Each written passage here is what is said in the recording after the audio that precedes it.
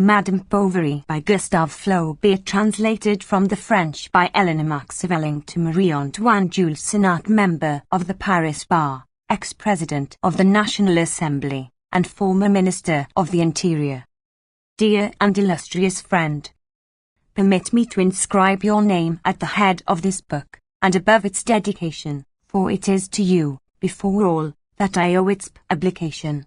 Reading over your magnificent defense, my work has acquired for myself, as it were, an unexpected authority.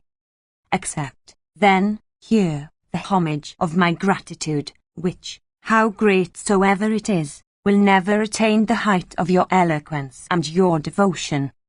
Gustave Flaubert. Paris, the 12th of April 1857. Contents. Part 1. Chapter 1. Chapter 2. Chapter 3. Chapter 4. Chapter 5. Chapter 6. Chapter 7. Chapter 8. Chapter 9. Part 2. Chapter 1. Chapter 2. Chapter 3. Chapter 4. Chapter 5. Chapter 6. Chapter 7. Chapter 8. Chapter 9. Chapter 10. Chapter 11. Chapter 12. Chapter 13. Chapter 14. Chapter 15. Part 3. Chapter 1. Chapter 2. Chapter 3. Chapter 4. Chapter 5. Chapter 6. Chapter 7. Chapter 8. Chapter 9. Chapter 10. Chapter 11. Madame Bovary. Part 1. Chapter 1. We were in class when the headmaster came in, followed by a new fellow, not wearing the school uniform, and a school servant carrying a large desk. Those who had been asleep woke up, and everyone rose as if just surprised at his work. The headmaster made a sign to us to sit down. Then, turning to the classmaster, he said to him in a low voice, "Monsieur Roger, here is a pupil whom I recommend to your care. He'll be in the second. If his work and conduct are satisfactory, he will go into one of the upper classes, as becomes his age." The new fellow, standing in the corner behind the door so that he could hardly be seen, was a country lad of about 15, and taller than any of us. His hair was cut square on his forehead like a village chorister's. He looked reliable, but very ill at ease. Although he was not broad-shouldered, his short school jacket of green cloth with black buttons must have been tight about the armholes, and showed at the opening of the cuffs red wrists accustomed to being bare. His legs, in blue stockings, looked out from beneath yellow trousers, drawn tight by braces. He wore stout, ill-cleaned, hobnailed boots. We began repeating the lesson. He listened with all his ears, as attentive as if at a sermon, not daring even to cross his legs or lean on his elbow, and when at 2 o'clock the bell rang, the master was obliged to tell him to fall into line with the rest of us. When we came back to work, we were in the habit of throwing our caps on the ground so as to have our hands more free. We used from the door to toss them under the form, so that they hit against the wall and made a lot of dust. It was the thing. But, whether he had not noticed the trick, or did not dare to attempt it, the new fellow was still holding his cap on his knees even after prayers were over. It is one of those headgears of composite order, in which we can find traces of the bearskin, shako, billycock hat, sealskin cap, and cotton nightcap, one of those poor things, in fine, whose dumb ugliness has depths of expression, like an imbecile's face. Oval, stiffened with whalebone, it began with 3 round knobs, then came in succession lozenges of velvet and rabbit skin separated by a red band, after that a sort of bag that ended in a cardboard polygon covered with complicated braiding, from which hung, at the end of a long thin cord, small twisted gold threads in the manner of a tassel. The cap was new, its beak shone. "Rise," said the master. He stood up, His cap fell. The whole class began to laugh. He stooped to pick it up. A neighbour knocked it down again with his elbow. He picked it up once more. "Get rid of your helmet," said the master, who was a bit of a wag. There was a burst of laughter from the boys, which so thoroughly put the poor lad out of countenance that he did not know whether to keep his cap in his hand, leave it on the ground, or put it on his head. He sat down again and placed it on his knee. "Rise," repeated the master, "and tell me your name." The new boy articulated in a stammering voice an unintelligible name. Again. The same sputtering of syllables was heard, drowned by the tittering of the class. "Louder," cried the master, "louder." The new fellow then took a supreme resolution, opened an inordinately large mouth, and shouted at the top of his voice as if calling someone in the word Bovary. A hubbub broke out, rose in crescendo with bursts of shrill voices. They yelled, barked, stamped, repeated Bovary. Bovary then died away into single notes, growing quieter only with great difficulty, and now and again suddenly recommencing along the line of a form whence rose here and there, like a damp cracker going off, a stifled laugh. However, amid a rain of impositions, order was gradually re-established in the class, and the master, having succeeded in catching the name of Charles Bovary, having had it dictated to him, spelt out, and reread, at once ordered the poor devil to go and sit down on the punishment form at the foot of the master's desk. He got up, but before going hesitated. "What are you looking for?" asked the master. "My cap," timidly said the new fellow, casting troubled looks round him. 500 lines for all the class. Shouted in a furious voice, stopped, like a quosigo one, a fresh outburst. "Silence," continued the master indignantly, wiping his brow with his handkerchief, which he had just taken from his cap. "As to you, new boy, you will conjugate ridiculous sum to 20 times. 1. A quotation from the Aeneid signifying a threat. 2. I am ridiculous. Then, in a gentler tone, come, you'll find your cap again, it hasn't been stolen." Quiet was restored. Heads bent over desks, and the new fellow remained for 2 hours in an exemplary attitude, although from time to time some paper pellet flipped from the tip of a pen came bang in his face. But he wiped his face with one hand and continued motionless, his eyes lowered. In the evening, at preparation, he pulled out his pens from his desk, arranged his small belongings, and carefully ruled his paper. We saw him working conscientiously, looking up every word in the dictionary, and taking the greatest pains. Thanks, no doubt, to the willingness he showed, he had not to go down to the class below. But though he knew his rules passably, he had little finish in composition. It was the curé of his village who had taught him his first Latin, his parents, from motives of economy, having sent him to school as late as possible. His father, Monsieur Charles Denis Bartolome Bovary, retired assistant surgeon major, compromised about 1812 in certain conscription scandals, and forced at this time to leave the service, had taken advantage of his fine figure to get hold of a dowry of 60,000 francs that offered in the person of a hosier's daughter who had fallen in love with his good looks. A fine man, a great talker, making his spurs ring as he walked, wearing whiskers that ran into his moustache, his fingers always garnished with rings and dressed in loud colours. He had the dash of a military man with the easy go of a commercial traveller. Once married, he lived for 3 or 4 years on his wife's fortune, dining well, rising late, smoking long porcelain pipes, not coming in at night to laugh to the theatre, and haunting cafes. The father-in-law died, leaving little. He was indignant at this, went in for the business, lost some money in it, then retired to the country, where he thought he would make money.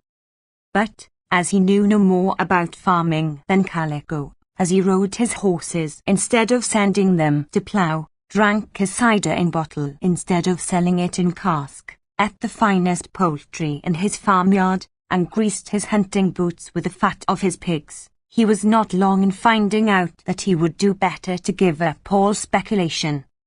For 200 francs a year he managed to live on the border of the provinces of Caux and Picardy, in a kind of place half farm, half private house, and here, soured, eaten up with regrets, cursing his luck, jealous of everyone, he shut himself up at the age of 45, sick of men, he said, and determined to live at peace. His wife had adored him once on a time. She had bored him with 1,000 servilities that had only estranged him the more. Lively once, expansive and affectionate, in growing older she had become, after the fashion of wine that, exposed to air, turns to vinegar, ill-tempered, grumbling, irritable. She had suffered so much without complaint at first, until she had seen him going after all the village drabs, and until a score of bad houses sent him back to her at night, weary, stinking drunk. Then her pride revolted. After that she was silent, burying her anger in a dumb stoicism that she maintained till her death. She was constantly going about looking after business matters. She called on the lawyers, the president, remembered when bills fell due, got them renewed, and at home ironed, sewed, washed, looked after the workmen, paid the accounts, while he, troubling himself about nothing, eternally besotted in sleepy sulkiness, whence he only roused himself to say disagreeable things to her, sat smoking by the fire and spitting into the cinders. When she had a child, it had to be sent out to nurse. When he came home, the lad was spoiled as if he were a prince. His mother stuffed him with jam, his father let him run about barefoot, and, playing the philosopher, even said he might as well go about quite naked like the young of animals. As opposed to the maternal ideas, he had a certain virile idea of childhood on which he sought to mould his son, wishing him to be brought up hardily, like a Spartan, to give him a strong constitution. He sent him to bed without any fire, taught him to drink off large draughts of rum and to jeer at religious processions. But, peaceable by nature, the lad answered only poorly to his notions. His mother always kept him near her. She cut out cardboard for him, told him tales, entertained him with endless monologues full of melancholy gaiety and charming nonsense.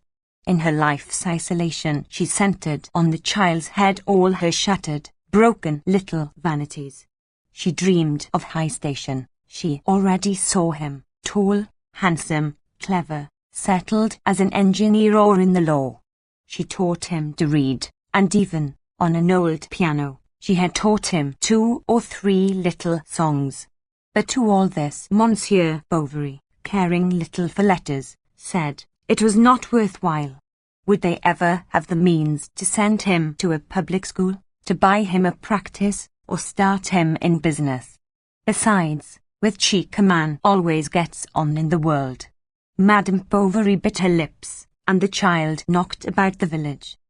He went after the labourers, drove away with clods of earth the ravens that were flying about. He ate blackberries along the hedges, minded the geese with a long switch, went haymaking during harvest, ran about in the woods, played hopscotch under the church porch on rainy days, and at great rates begged the beadle to let him toll the bells, that he might hang all his weight on the long rope and feel himself borne upward by it in its swing. Meanwhile he grew like an oak. He was strong on hand, fresh of colour. When he was 12 years old his mother had her own way. He began lessons. The cue took him in hand, but the lessons were so short and irregular that they could not be of much use. They were given at spare moments in the sacristy, standing up, hurriedly, between a baptism and a burial, or else the cure, if he had not to go out, sent for his pupil after the Angelus 3. They went up to his room and settled down, The flies and moths fluttered round the candle. It was close. The child fell asleep, and the good man, beginning to doze with his hands on his stomach, was soon snoring with his mouth wide open. On other occasions, when Monsieur le Curé, on his way back after administering the viaticum to some sick person in the neighbourhood, caught sight of Charles playing about the fields, he called him, lectured him for a quarter of an hour, and took advantage of the occasion to make him conjugate his verb at the foot of a tree. The rain interrupted the more an acquaintance passed. All the same, he was always pleased with him, and even said the young man had a very good memory. 3. A devotion said at morning, noon, and evening, at the sound of a bell. Here, the evening prayer. Charles could not go on like this. Madame Bovary took strong steps. Ashamed, or rather tired out, Monsieur Bovary gave in without a struggle, and they waited 1 year longer, so that the lad should take his first communion.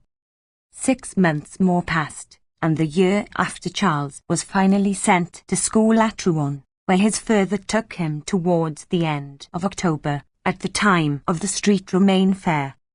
It would now be impossible for any of us to remember anything about him.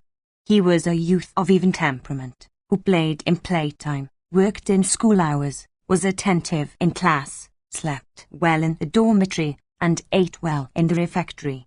He had in loco parentis for a wholesale ironmonger in the Rue Ganterie, who took him out once a month on Sundays after his shop was shut, sent him for a walk on the quay to look at the boats, and then brought him back to college at 7 o'clock before supper. Every Thursday evening he wrote a long letter to his mother with red ink and 3 wafers. Then he went over his history notebooks, or read an old volume of Anarchists that was knocking about the study. When he went for walks he talked to the servant, who, like himself, came from the country. 4. In place of a parent. By dint of hard work he kept always about the middle of the class. Once even he got a certificate in natural history. But at the end of his 3rd year his parents withdrew him from the school to make him study medicine, convinced that he could even take his degree by himself. His mother chose a room for him on the 4th floor of a dais she knew, overlooking the Eau de Robec. She made arrangements for his board, got him furniture, table and 2 chairs, sent home for an old cherry tree bedstead, and bought besides a small cast-iron stove with a supply of wood that was to warm the poor child. Then at the end of a week she departed, after 1,000 injunctions to be good now that he was going to be left to himself. The syllabus that he read on the notice board stunned him: lectures on anatomy, lectures on pathology, lectures on physiology, lectures on pharmacy, lectures on botany and clinical medicine and therapeutics, without counting hygiene and materia medica, all names of whose etymologies he was ignorant, and that were to him as so many doors to sanctuaries filled with magnificent darkness. He understood nothing of it all. It was all very well to listen. He did not follow.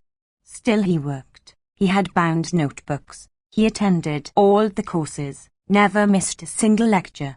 He did his little daily task like a mill horse, who goes round and round with his eyes bandaged, not knowing what work he is doing.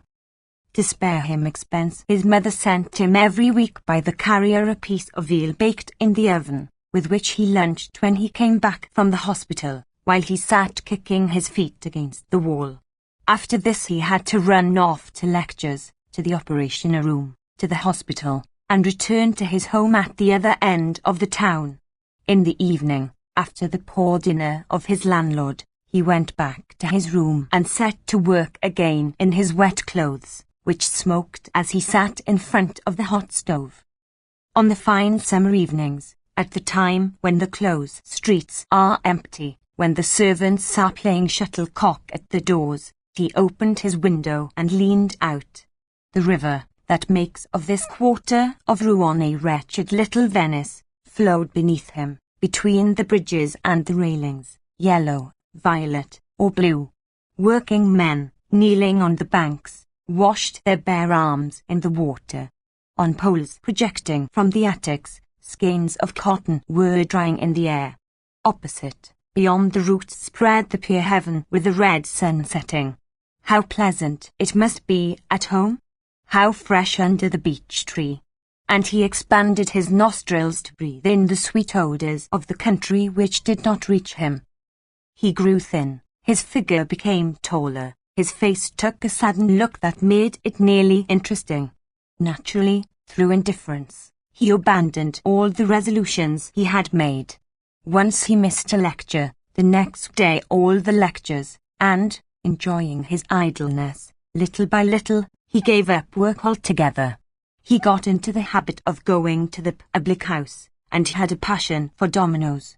To shut himself up every evening in the dirty public room, to push about on marble tables the small sheep bones with black dots, seemed to him a fine proof of his freedom, which raised him in his own esteem. It was beginning to see life, the sweetness of stolen pleasures, and when he entered, he put his hand on the door-handle with a joy almost sensual. Then many things hidden within him came out. He learned couplets by heart and sang them to his boon companions, became enthusiastic about Beranger, learnt how to make punch, and, finally, how to make love. Thanks to these preparatory labours, he failed completely in his examination for an ordinary degree. He was expected home the same night to celebrate his success. He started on foot, stopped at the beginning of the village, sent for his mother, and told her all. She excused him, threw the blame of his failure on the injustice of the examiners, encouraged him a little, and took upon herself to set matters straight. It was only 5 years later that Monsieur Bovary knew the truth. It was old then, and he accepted it. Moreover, he could not believe that a man born of him could be a fool. So Charles set to work again and crammed for his examination, ceaselessly learning all the old questions by heart. He passed pretty well. What a happy day for his mother! They gave a grand dinner. Where should he go to practice? To Dost's, where there was only one old doctor.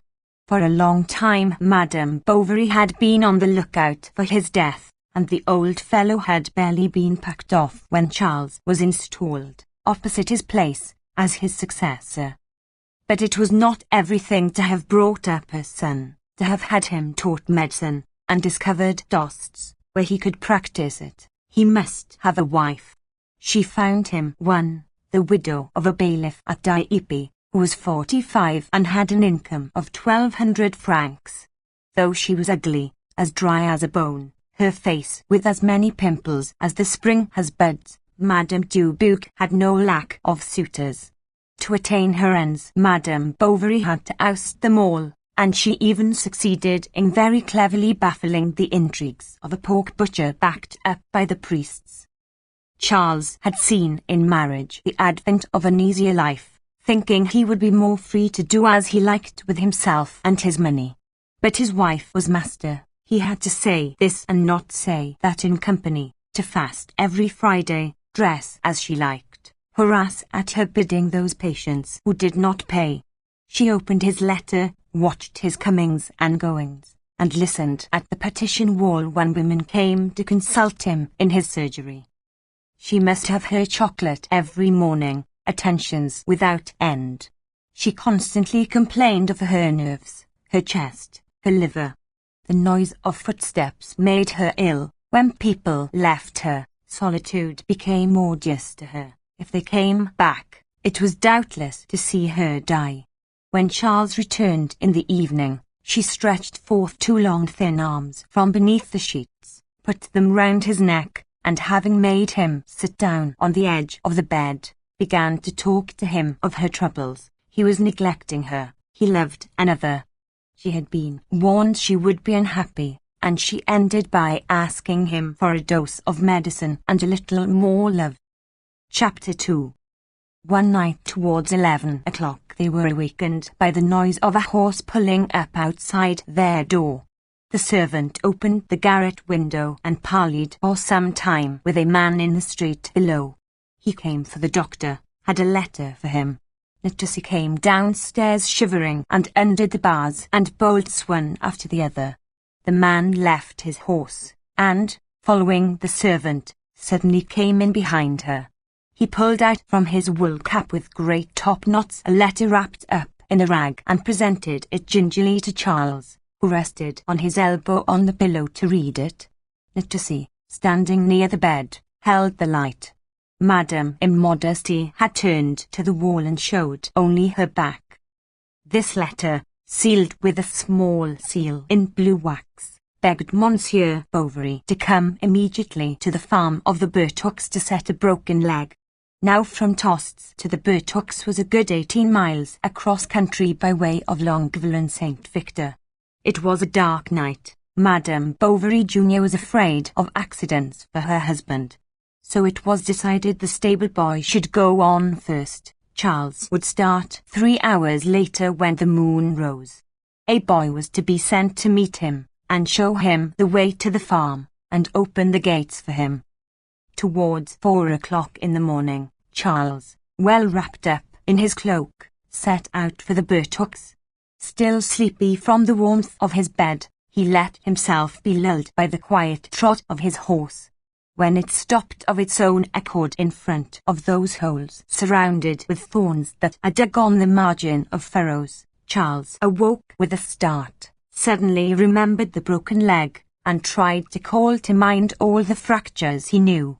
The rain had stopped, day was breaking, and on the branches of the leafless trees birds roosted motionless, their little feathers bristling in the cold morning wind.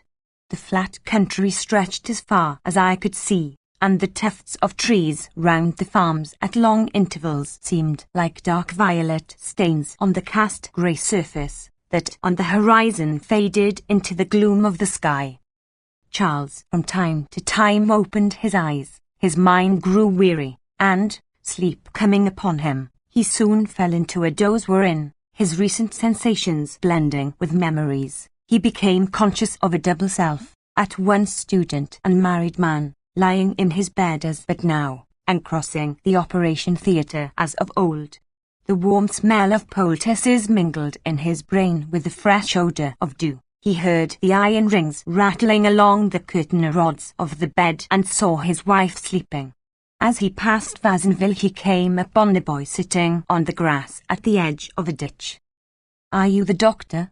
asked the child. And on Charles's answer he took his wooden shoes in his hands and ran on in front of him. The general practitioner, riding along, gathered from his guide's talk that Monsieur Wald must be one of the well-to-do farmers. He had broken his leg the evening before on his way home from a 12th night feast at a neighbour's. His wife had been dead for 2 years. There was with him only his daughter, who helped him to keep house. The ruts were becoming deeper. They were approaching the Bertaux. The little lad, slipping through a hole in the hedge, disappeared. Then he came back to the end of the courtyard to open the gate. The horse slipped on the wet grass. Charles had to stoop to pass under the branches. The watchdogs in their kennels barked, dragging at their chains. As he entered the Bertaux, the horse took fright and stumbled. It was a substantial-looking farm. In the stables, over the top of the open doors, one could see great cart horses quietly feeding from new racks. Right along the outbuildings extended a large dunghill, from which manure liquid oozed, while amidst fowls and turkeys, 5 or 6 peacocks, a luxury in or choice farmyards, were foraging on the top of it. The sheepfold was long, the barn high, with walls smooth as your hand. Under the cat shed were 2 large carts and 4 ploughs, with their whips, shafts and harnesses complete, whose fleeces of blue wool were getting soiled by the fine dust that fell from the granaries. The courtyard sloped upwards, planted with trees set out symmetrically, and the chattering noise of a flock of geese was heard near the pond. A young woman in a blue merino dress with 3 flounces came to the threshold of the door to receive Monsieur Bovary, whom she led to the kitchen, where a large fire was blazing. The servant's breakfast was boiling beside it in small pots of all sizes. Some damp clothes were drying inside the chimney corner. The shovel, tongs, and the nozzle of the bellows, all of colossal size, shone like polished steel, while along the walls hung many pots and pans in which the clear flame of the hearth, mingling with the first rays of the sun coming in through the window, was mirrored fitfully. Charles went up the first floor to see the patient. He found him in his bed, sweating under his bedclothes, having thrown his cotton nightcap right away from him. He was a fat little man of 50, with white skin and blue eyes, the forepart of his head bald, and he wore earrings. By his side on a chair stood a large decanter of brandy, whence he poured himself a little from time to time to keep up his spirits. But as soon as he caught sight of the doctor, his elation subsided, and instead of swearing, as he had been doing for the last 12 hours, began to groan freely. The fracture was a simple one, without any kind of complication. Charles could not have hoped for an easier case. Then, calling to mind the devices of his masters at the bedsides of patients, he comforted the sufferer with all sorts of kindly remarks, those caresses of the surgeon that are like the oil they put on bestiaries. In order to make some splints, a bundle of laths was brought up from the cat-house. Charles selected one, cut it into 2 pieces, and planed it with a fragment of window-pane, while the servant tore up sheets to make bandages, and Mademoiselle Emma tried to sew some pads. As she was a long time before she found her work-case, her father grew impatient. She did not answer, but as she sewed she pricked her fingers, which she then put to her mouth to suck them. Charles was surprised at the whiteness of her nails. They were shiny, delicate at the tips, more polished than the ivory of Dieppe, and almond-shaped. Yet her hand was not beautiful, perhaps not white enough, and a little hard at the knuckles. Besides, it was too long, with no soft inflections in the outlines. Her real beauty was in her eyes. Although brown, they seemed black because of the lashes, and her look came at you frankly, with a candid boldness. The bandaging over, the doctor was invited by Monsieur Walt himself to pick a bit before he left. Charles went down into the room on the ground floor. Knives and forks and silver goblets were laid for 2 on a little table at the foot of a huge bed that had a canopy of printed cotton with figures representing Turks. There was an odour of iris root and damp sheets that escaped from a large oak chest opposite the window. On the floor in corners were sacks of flour stuck upright in rows. These were the overflow from the neighbouring granary, to which 3 stone steps led. By way of a decoration for the apartment, hanging to a nail in the middle of the wall, whose green paint scaled off from the effects of the sculpture, was a crayon head of Minerva in gold frame, underneath which was written in Gothic letters to dear Papa. First they spoke of the patient, then of the weather, of the great cold, of the wolves that infested the fields at night. Mademoiselle Walt did not at all like the country, especially now that she had to look after the farm almost alone. As the room was chilly, she shivered as she ate. This showed something of her full lips, that she had a habit of biting when silent. Her neck stood out from a white turned-down collar. Her hair, whose 2 black folds seemed each of a single piece, so smooth were they, was parted in the middle by a delicate line that curved slightly with the curve of the head, and, just showing the tip of the ear, it was joined behind in a thick chignon, with a wavy movement at the temples that the country doctor saw now for the first time in his life.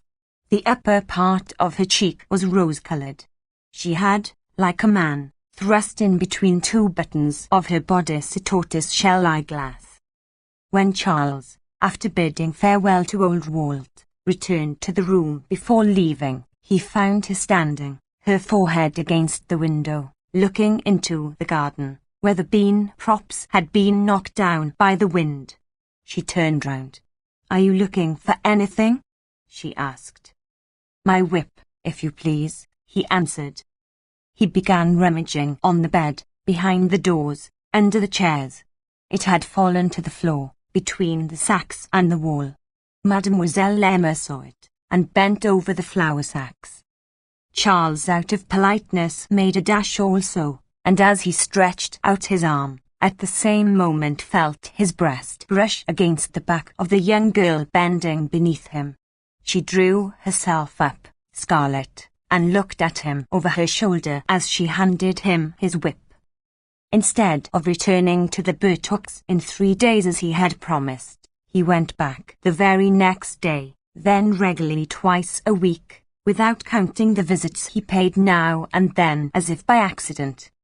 Everything, moreover, went well. The patient progressed favourably, and when, at the end of 46 days, old Walt was seen trying to walk alone in his den, Monsieur Bovary began to be looked upon as a man of great capacity. Old Walt said that he could not have been cured better by the first doctor of Verdot, or even of Rouen. As to Charles, he did not stop to ask himself why it was a pleasure to him to go to the Bertucks.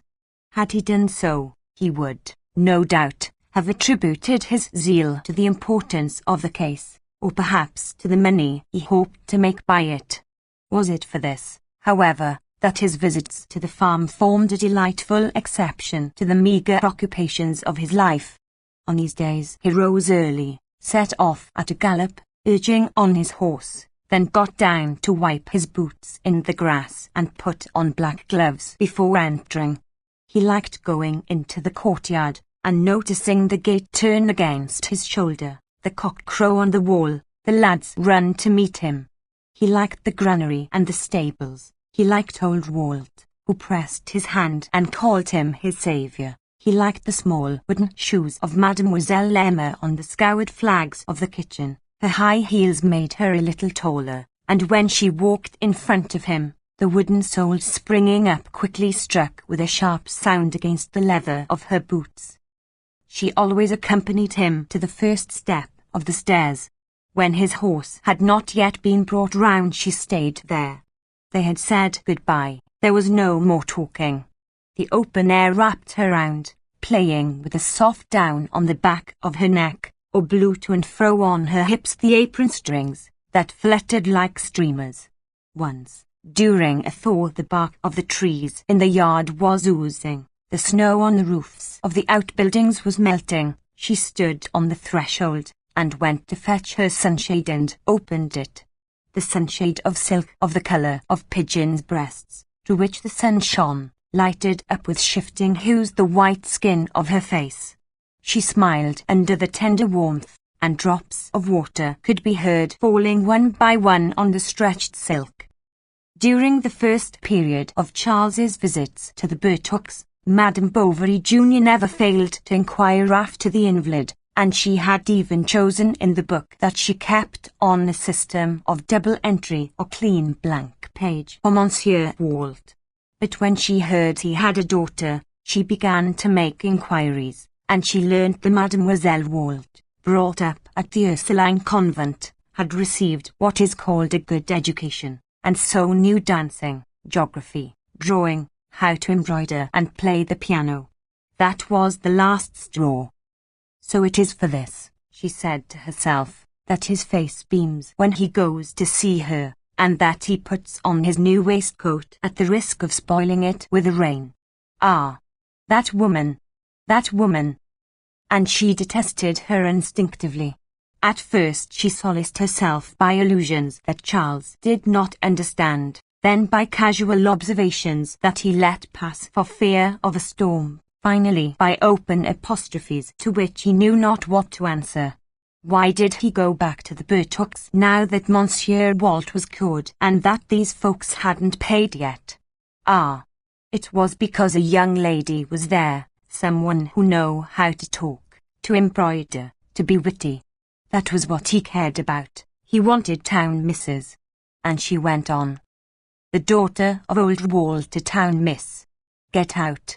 Their grandfather was a shepherd, and they have a cousin who was almost had up at the assizes for a nasty blow in a quarrel. It is not worth while making such a fuss, or showing herself at church on Sundays in a silk gown like a countess. Besides, the poor old chap, if it hadn't been from the Culzer last year, would have had much ado to pay up his arrears. For very weariness Charles left off going to the Burthooks.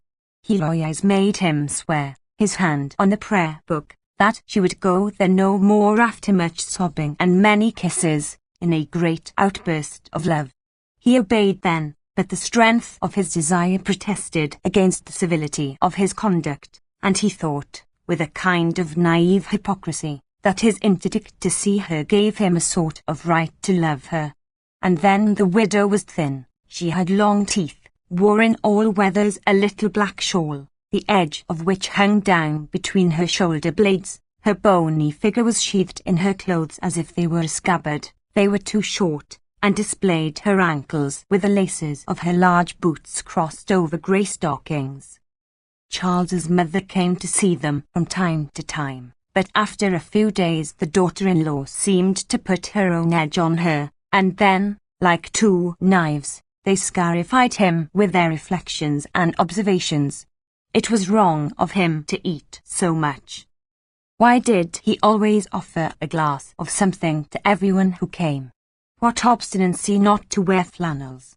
In the spring it came about that a notary at Ingouville, the holder of the widow Dubuque's property, one fine day went off, taking with him all the money in his office. He always, it is true, still possessed, besides a share in a boat valued at 6,000 francs, her house in the Rue Street François, and yet, with all this fortune that had been so trumpeted abroad, nothing, excepting perhaps a little furniture and a few clothes, had appeared in the household. The matter had to be gone into. The house at Dieppe was found to be eaten up with mortgages to its foundations. What she had placed with the notary God only knew, and her share in the boat did not exceed 1,000 crowns. She had lied, the good lady. In his exasperation, Monsieur Bovary the elder, smashing a chair on the flags, accused his wife of having caused misfortune to the son by harnessing him to such a harridan, whose harness wasn't worth her hide. They came to toasts. Explanations followed. There were scenes. Heloise, in tears, throwing her arms about her husband, implored him to defend her from his parents. Charles tried to speak up for her. They grew angry and left the house. But the blow had struck home. A week after, as she was hanging up some washing in her yard, she was seized with a spitting of blood, and the next day, while Charles had his back turned to her drawing the window curtain, she said, "Oh God," gave a sigh and fainted. She was dead. What a surprise. When all was over at the cemetery, Charles went home. He found no one downstairs. He went up to the first floor to their room, saw her dress still hanging at the foot of the alcove, then, leaning against the writing table, he stayed until the evening, buried in a sorrowful reverie. She had loved him after all. Chapter 3. One morning old Walt brought Charles the money for setting his leg, 75 francs in 40 sou pieces, and a turkey. He had heard of his loss, and consoled him as well as he could. "I know what it is," said he, clapping him on the shoulder. "I've been through it. When I lost my dear departed, I went into the fields to be quite alone. I fell at the foot of a tree. I cried. I called on God. I talked nonsense to him. I wanted to be like the moles that I saw on the branches, their insides swarming with worms, dead, and an end of it. And when I thought that there were others at that very moment with their nice little wives holding them in their embrace, I struck great blows on the earth with my stick. I was pretty well mad with not eating. The very idea of going to a cafe disgusted me. You wouldn't believe it. Well, quite softly, one day following another, a spring on a winter, And in autumn after a summer, this wore away, piece by piece, crumb by crumb. It passed away, it is gone, I should say it is sunk, for something always remains at the bottom, as one would say, a waiter, at one's heart. But since it is the lot of all of us, one must not give way altogether, and, because others have died, want to die too. You must pull yourself together, Monsieur Bovary. It will pass away. Come to see us. My daughter thinks of you now and again, Gino, and she says you are forgetting her. Spring will soon be here. We'll have some rabbit shooting in the warrens to amuse you a bit. Charles followed his advice. He went back to the Burtocks. He found all as he had left it, that is to say, as it was 5 months ago. The pear trees were already in blossom, and Farmer Walt, on his legs again, came and went, making the farm more full of life. Thinking it his duty to heap the greatest attention upon the doctor because of his sad position, he begged him not to take his hat off, spoke to him in an undertone as if he had been ill, and even pretended to be angry because nothing rather lighter had been prepared for him than for the others, such as a little clotted cream or stewed pears. He told stories. Charles found himself laughing, but the remembrance of his wife suddenly coming back to him depressed him. Coffee was brought in. He thought no more about her. He thought less of her as he grew accustomed to living alone. The new delight of independence soon made his loneliness bearable. He could now change his mealtimes, go in or out without explanation, and when he was very tired stretch himself at full length on his bed. So he nursed and coddled himself and accepted the consolations that were offered him. On the other hand, the death of his wife had not served him ill in his business, since for a month people had been saying, "The poor young man. What a loss." His name had been talked about, his practice had increased, and moreover, he could go to the Burtocks just as he liked. He had nameless hope, and was vaguely happy. He thought himself better looking as he brushed his whiskers before the looking-glass. One day he got there about 3 o'clock. Everybody was in the fields. He went into the kitchen, but did not at once catch sight of Emma. The outside shutters were closed. Through the chinks of the wood the sun sent across the flooring long fine rays that were broken at the corners of the furniture and trembled along the ceiling. Some flies on the table were crawling up the glasses that had been used, and buzzing as they drowned themselves in the dregs of the cider. The daylight that came in by the chimney made velvet of the soot at the back of the fireplace, and touched with blue the cold cinders.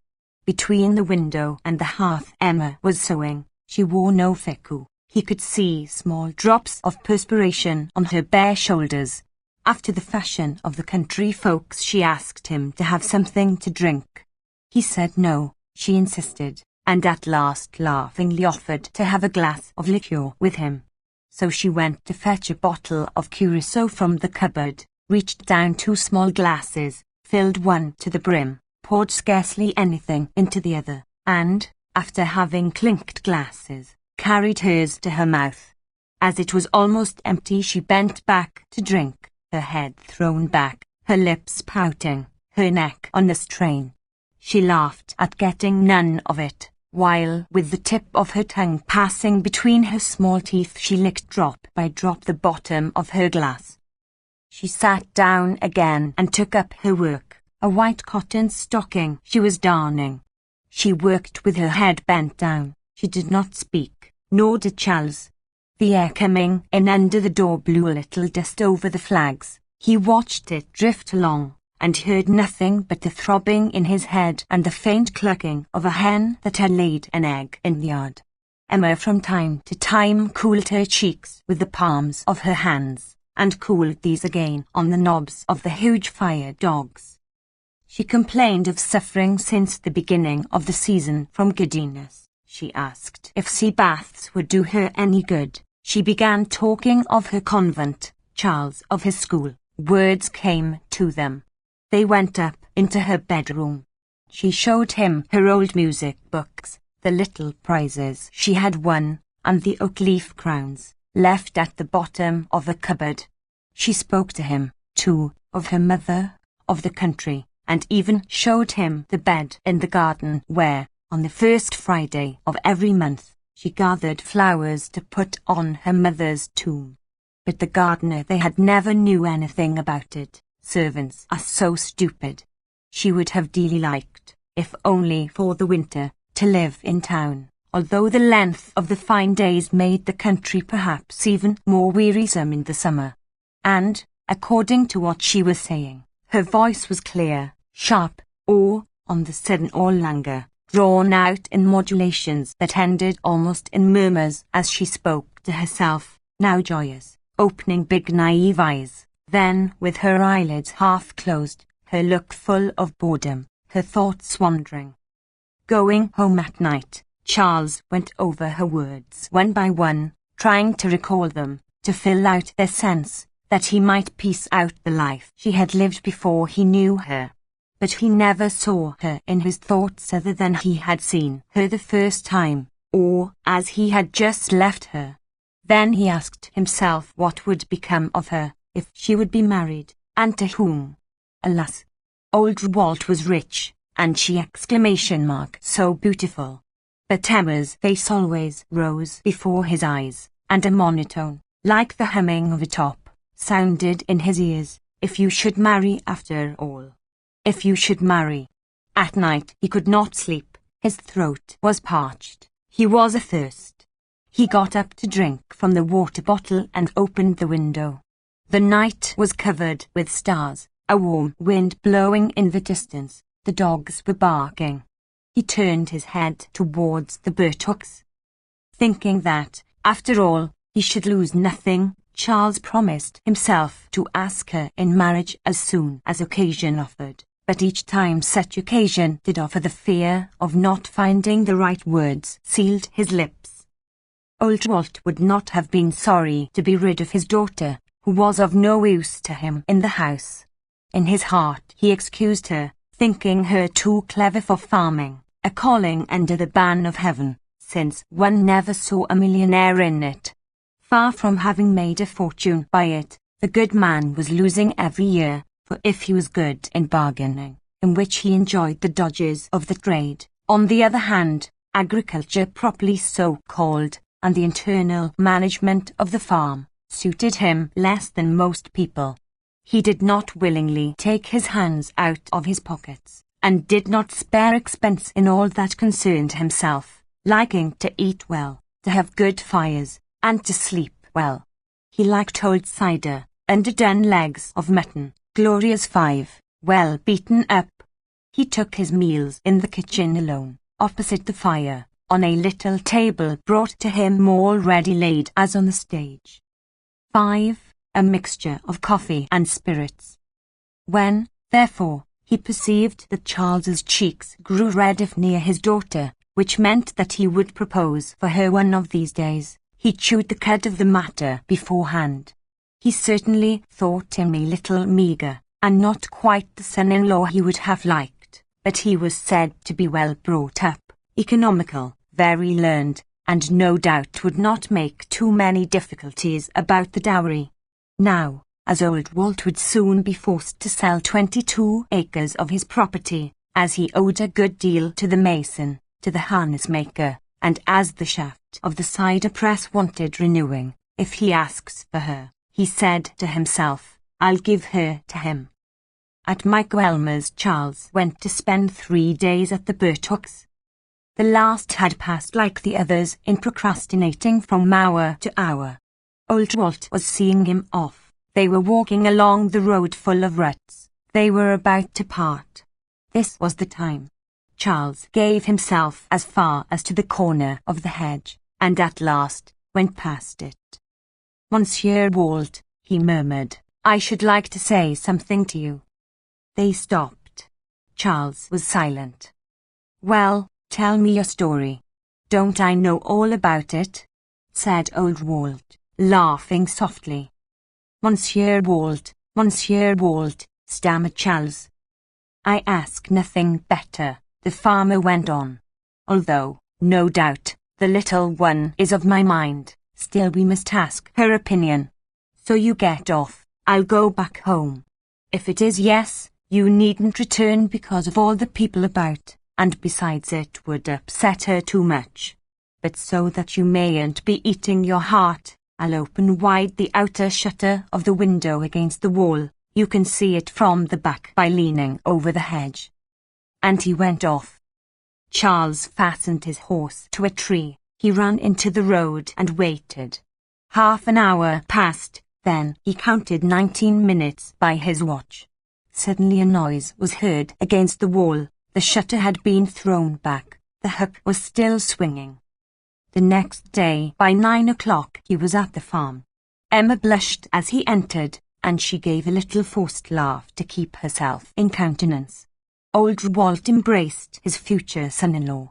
The discussion of money matters was put off. Moreover, there was plenty of time before them, as the marriage could not decently take place till Charles was out of mourning, that is to say, about the spring of the next year. The winter passed waiting for this. Mademoiselle Walt was busy with a trousseau. Part of it was ordered at Rouen, and she made herself chemises and nightcaps after fashion plates that she borrowed. When Charles visited the farmer, the preparations for the wedding were talked over. They wondered in what room they should have dinner. They dreamed of the number of dishes that would be wanted, and what should be entrees. Emma would, on the contrary, have preferred to have a midnight wedding with torches, but old Walt could not understand such an idea. So there was a wedding at which 43 persons were present, at which they remained 16 hours at table, began again the next day, and to some extent on the days following. Chapter 4. The guests arrived early in carriages, in one-horse chaises, two-wheeled cars, old open gigs, wagonettes with leather hoods, and the young people from the nearer villages in carts, in which they stood up in rows, holding on to the sides so as not to fall, going at a trot and well shaken up. Some came from a distance of 30 miles, from Gaudeville, from Normanville, and from Canny. All the relatives of both families had been invited, quarrels between friends arranged, acquaintances long since lost sight of written to. From time to time one heard the crack of the whip behind the hedge, then the gates opened, a chaise entered. Galloping up to the foot of the steps, it stopped short and emptied its load.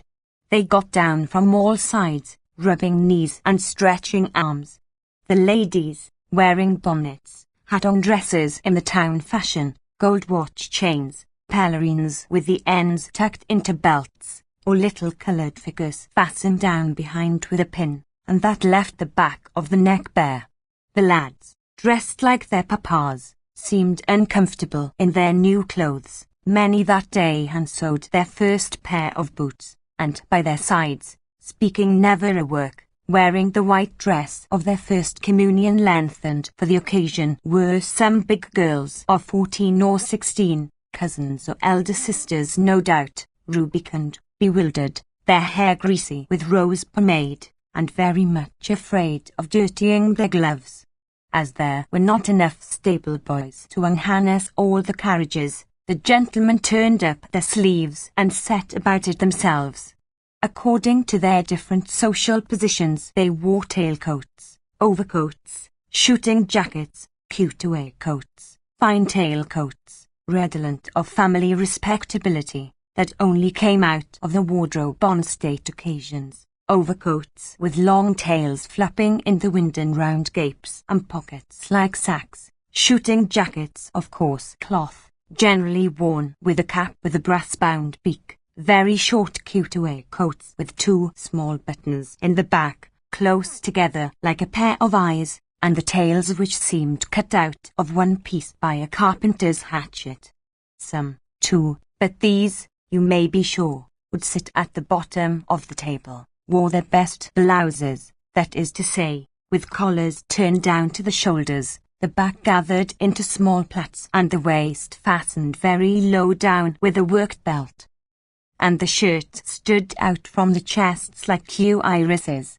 Everyone had just had his hair cut, ears stood out from the heads. They had been close-shaved, a few, even, who had had to get up before daybreak, and not been able to see to shave, had diagonal gashes under their noses or cuts the size of a 3-franc piece along the jaws, which the fresh air en route had inflamed, so that the great white beaming faces were mottled here and there with red dabs.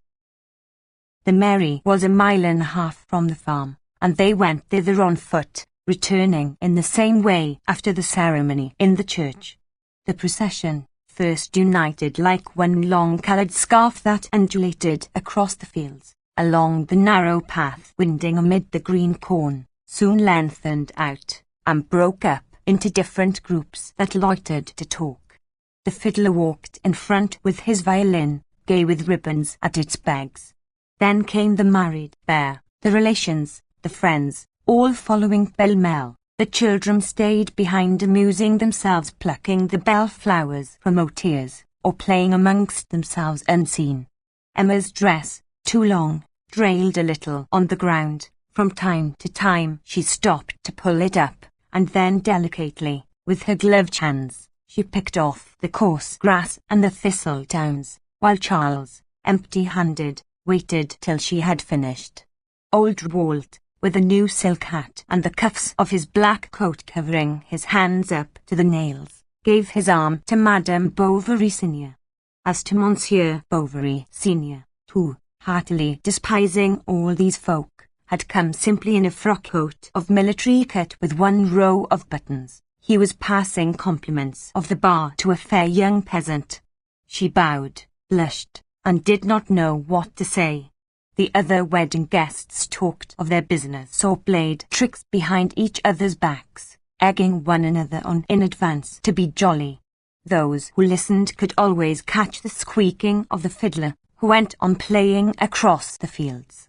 When he saw that the rest were far behind, he stopped to take breath, slowly resigned his bow, so that the strings should sound more shrilly, then sat off again, by turns lowering and raising his neck, the better to mark time for himself. The noise of the instrument drove away the little birds from afar. The table was laid under the cart shed. On it were 4 sirloins, 6 chicken fricassees, stewed veal, 3 legs of mutton, and in the middle a fine roast suckling pig, flanked by 4 chitterlings with sorrel. At the corners were decanters of brandy. Sweet bottled cider frothed round the corks, and all the glasses had been filled to the brim with wine beforehand. Large dishes of yellow cream, that trembled with the least shake of the table, has designed on their smooth surface the initials of the newly wedded pair in nonpareil arabesques. A confectioner of Vetot had been entrusted with the tarts and sweets. As he had only just set up on the place, he had taken a lot of trouble, and at dessert he himself brought in a set dish that evoked loud cries of wonderment. To begin with, at its base there was a square of blue cardboard, representing a temple with porticos, colonnades, and stucco statuettes all round, and in the niches constellations of gilt paper stars. Then on the second stage was a dungeon of Savoy cake, surrounded by many fortifications in candied angelica, almonds, raisins, and quarters of oranges, and finally, on the upper platform a green field with rocks set in lakes of jam, nutshell boats, and a small Cupid balancing himself in a chocolate swing whose 2 uprights ended in real roses for balls at the top. Until night they ate. When any of them were too tired of sitting, they went out for a stroll in the yard, or for a game with cooks in the granary, and then returned to table. Some towards the finish went to sleep and snored, but with the coffee everyone woke up. Then they began songs, showed off tricks, raised heavy weights, performed feats with their fingers, then tried lifting carts on their shoulders, made broad jokes, kissed the women.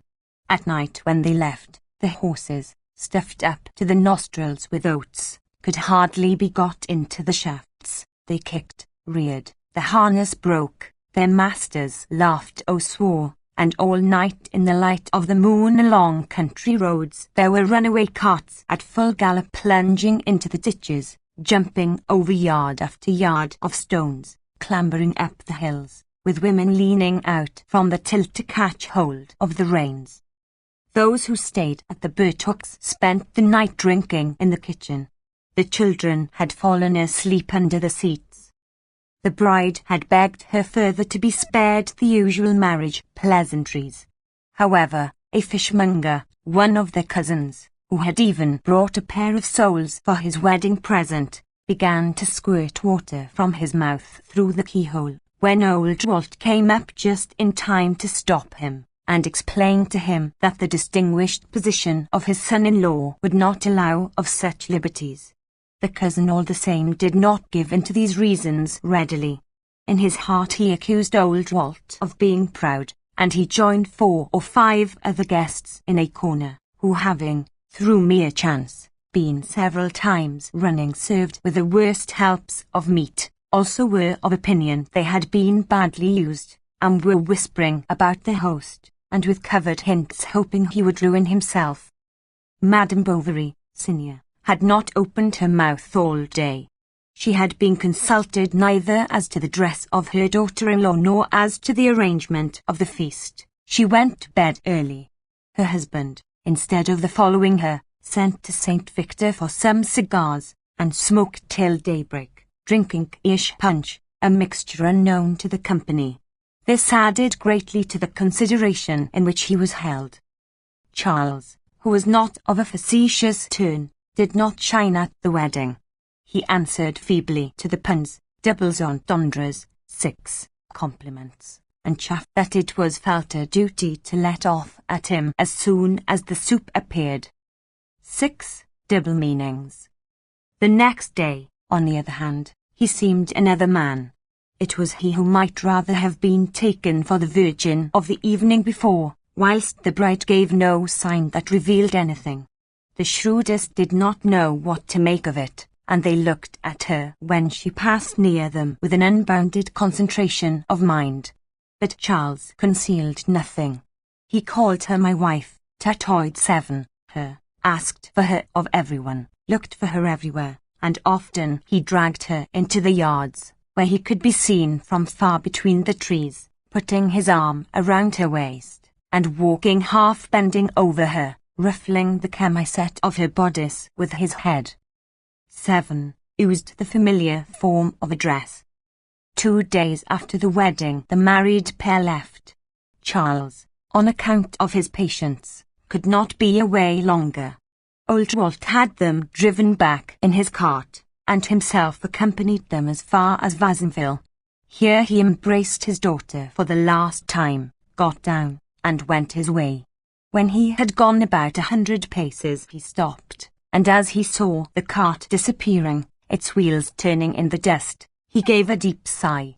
Then he remembered his wedding, the old times, the first pregnancy of his wife. He, too, had been very happy the day when he had taken her from her father to his home, and had carried her off on a pillion, trotting through the snow, for it was near Christmas time, and the country was all white.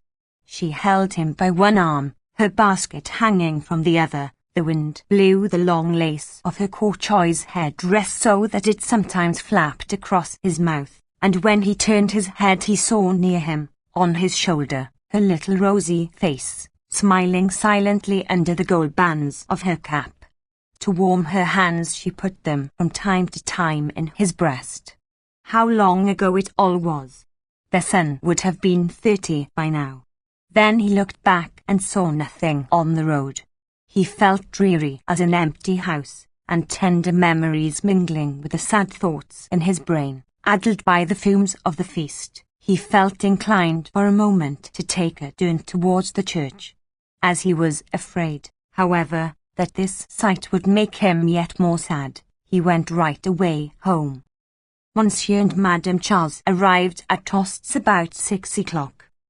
The neighbours came to the windows to see their doctor's new wife.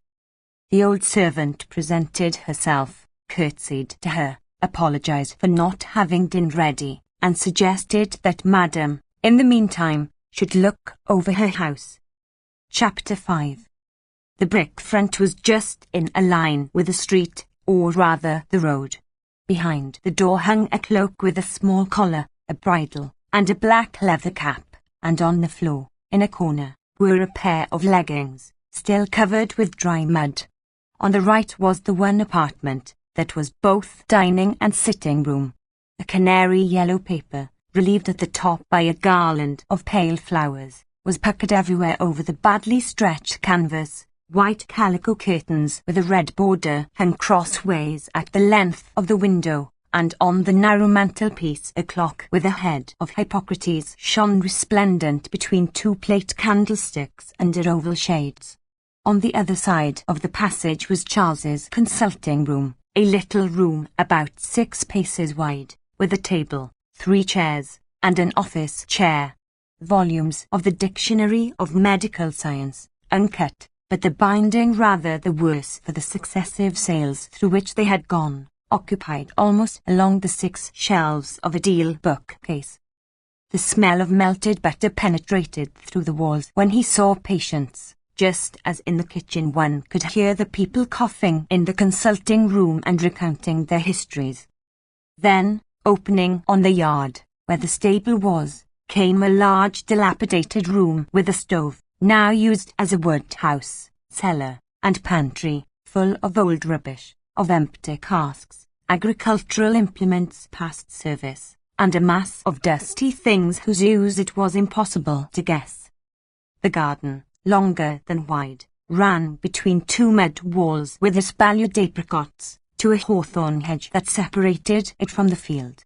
In the middle was a slate sundial on a brick pedestal. 4 flower beds with eglantines surrounded symmetrically the more useful kitchen garden bed. Right at the bottom, under the spruce bushes, was a cure in plaster reading his breviary. Emma went upstairs. The first room was not furnished, but in the second, which was their bedroom, was a mahogany bedstead in an alcove with red drapery. A shell box adorned the chest of drawers, and on the secretary near the window a bouquet of orange blossoms tied with white satin ribbons stood in a bottle. It was a bride's bouquet, it was the other one's. She looked at it. Charles noticed it. He took it and carried it up to the attic, while Emma, seated in an armchair, they were putting her things down around her, thought of her bridal flowers packed up in a bandbox, and wondered, dreaming, what would be done with them if she were to die. During the first days she occupied herself in thinking about changes in the house. She took the shades off the candlesticks, had new wallpaper put up, the staircase repainted, and seats made in the garden round the sundial. She even inquired how she could get a basin with a jet fountain and fishes. Finally her husband, knowing that she liked to drive out, picked up a second-hand dog-cart, which, with new lamps and splashboard in striped leather, looked almost like a tilbury. He was happy then, and without a care in the world. A meal together, a walk in the evening on the high road, a gesture of her hands over her hair, the sight of her straw hat hanging from the window fastener, and many another thing in which Charles had never dreamed of pleasure, now made up the endless round of his happiness. In bed, in the morning, by her side, on the pillow, he watched the sunlight sinking into the down on her fair cheek, half hidden by the lappets of her nightcap. Seen thus closely, her eyes looked to him enlarged, especially when, on waking up, she opened and shut them rapidly many times. Black in the shade, dark blue in broad daylight, they had, as it were, depths of different colours, that, darker in the centre, grew paler towards the surface of the eye. His own eyes lost themselves in these depths. He saw himself in miniature down to the shoulders, with his handkerchief round his head and the top of his shirt open. He rose. She came to the window to see him off, and stayed leaning on the sill between 2 pots of geranium, clad in her dressing gown hanging loosely about her. Charles, in the street, buckled his spurs, his foot on the mounting stone, while she talked to him from above, picking with her mouth some scrap of flower or leaf that she blew out at him. Then this, eddying, floating, described semicircles in the air like a bird, and was caught before it reached the ground in the ill-groomed mane of the old white mare standing motionless at the door. Charles from horseback threw her a kiss. She answered with a nod. She shut the window, and he set off. And then along the high road, spreading out its long ribbon of dust, along the deep lanes that the trees bent over as in arbors, along paths where the corn reached to the knees, with the sun on his back and the morning air in his nostrils, his heart full of the joys of the past night, his mind at rest, his flesh at ease, he went on, rechewing his happiness, like those who after dinner taste again the truffles which they are digesting. Until now, what good had he had of his life? His time at school, when he remained shut up within the high walls, alone, in the midst of companions richer than he or cleverer at their work, who laughed at his accent, who jeered at his clothes, and whose mothers came to the school with cakes in their muffs. Later on, when he studied medicine, and never had his purse full enough to treat some little work girl who would have become his mistress. Afterwards, he had lived 14 months with a widow, whose feet in bed were cold as icicles. But now he had for life this beautiful woman whom he adored. For him the universe did not extend beyond the circumference of her petticoat, and he reproached himself with not loving her. He wanted to see her again. He turned back quickly, ran up the stairs with a beating heart. Emma, in her room, was dressing. He came up on tiptoe, kissed her back. She gave a cry. He could not keep from constantly touching her comb, her ring, her fichu. Sometimes he gave her great-sounding kisses with all his mouth on her cheeks, or else little kisses in a row all along her bare arm from the tip of her fingers up to her shoulder, and she put him away, half smiling, half vexed, as you do a child who hangs about you. Before marriage she thought herself in love, but the happiness that should have followed this love not having come, she must, she thought, have been mistaken. And Emma tried to find out what one meant exactly in life by the words felicity, passion, rapture, that had seemed to her so beautiful in books. Chapter 6. She had read Paul and Virginia, and she had dreamed of the little bamboo house, the nigger Domingo, the dog Fidel, but above all of the sweet friendship of some dear little brother, who seeks red fruit for you on trees taller than steeples, or who runs barefoot over the sand, bringing you a bird's nest. When she was 13, her father himself took her to town to place her in the convent.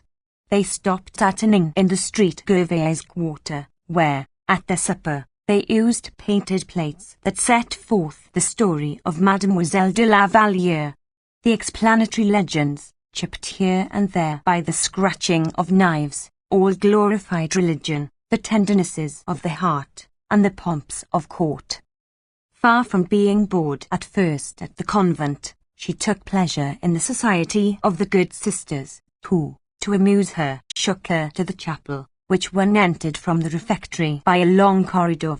She played very little during recreation hours, knew her catechism well, and it was she who always answered Monsieur le Vicair's difficult questions. Living thus, without ever leaving the warm atmosphere of the classrooms, and amid these pale-faced women wearing rosaries with brass crosses, she was softly lulled by the mystic languor exhaled in the perfumes of the altar, the freshness of the holy water, and the lights of the tapers. Instead of attending to Mass, she looked at the pious vignettes with their azure borders in her book, and she loved the sick lamb, the sacred heart pierced with sharp arrows, or the poor Jesus sinking beneath the cross he carries. She tried, by way of mortification, to eat nothing a whole day. She puzzled her head to find some vow to fulfill. When she went to confession, she invented little sins in order that she might stay there longer, kneeling in the shadow, her hands joined, her face against the grating beneath the whispering of the priest. The comparisons of betrothed, husband, celestial lover, and eternal marriage, that recur in sermons, stirred within her soul depths of unexpected sweetness. In the evening, before prayers, there was some religious reading in the study. On weeknights it was some abstract of sacred history or the lectures of the Abbé Freycinet, and on Sundays passages from the Génie du Christianisme, as a recreation. How she listened at first to the sonorous lamentations of its romantic melancholies re-echoing through the world and eternity. If her childhood had been spent in the shop parlour of some business quarter, she might perhaps have opened her heart to those lyrical invasions of nature, which usually come to us only through translation in books. But she knew the country too well. She knew the lowing of cattle, the milking, the ploughs.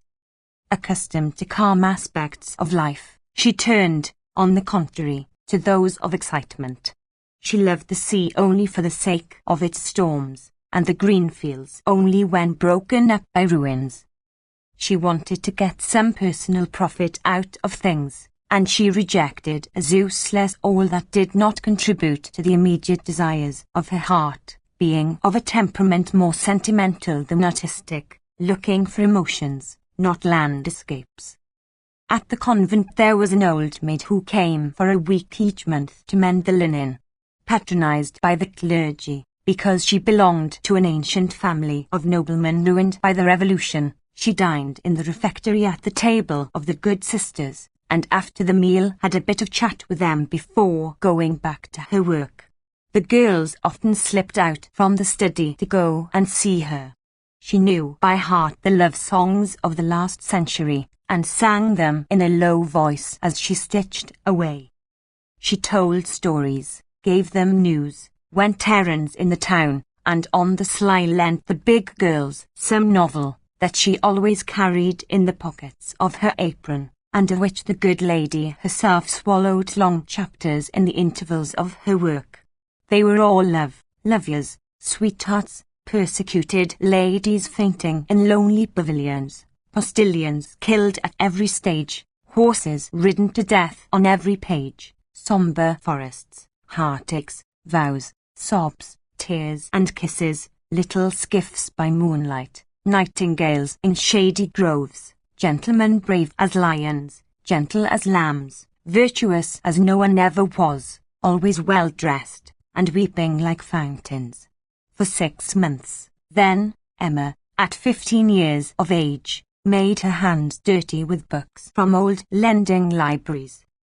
Through Walter Scott, later on, she fell in love with historical events, dreamed of old chests, guard-rooms and minstrels.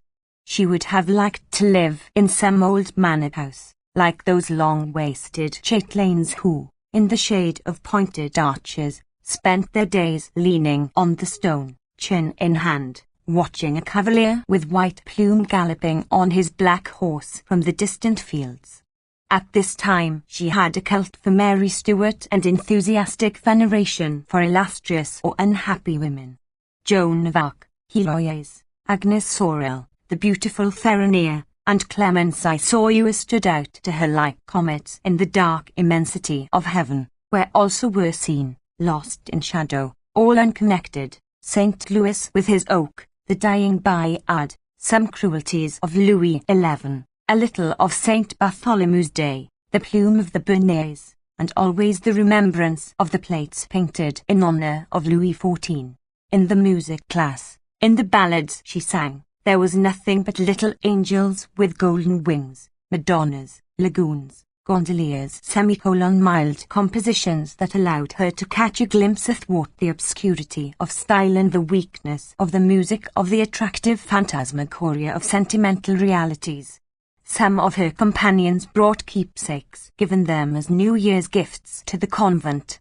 These had to be hidden. It was quite an undertaking. They were read in the dormitory. Delicately handling the beautiful satin bindings, Emma looked with dazzled eyes at the names of the unknown authors, who had signed their verses for the most part as counts or viscounts. She trembled as she blew back the tissue paper over the engraving and saw it folded in two and fall gently against the page. Here behind the balustrade of a balcony was a young man in a short cloak, holding in his arms a young girl in a white dress wearing an arms bag at her belt. Or there were nameless portraits of English ladies with fair curls, who looked at you from under their round straw hats with their large clear eyes. Some there were lounging in their carriages, gliding through parks, a greyhound bounding along in front of the equipage driven at a trot by two midget postilions in white breeches. Others, dreaming on sofas with an open letter, gazed at the moon through a slightly open window half draped by a black curtain. The naive ones, a tear on their cheeks, were kissing doves through the bars of a Gothic cage, or, smiling, their heads on one side, were plucking the leaves of a marguerite with their taper fingers, that curved at the tips like peaked shoes. And you, too, were there, sultans with long pipes reclining beneath arbors in the arms of bayadeers, Jews, Turkish sabres, Greek caps, and you especially, pale landscapes of dithyrambic lands, that often show us at once palm trees and firs, tigers on the right, a lion to the left, Tartar minarets on the horizon, the whole framed by a very neat virgin forest, and with a great perpendicular sunbeam trembling in the water, where, standing out in relief like white excoriations on a steel-grey ground, swans are swimming about.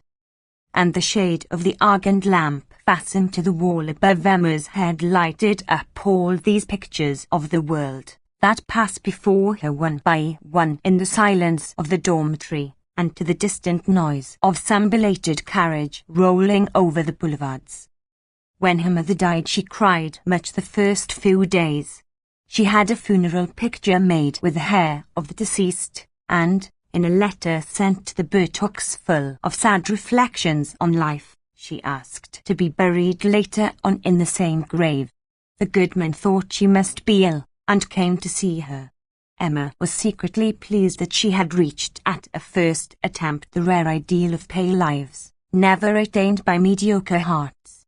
She let herself glide along with Lamartine meanderings, listened to harps on lakes, to all the songs of dying swans, to the falling of the leaves, the pure virgins ascending to heaven, and the voice of the eternal discoursing down the valleys. She wearied of it, would not confess it, continued from habit, and at last was surprised to feel herself soothed, and with no more sadness at heart than wrinkles on her brow. The good nuns, who had been so sure of her vocation, perceived with great astonishment that Mademoiselle Waltz seemed to be slipping from them. They had indeed been so lavish to her of prayers, retreats, novenas, and sermons. They had so often preached the respect due to saints and martyrs, and given so much good advice as to the modesty of the body and salvation of her soul, that she did as tightly reined horses. She pulled up short and the bit slipped from her teeth. This nature, positive in the midst of its enthusiasms, that had loved the church for the sake of the flowers, and music for the words of the songs, and literature for its passional stimulus, rebelled against the mysteries of faith as it grew irritated by discipline, a thing antipathetic to her constitution. When her father took her from school, no one was sorry to see her go. The Lady Superior even thought that she had latterly been somewhat irreverent to the community. Emma, at home once more, first took pleasure in looking after the servants, then grew disgusted with the country and missed her convent. When Charles came to the Bertocks for the first time, she thought herself quite disillusioned, with nothing more to learn, and nothing more to feel. But the uneasiness of her new position, or perhaps the disturbance caused by the presence of this man, had sufficed to make her believe that she at last felt that wondrous passion which, till then, like a great bird with rose-coloured wings, hung in the splendour of the skies of poesy, and now she could not think that the calm in which she lived was the happiness she had dreamed. Chapter 7. She thought, sometimes, that, after all, This was the happiest time of her life, the honeymoon, as people called it. To taste the full sweetness of it, it would have been necessary doubtless to fly to those lands with sonorous names where the days after marriage are full of laziness most suave. In post-chaises behind blue silken curtains, to ride slowly up steep road, listening to the song of the postilion re-echoed by the mountains, along with the bells of goats and the muffled sound of a waterfall, at sunset on the shores of gulfs, to breathe in the perfume of lemon trees, then in the evening on the villa terraces above, hand in hand to look at the stars, making plans for the future. It seemed to her that certain places on earth must bring happiness, as a plant peculiar to the soil, and that cannot thrive elsewhere. Why could not she lean over balconies in Swiss chalets, or enshrine her melancholy in a Scotch cottage, with a husband dressed in a black velvet coat with long tails, and thin shoes, a pointed hat and frills? Perhaps she would have liked to confide all these things to someone. But her tell an undefinable uneasiness, variable as the clouds, unstable as the winds. Words failed her, the opportunity, the courage. If Charles had but wished it, if he had guessed it, if his look had but once met her thought, it seemed to her that a sudden plenty would have gone out from her heart, as the fruit falls from a tree when shaken by a hand. But as the intimacy of their life became deeper, the greater became the gulf that separated her from him. Charles's conversation was commonplace as a street pavement, and everyone's ideas trooped through it in their everyday garb, without exciting emotion, laughter, or thought. He had never had the curiosity, he said, while he lived at Rouen, to go to the theatre to see the actors from Paris. He could neither swim, nor fence, nor shoot, and one day he could not explain some term of horsemanship to her that she had come across in a novel. A man, on the contrary, should he not know everything, excel in manifold activities, initiate you into the energies of passion, the refinements of life, all mysteries? But this one taught nothing, knew nothing, wished nothing. He thought her happy, and she resented this easy calm, this serene heaviness, the very happiness she gave him.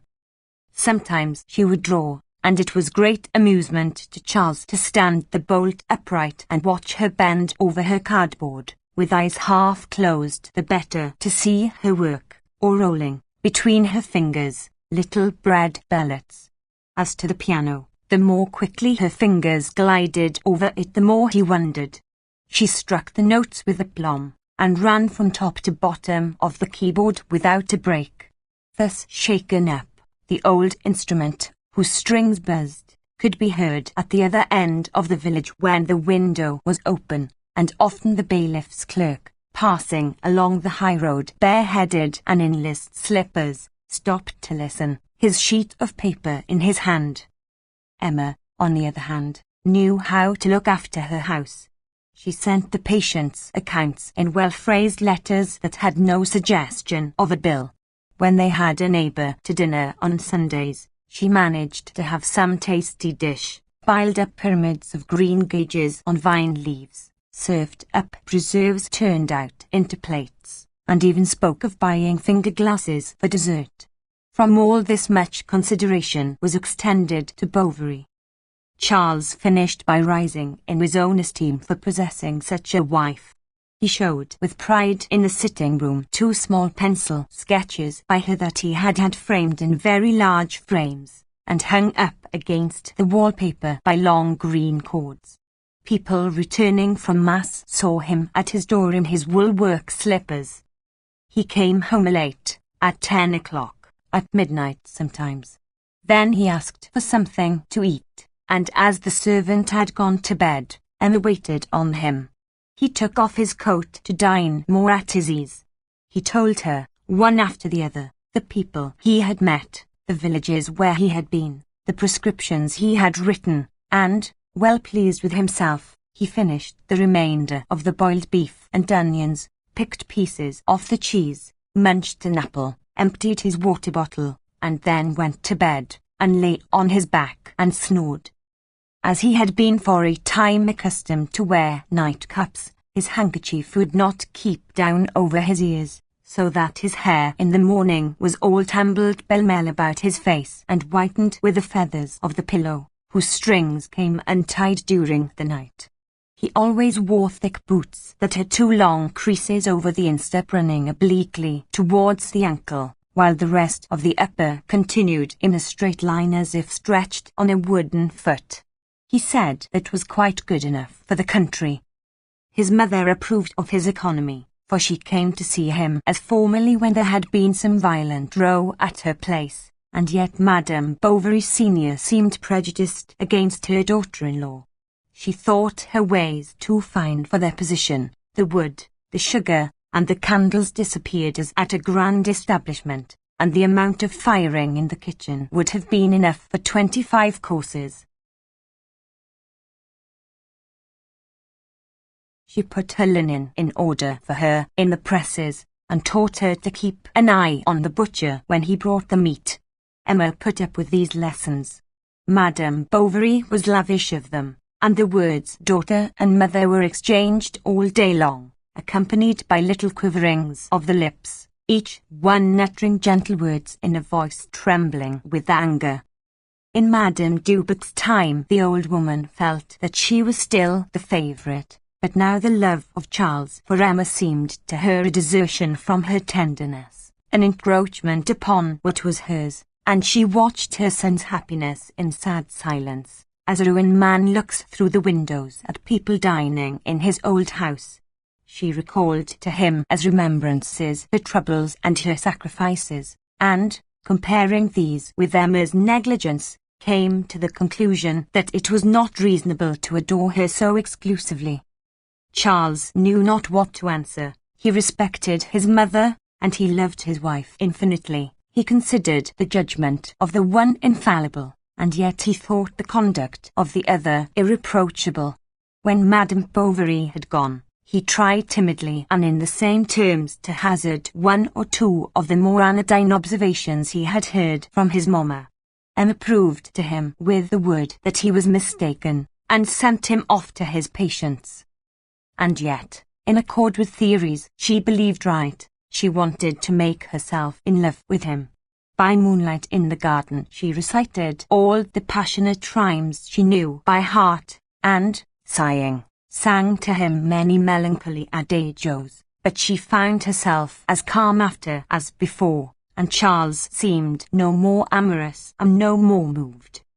When she had thus for a while struck the flint on her heart without getting a spark, incapable, moreover, of understanding what she did not experience as of believing anything that did not present itself in conventional forms, she persuaded herself without difficulty that Charles's passion was nothing very exorbitant. His outbursts became regular. He embraced her at certain fixed times. It was one habit among other habits, and, like a dessert, looked forward to after the monotony of dinner. A gamekeeper, cured by the doctor of inflammation of the lungs, had given Madame a little Italian greyhound. She took her out walking, for she went out sometimes in order to be alone for a moment, and not to see before her eyes the eternal garden and the dusty road. She went as far as the beeches of Banville, near the deserted pavilion which forms an angle of the wall on the side of the country. Amidst the vegetation of the ditch there are long reeds with leaves that cut you. She began by looking round her to see if nothing had changed since last she had been there.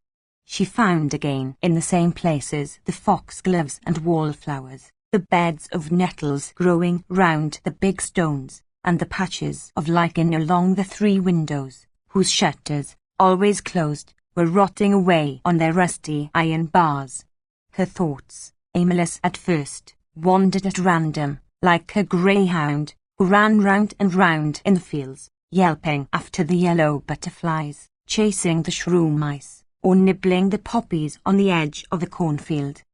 Then gradually her ideas took definite shape, and, sitting on the grass that she dug up with little prods of her sunshade, Emma repeated to herself, "Good heavens! Why did I marry? She asked herself if by some other chance combination it would have not been possible to meet another man, and she tried to imagine what would have been these unrealized events, this different life, this unknown husband. All, surely, could not be like this one. He might have been handsome, witty, distinguished, attractive, such as, no doubt, her old companions of the convent had married. What were they doing now? In town, with the noise of the streets, the buzz of the theatres and the lights of the ballroom, they were living lives where the heart expands, the senses burgeon out. But she, her life was cold as a garret whose dormer window looks on the north, and ennui, the silent spider, was weaving its web in the darkness in every corner of her heart. She recalled the prize days, when she mounted the platform to receive her little crowns, with her hair in long plaits. In her white frock and open prunelle shoes she had a pretty way, and when she went back to her seat, the gentlemen bent over her to congratulate her. The courtyard was full of carriages, farewells were called to her through their windows. The music master with his violin case bowed in passing by. How far all of this? How far away? She cordially shook her between her knees, and smothered the long delicate head, saying, "Come, kiss mistress, you have no troubles." Then, noting the melancholy face of the graceful animal, who yawned slowly, she softened, and comparing her to herself, spoke to her aloud as to somebody in trouble whom one is consoling. Occasionally there came gusts of winds, breezes from the sea rolling in one sweep over the whole plateau of the Corks country, which brought even to these fields a salt freshness. The rushes, close to the ground, whistled, the branches trembled in a swift rustling, while their summits, ceaselessly swaying, kept up a deep murmur. Emma drew her shawl round her shoulders and rose. In the avenue a green light dimmed by the leaves lit up the short moss that crackled softly beneath her feet. The sun was setting, the sky showed red between the branches, and the trunks of the trees, uniform, and planted in a straight line, seemed a brown colonnade standing out against a background of gold. A fear took hold of her. She cordially and hurriedly returned to Tosts by the high road, threw herself into the armchair, and for the rest of the evening did not speak. But towards the end of September something extraordinary fell upon her life. She was invited by the Marquis d'Andervilliers to Vaux by Essard, Secretary of State under the Restoration. The Marquis, anxious to re-enter political life, set about preparing for his candidature to the Chamber of Deputies long beforehand. In the winter he distributed a great deal of wood, and in the Consul General always enthusiastically demanded new roads for his arrondissement. During the dog days he had suffered from an abscess, which Charles had cured as if by miracle by giving a timely little touch with the lancet. The steward sent to Tosts to pay for the operation reported in the evening that he had seen some superb cherries in the doctor's little garden. Now cherry trees did not thrive at Vaux by Essard. The Marquis asked Bovary for some slips, made it his business to thank us personally, saw Emma, thought she had a pretty figure, and that she did not bow like a peasant, so that he did not think he was going beyond the bounds of condescension, nor, on the other hand, making a mistake in inviting the young couple. On Wednesday at 3 o'clock, Monsieur and Madame Bovary, seated in their dog-cart, set out for Vaux by Essard, with a great trunk strapped on behind and a bonnet-box in front of the apron. Besides these Charles held a bandbox between his knees. They arrived at nightfall, just as the lamps in the park were being lit to show the way for the carriages. Chapter 8. The chateau, a modern building in Italian style, with 2 projecting wings and 3 flights of steps, lay at the foot of an immense green sward, on which some cows were grazing among groups of large trees set out at regular intervals, while large beds of arbutus, rhododendron, syringas, and guelder roses bulged out their irregular clusters of green along the curve of the gravel path.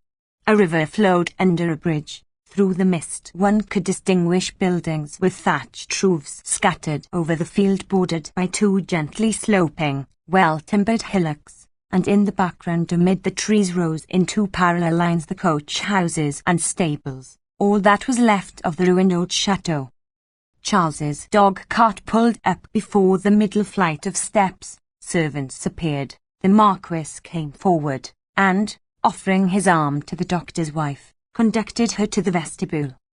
It was paved with marble slabs, was very lofty, and the sound of footsteps and that of voices re-echoed through it as in a church. Opposite rose a straight staircase, and on the left a gallery overlooking the garden led to the billiard room, through whose door one could hear the click of the ivory balls.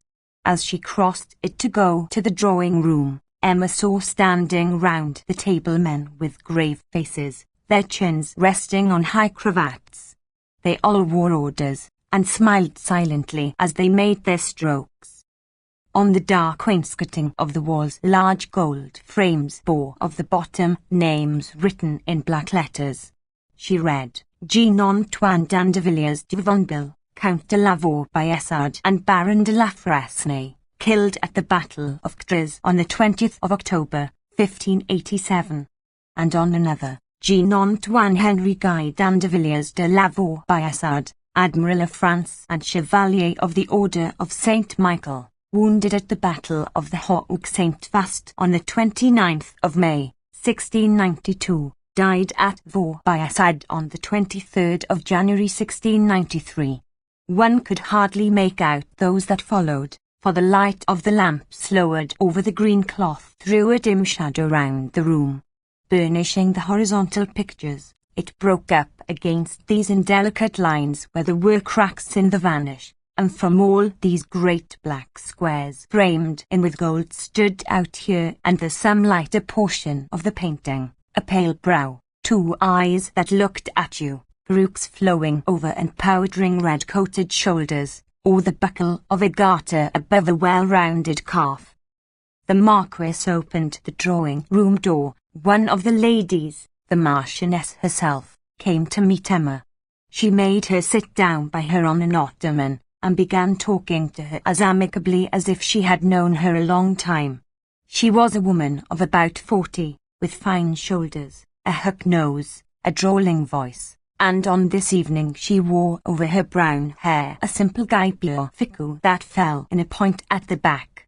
A fair young woman sat in a high-backed chair in the corner, and gentlemen with flowers in their buttonholes were talking to ladies round the fire. At 7 dinner was served. The men, who were in the majority, sat down at the first table in the vestibule, the ladies at the second in the dining-room with the Marquis and Marchioness. Emma, on entering, felt herself wrapped round by the warm air, a blending of the perfume of flowers and of the fine linen, of the fumes of the viands, and the odour of the truffles.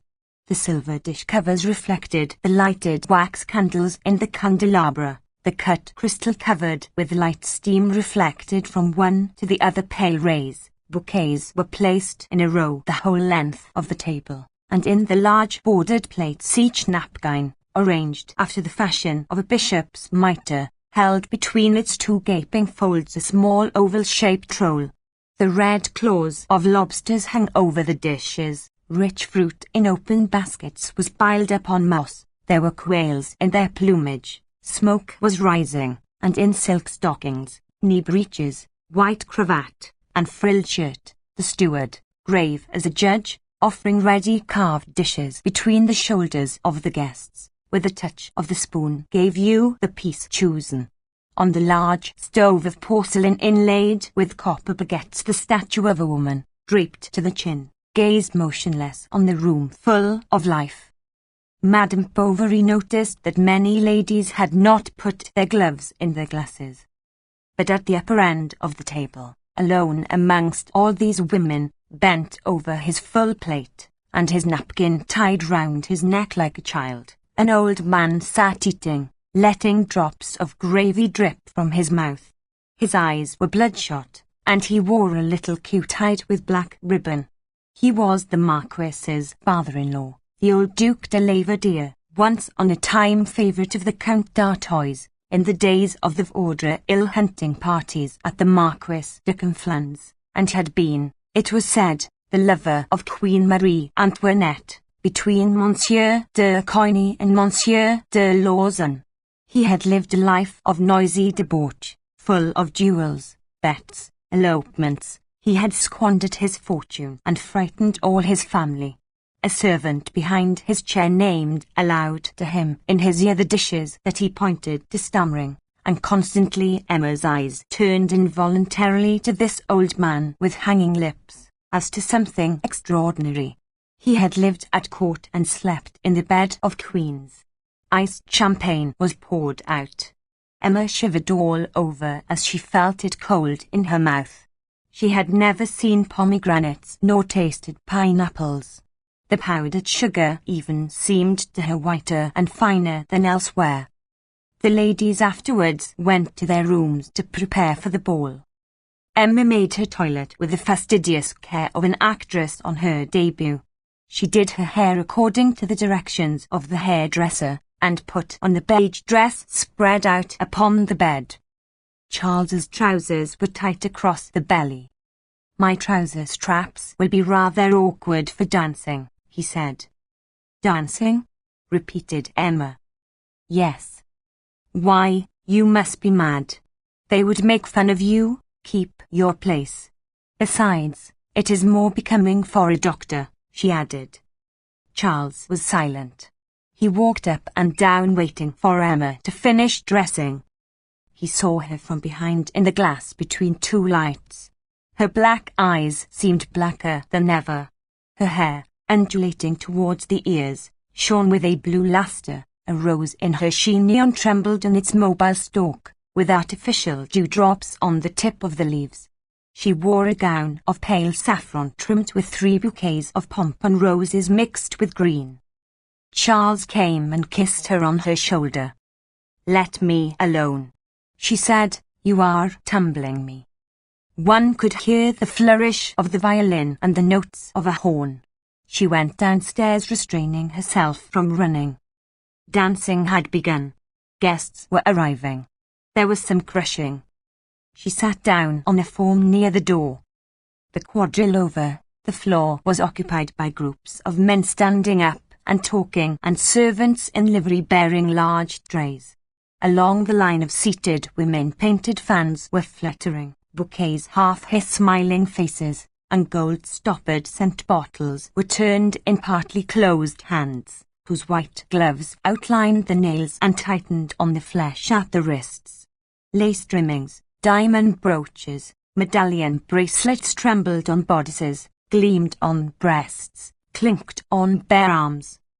The hair, well smothered over the temples and knotted at the nape, bore crowns, or bunches, or sprays of myosotis, jasmine, pomegranate blossoms, ears of corn, and cornflowers. Calmly seated in their places, mothers with forbidding countenances were wearing red turbans. Emma's heart beat rather faster when, her partner holding her by the tips of the fingers, she took her place in a line with the dancers, and waited for the first note to start. But her emotion soon vanished, and, swaying to the rhythm of the orchestra, she glided forward with slight movements of the neck.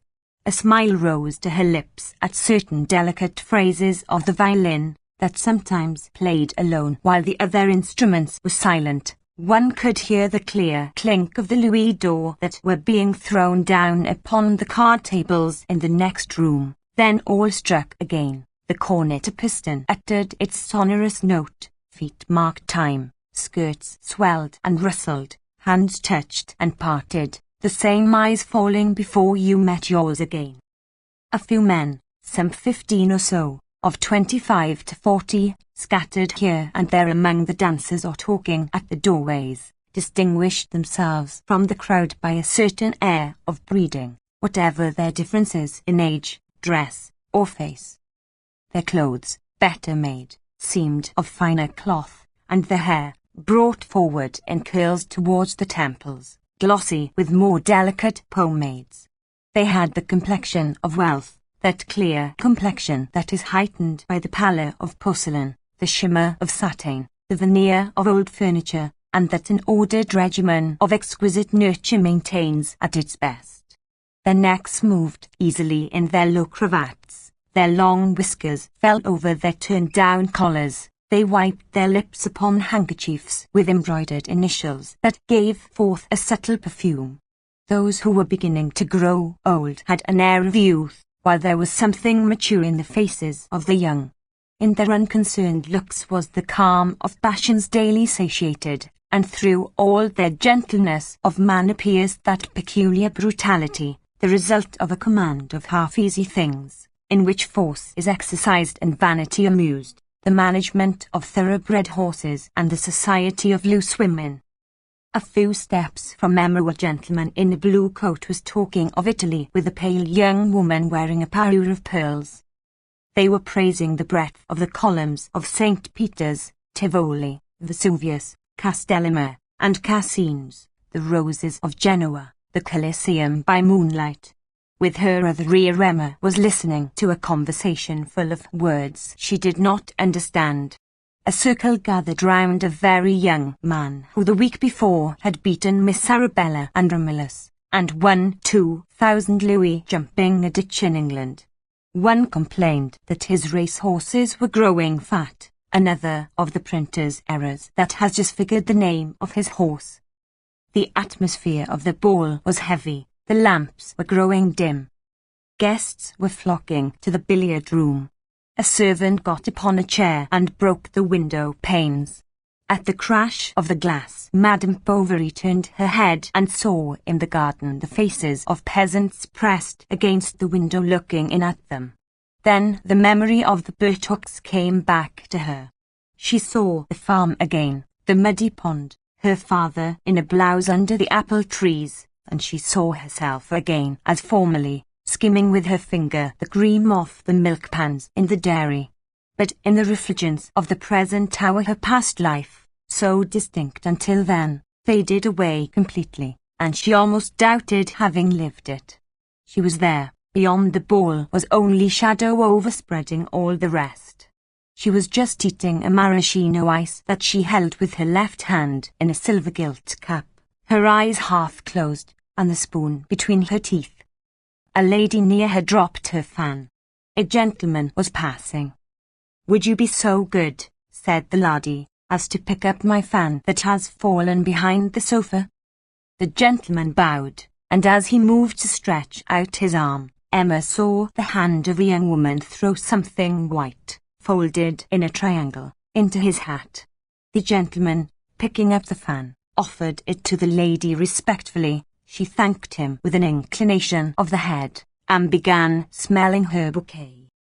After supper, there were plenty of Spanish and Rhine wines, soups à la bisque and aux late demands, 8 puddings à la Trafalgar, and all sorts of cold meats with jellies that trembled in the dishes. The carriages, one after the other, began to drive off. Raising the corners of the muslin curtain, one could see the light of their lanterns glimmering through the darkness. The seats began to empty. Some card players were still left. The musicians were cooling the tips of their fingers on their tongues. Charles was half asleep, his back propped against a door. 8 with almond milk. At 3 o'clock the cotillion began. Emma did not know how to waltz. Everyone was waltzing. Mademoiselle Dandevillers herself and the Marquis, only the guests staying at the castle were still there, about a dozen persons. One of the waltzers, however, who was familiarly called Viscount, and whose low-cut waistcoat seemed moulded to his chest, came a second time to ask Madame Bovary to dance, assuring her that he would guide her, and that she would get through it very well. They began slowly, then went more rapidly. They turned. All around them was turning, the lamps, the furniture, the wainscoting, the floor, like a disc on a pivot. On passing near the doors, the bottom of Emma's dress caught against his trousers. Their legs commingled. He looked down at her. She raised her eyes to his. A torpor seized her. she stopped. They started again, and with a more rapid movement, the Viscount, dragging her along, disappeared with her to the end of the gallery, where, panting, she almost fell, and for a moment rested her head upon his breast. And then, still turning, but more slowly, he guided her back to her seat. She leaned back against the wall and covered her eyes with her hands. When she opened them again, in the middle of the drawing-room 3 waltzers were kneeling before a lady sitting on a stool. She chose the Viscount, and the violin struck up once more. Everyone looked at them. They passed and repassed, she with rigid body, her chin bent down, and he always in the same pose, his figure curved, his elbow rounded, his chin thrown forward. That woman knew how to waltz. They kept up a long time, and tired out all the others. Then they talked a few moments longer, and after the good nights, or rather good mornings, the guests of the chateau retired to bed. Charles dragged himself up by the balusters. His knees were going up into his body. He had spent 5 consecutive hours standing bolt upright at the card tables, watching them play whist, without understanding anything about it, and it was with a deep sigh of relief that he pulled off his boots. Emma threw a shawl over her shoulders, opened the window, and leaned out. The night was dark, some drops of rain were falling. She breathed in the damp wind that refreshed her eyelids. The music of the ball was still murmuring in her ears, and she tried to keep herself awake in order to prolong the illusion of this luxurious life that she would soon have to give up. Day began to break. She looked long at the windows of the chateau, trying to guess which were the rooms of all those she had noticed the evening before.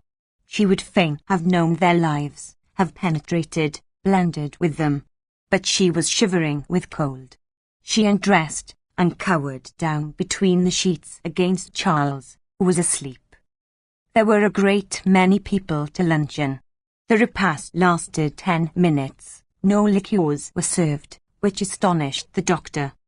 Next, Mademoiselle Dandevillers collected some pieces of roll in a small basket to take them to the swans on the ornamental waters, and they went to walk in the hothouses, where strange plants, bristling with hairs, rose in pyramids under hanging vases, whence, as from overfilled nests of serpents, fell long green cords interlacing. The orangery, which was at the other end, led by a covered way to the outhouses of the chateau.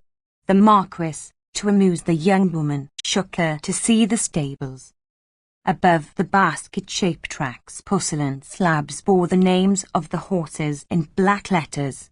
Each animal in its stall whisked its tail when anyone went near and said "TCHK, TCHK." The boards of the harness room shone like the flooring of a drawing-room. The carriage harness was piled up in the middle against 2 twisted columns, and the bits, the whips, the spurs, the curbs, were ranged in a line all along the wall. Charles, meanwhile, went to ask a groom to put his horse to. The dog-cart was brought to the foot of the steps, and, all the parcels being crammed in, the Bovarys paid their respects to the Marquis and Marchioness and set out again for Tosts. Emma watched the turning wheels in silence. Charles, on the extreme edge of the seat, held the reins with his 2 arms wide apart, and the little horse ambled along in the shafts that were too big for him. The loose reins hanging over his crupper were wet with foam, and the box fastened on behind the chaise gave great regular bumps against it. They were on the heights of Thibauville when suddenly some horsemen with cigars between their lips passed laughing. Emma thought she recognized the Viscount, turned back, and caught on the horizon only the movement of the heads rising or falling with the unequal cadence of the trot or gallop. A mile farther on they had to stop to mend with some string the traces that had broken. But Charles, giving a last look to the harness, saw something on the ground between his horse's legs, and he picked up a cigar case with a green silk border and beblazoned in the centre like the door of a carriage. "There are even 2 cigars in it," said he. "They'll do for this evening after dinner." "Why do you smoke?" she asked. "Sometimes, when I get a chance." He put his find in his pocket and whipped up the nag. When they reached home, the dinner was not ready. Madame lost her temper. Nastasy answered rudely. "Leave the room," said Emma. "You are forgetting yourself. I give you warning." For dinner there was onion soup and a piece of veal with sorrel. Charles, seated opposite Emma, rubbed his hands gleefully. How good it is to be at home again. Nastasy could be heard crying. He was rather fond of the poor girl. She had formerly, during the wearisome time of his widowhood, kept him company many an evening. She had been his first patient, his oldest acquaintance in the place. "Have you given her warning for good?" he asked at last. "Yes. Who is to prevent me?" she replied. Then they warmed themselves in the kitchen while their room was being made ready. Charles began to smoke. He smoked with lips protruding, spitting every moment, recoiling at every puff. "You'll make yourself ill," she said scornfully. He put down his cigar and ran to swallow a glass of cold water at the pump. Emma, seizing hold of the cigar case, threw it quickly to the back of the cupboard. The next day was a long one. She walked about her little garden, up and down the same walks, stopping before the beds, before the espalier, before the plaster curate, looking with amazement at all these things of once on a time that she knew so well. How far off the ball seemed already. What was it that thus set so far asunder the morning of the day before yesterday and the evening of today? Her journey to Vaubyessard had made a hole in her life, like one of those great crevices that a storm will sometimes make in one night in mountains. Still she was resigned. She devoutly put away in her drawers her beautiful dress, down to the satin shoes whose soles were yellowed with the slippery wax of the dancing floor. Her heart was like these. In its friction against wealth something had come over it that could not be effaced. The memory of this ball, then, became an occupation for Emma. Whenever the Wednesday came round, she said to herself as she awoke, "Ah, I was there a week, a fortnight, 3 weeks ago." And little by little the faces grew confused in her remembrance. She forgot the tune of the quadrilles. She no longer saw the liveries and appointments so distinctly. Some details escaped her, but the regret remained with her. Chapter 9. Often when Charles was out she took from the cupboard, between the folds of the linen where she had left it, the green silk cigar case. She looked at it, opened it, and even smelt the odour of the lining, a mixture of verbena and tobacco. Whose was it? The Viscount's. Perhaps it was a present from his mistress. It had been embroidered on some rosewood frame, a pretty little thing, hidden from all eyes, that had occupied many hours, and over which had fallen the soft curls of the pensive worker. A breath of love had passed over the stitches on the canvas. Each prick of the needle had fixed there a hope or a memory, and all those interwoven threads of silk were but the continuity of the same silent passion. And then one morning the Viscount has taken it away with him. Of what had they spoken when it lay upon the wide mantel chimneys between flower vases and pompadour clocks? She was at Dost's. He was at Paris now, far away. What was this Paris like? What a vague name. She repeated it in a low voice, for the mere pleasure of it. It rang in her ears like a great cathedral bell. It shone before her eyes, even on the labels of her pomade pots. At night, when the carriers passed under her windows in their carts singing the Marjolaine, she awoke and listened to the noise of the iron-bound wheels, which, as they gained the country road, was soon deadened by the soil. "They will be the tomorrow," she said to herself. And she followed them in thought up and down the hills, traversing villages, gliding along the high roads by the light of the stars. At the end of some indefinite distance there was always a confused spot, into which her dream died. She bought a plan of Paris, and with the tip of her finger on the map she walked about the capital. She went up the boulevards, stopping at every turning, between the lines of the streets, in front of the white squares that represented the houses. At last she would close the lids of her weary eyes, and see in the darkness the gas jets flaring in the wind and the steps of carriages lowered with much noise before the peristyles of theatres. She took in La Courbe, a lady's journal, and the Sylphie des Salons. She devoured, without skipping a word, all the accounts of first nights, races, and soirees, shook interest in the debut of a singer, in the opening of a new shop. She knew the latest fashions, the addresses of the best tailors, the days of the boys and the opera. In Eugene Sue she studied descriptions of furniture, she read Balzac and George Sand, seeking in them imaginary satisfaction for her own desires. Even at table she had her book by her, and turned over the pages while Charles ate and talked to her. The memory of the Viscount always returned as she read. Between him and the imaginary personages she made comparisons.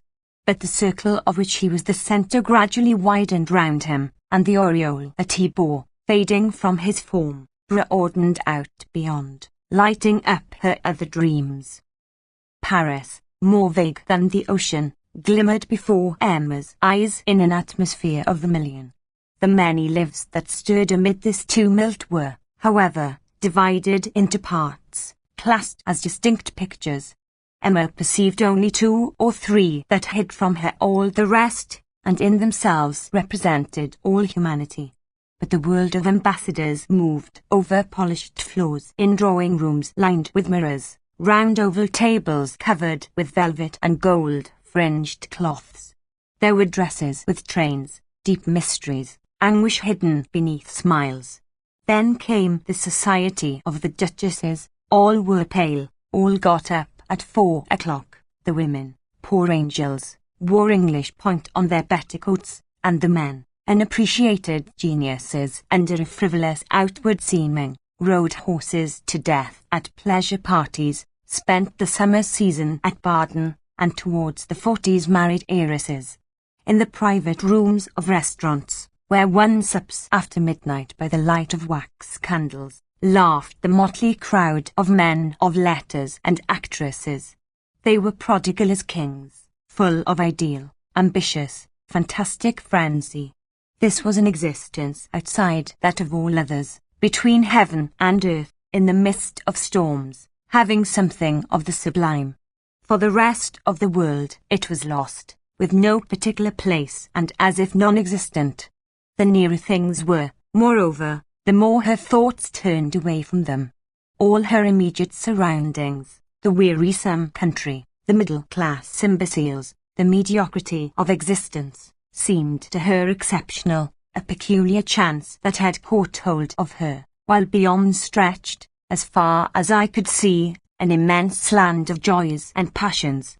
She confused in her desire the sensualities of luxury with the delights of the heart, elegance of manners with delicacy of sentiment. Did not love, like Indian plants, need a special soil, a particular temperature? Signs by moonlight, long embraces, tears flowing over yielded hands, all the fevers of the flesh and the languors of tenderness could not be separated from the balconies of great castles full of indolence, from boudoirs with silken curtains and thick carpets, well-filled flower stands, a bed on a raised dais, nor from the flashing of precious stones and the shoulder knots of liveries. The lad from the posting-house who came to groom the mare every morning passed through the passage with his heavy wooden shoes. There were holes in his blouse, his feet were bare in list slippers. And this was the groom in knee breeches with whom she had to be content. His work done, he did not come back again all day. For Charles on his return put up his horse himself, unsaddled him and put on the halter, while the servant girl brought a bundle of straw and threw it as best she could into the manger. To replace Nastasy, who left toasts shedding torrents of tears, Emma took into her service a young girl of 14, and often with a sweet face.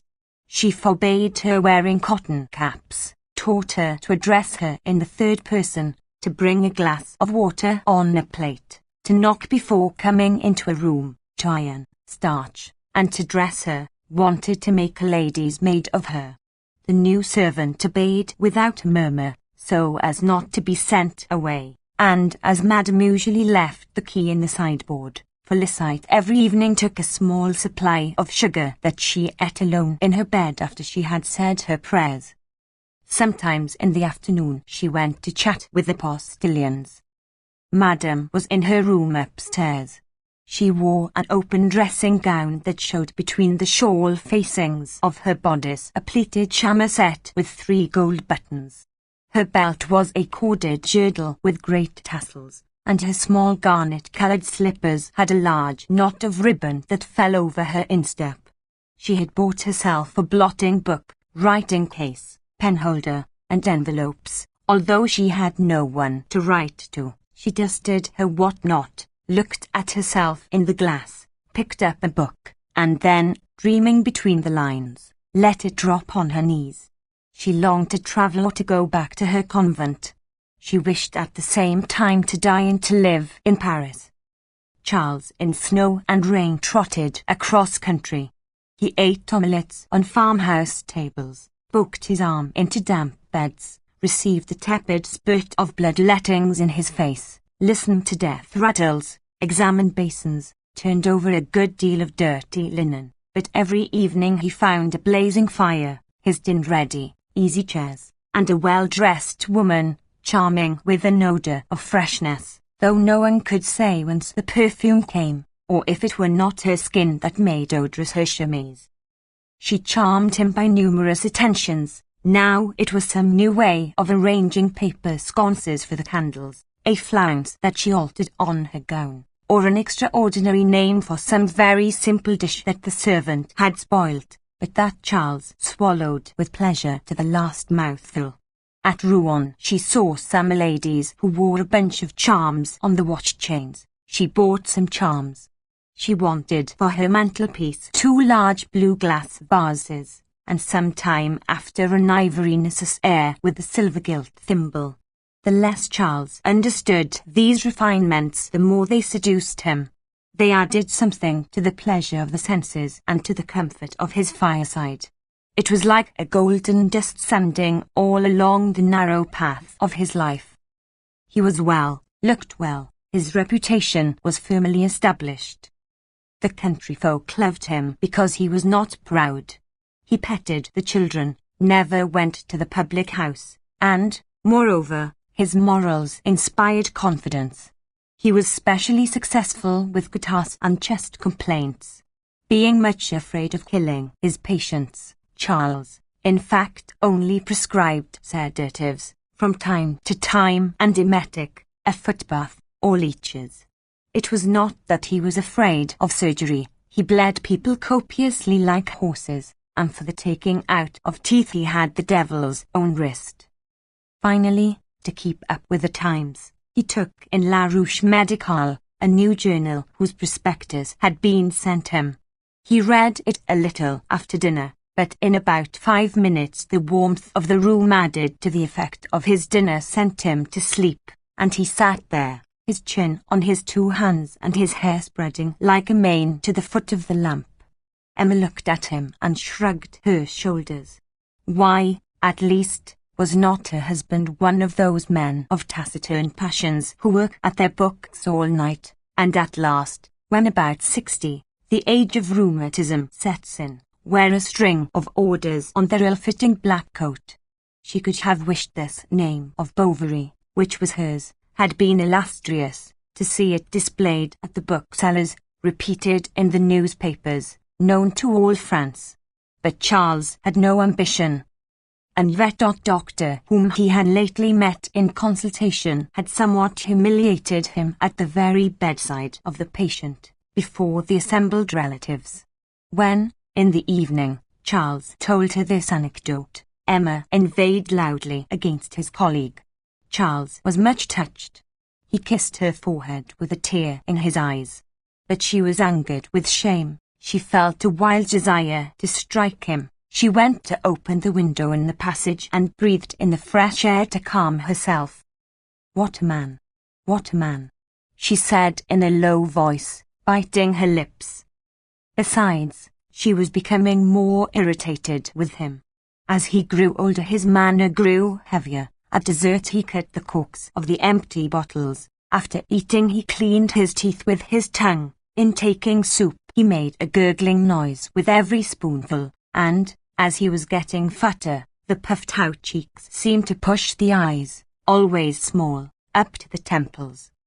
Sometimes Emma tucked the red borders of his undervest into his waistcoat, rearranged his cravat, and threw away the dirty gloves he was going to put on, and this was not, as he fancied, for himself, it was for herself, by a diffusion of egotism, of nervous irritation. Sometimes, too, she told him of what she had read, such as a passage in a novel, of a new play, or an anecdote of the upper ten that she had seen in a Filton. For, after all, Charles was something, an ever-open ear, and ever-ready approbation. She confided many a thing to her greyhound. She would have done so to the logs in the fireplace or to the pendulum of the clock. At the bottom of her heart, however, she was waiting for something to happen. Like shipwrecked sailors, she turned despairing eyes upon the solitude of her life, seeking afar off some white sail in the mists of the horizon. She did not know what this chance would be, what wind would bring it her, towards what shore it would drive her, if it would be a shallop or a three-decker, laden with anguish or full of bliss to the portholes.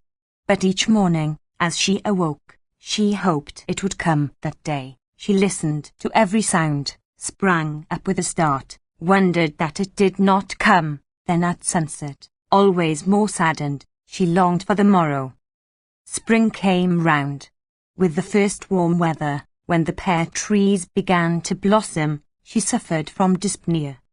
From the beginning of July she counted how many weeks there were to October, thinking that perhaps the Marquis d'Andervilliers would give another ball at Vaux by Essart.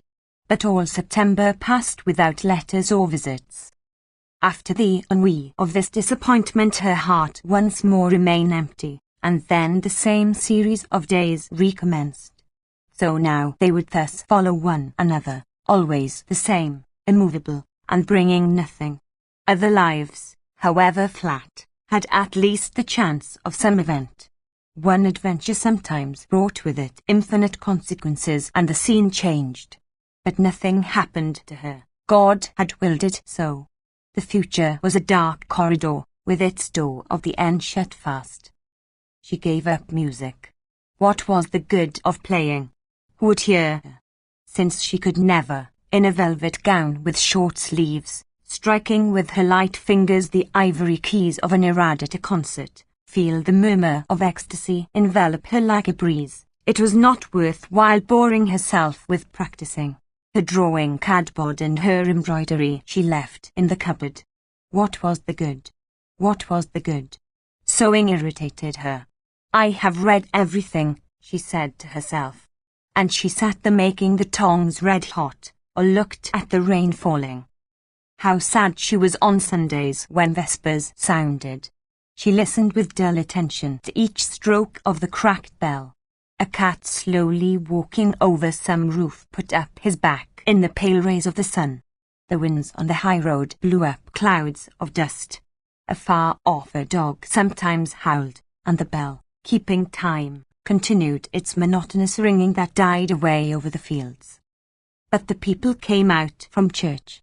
The women in waxed clogs, the peasants in new blouses, the little bare-headed children skipping along in front of them, all were going home.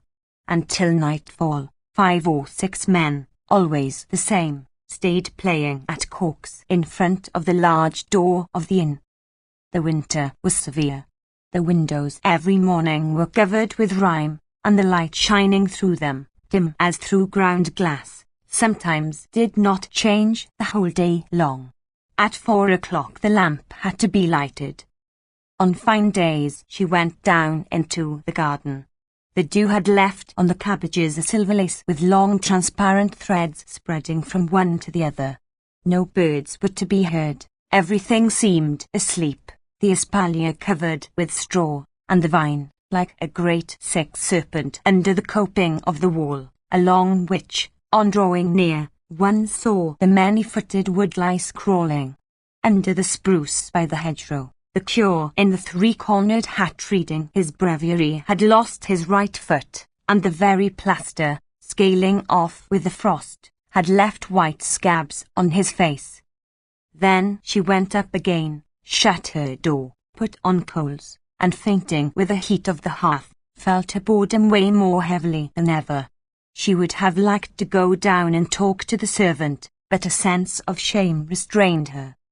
Every day at the same time the schoolmaster in a black skull cap opened the shutters of his house, and the rural policeman, wearing his sabre over his blouse, passed by. Night and morning the post horses, 3 by 3, crossed the street to water at the pond. From time to time the bell of a public-house door rang, and when it was windy one could hear the little brass basins that served as signs for the hairdresser's shop creaking on their 2 rods. This shop had as decoration an old engraving of a fashion plate stuck against a window pane and the wax bust of a woman with yellow hair. He, too, the hairdresser, lamented his wasted calling, his hopeless future, and dreaming of some shop in a big town, at Rouen, for example, overlooking the harbour, near the theatre. He walked up and down all day from the Mairie to the church, sombre and waiting for customers. When Madame Bovary looked up, she always saw him there, like a sentinel on duty, with his skull cap over his ears and his vest of lasting. Sometimes in the afternoon outside the window of her room, the head of a man appeared, a swarthy head with black whiskers, smiling slowly, with a broad, gentle smile that showed his white teeth. A waltz immediately began, and on the organ, in a little drawing room, dancers the size of a finger, women in pink turbans, Tyroleans in jackets, monkeys in frock coats, gentlemen in knee breeches, turned and turned between the sofas, the consoles, multiplied in the bits of looking-glass held together of their corners by a piece of gold paper. The man turned his handle, looking to the right and left, and up at the windows. Now and again, while he shot out a long squirt of brown saliva against the milestone, with his knee raised his instrument, whose hard straps tied his shoulder, and now, doleful and drawling, or gay and hurried, the music escaped from the box, droning through a curtain of pink taffeta under a brass claw in arabesque. They were airs played in other places at the theatres, sung in drawing-rooms, danced to at night under lighted lustres, echoes of the world that reached even to Emma. Endless sarabands ran through her head, and, like an Indian dancing girl on the flowers of the carpet, her thoughts slept with the notes, swung from dream to dream, from sadness to sadness. When the man had caught some coppers in his cap, he drew down an old cover of blue cloth, hitched his organ onto his back, and went off with a heavy tread. She watched him going. But it was above all the meal times that were unbearable to her, in this small room on the ground floor, with its smoking stove, its creaking door, the walls that sweated, the damp flags, all the bitterness in life seemed served upon her plate. And with smoke of the boiled beef there rose from her secret soul whiffs of sickliness. Charles was a slow eater. She played with a few nets, or, leaning on her elbow, amused herself with drawing lines along the oilcloth table cover with the point of her knife.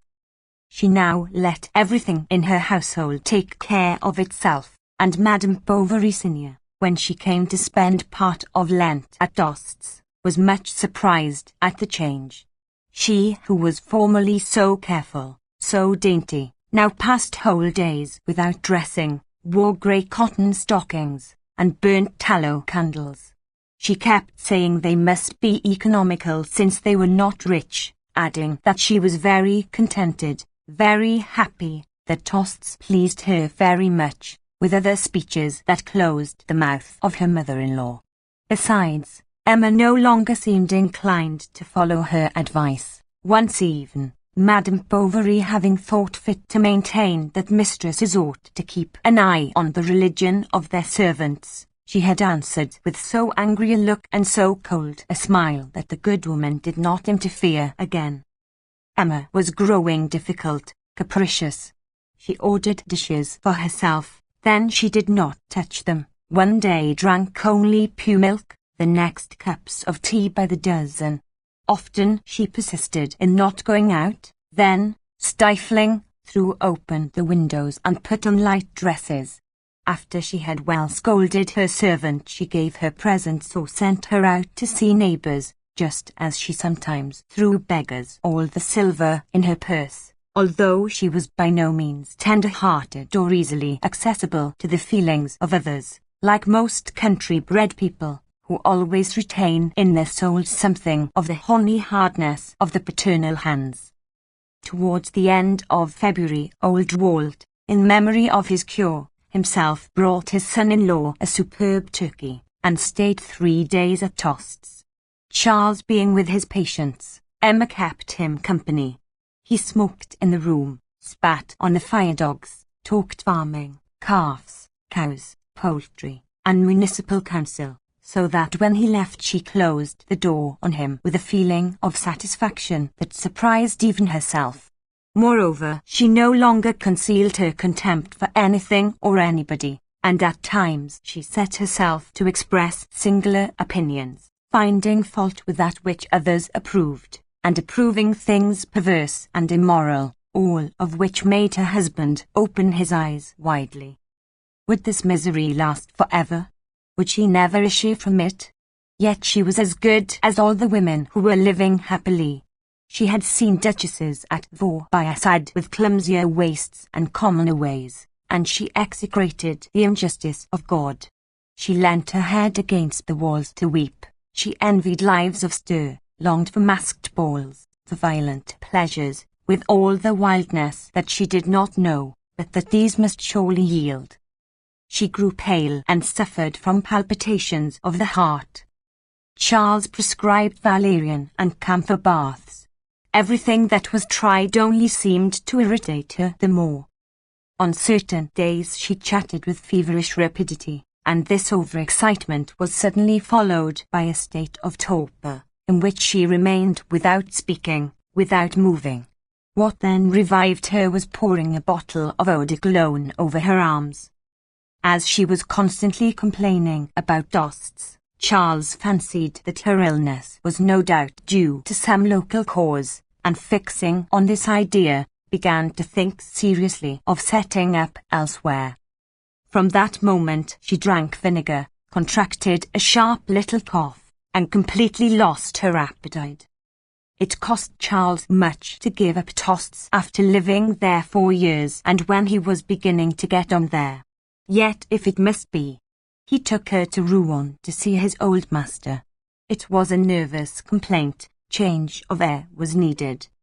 After looking about him on this side and on that, Charles learnt that in the Neufchâtel arrondissement there was a considerable market town called Yonville-l'Abbé, whose doctor, a Polish refugee, had decamped 2 weeks before.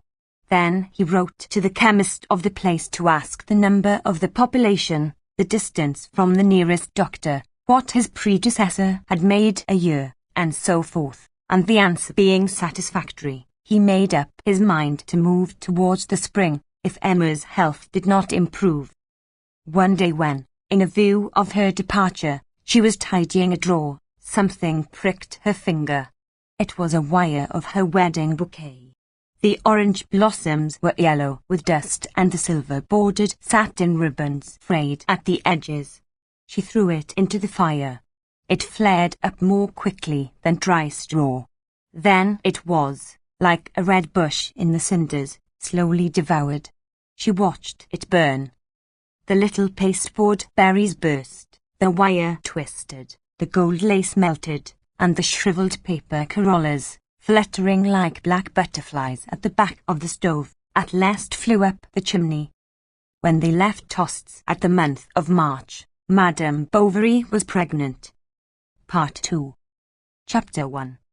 Yonville Abbey, so called from an old Capuchin abbey of which not even the ruins remain, is a market town 24 miles from Rouen, between the Avallon-Vise roads, at the foot of a valley watered by the Rieule, a little river that runs into the Andelle after turning 3 watermills near its mouth, where there are no few trout that the lads amuse themselves by fishing for on Sundays.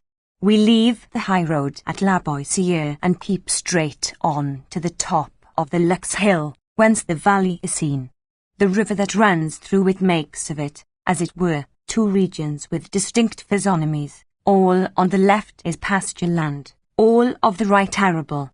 The meadow stretches under a bulge of low hills to join at the back with the pasture land of the Bray country, while on the eastern side, the plain, gently rising, broadens out, showing as far as I can follow its blonde cornfields. The water, flowing by the grass, divides with a white line the colour of the roads and of the plains, and the country is like a great unfolded mantle with a green velvet cape bordered with a fringe of silver. Before us, on the verge of the horizon, lie the oaks of the forest of Argueil, with the steeps of the St. Jean hills scarred from top to bottom with red irregular lines. They are rain tracks, and these brick domes standing out in narrow streaks against the grey colour of the mountain are due to the quantity of iron springs that flow beyond in the neighbouring country. Here we are on the confines of Normandy, Picardy, and the Ile-de-France, a bastard land whose language is without accent and its landscape is without character. It is there that they make the worst Neufchâtel cheeses of all the arrondissement, and, on the other hand, farming is costly because so much manure is needed to enrich this friable soil full of sand and flints. Up to 1835 there was no practicable road for getting to Yonville, but about this time a crossroad was made which joins that of Abbeville to that of Amiens, and is occasionally used by the Rouen wagoners on their way to Flanders. Yonville Abbey has remained stationary in spite of its new outlet. Instead of improving the soil, they persist in keeping up the pasture lands, however depreciated they may be in value, and the lazy borough, growing away from the plain, has naturally spread riverwards. It is seen from afar sprawling along the banks like a cowherd taking a siesta by the waterside. At the foot of the hill beyond the bridge begins a roadway, planted with young aspens, that leads in a straight line to the first houses in the place. These, fenced in by hedges, are in the middle of courtyards full of straggling buildings, wine presses, cart sheds and distilleries scattered under thick trees, with ladders, poles, or scythes hung onto the branches. The thatched roofs, like fur caps drawn over eyes, reach down over about a third of the low windows, whose coarse convex glasses have knots in the middle like the bottoms of bottles. Against the plaster wall diagonally crossed by black joists, a meagre pear tree sometimes leans, and the ground floors have at their door a small swing gate to keep out the chicks that come pilfering crumbs of bread steeped in cider on the threshold. But the courtyards grow narrower, the houses closer together, and the fences disappear. A bundle of fern swings under a window from the end of a broomstick. There is a blacksmith's forge and then a wheelwright's, with 2 or 3 new carts outside that partly block the way.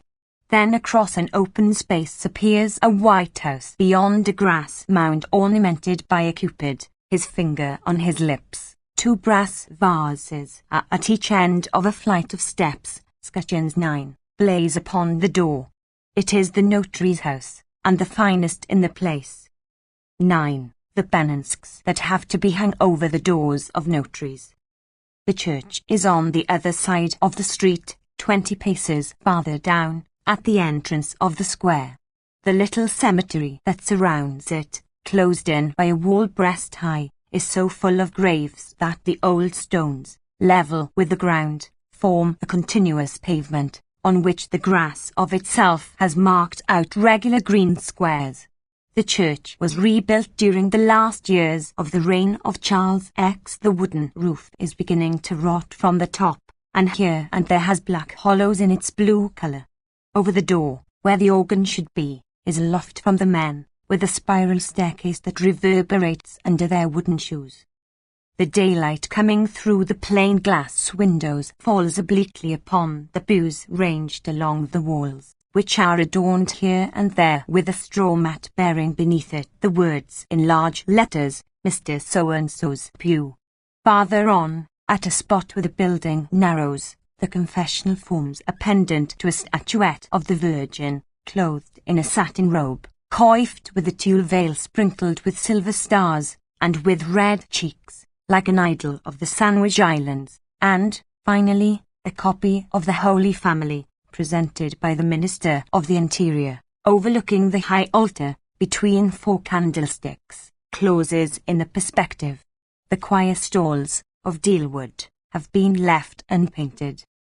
The market, that is to say, a tiled roof supported by some 20 posts, occupies of itself about half the public square of Yonville. The town hall, constructed from the designs of a Paris architect, is a sort of Greek temple that forms the cone annexed to the chemist's shop. On the ground floor are 3 Ionic columns, and on the first floor a semicircular gallery, while the dome that crowns it is occupied by a Gallic cock, resting 1 foot upon the charty and holding in the other the scales of justice. But that which most attracts the eye is opposite the Lion d'Or, the chemist's shop of Monsieur Homais.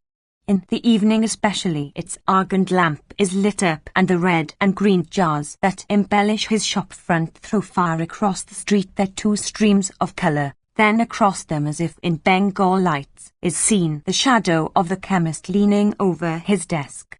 His house from top to bottom is placarded with inscriptions written in large hand, round hand, printed hand, Vichy, seltzer, beige waters, blood purifiers, Raspail patent medicine, Arabian rakohout, Darcic lozenges, Brignoled paste, tresses, baths, hygienic chocolate, etc. And the signboard, which takes up all the breadth of the shop, bears in gold letters, Homais, chemist. Then at the back of the shop, behind the great scales fixed to the counter, the word laboratory appears on a scroll above a glass door, which about halfway up once more repeats Homais in gold letters on a black ground. Beyond this there is nothing to see at Yonville.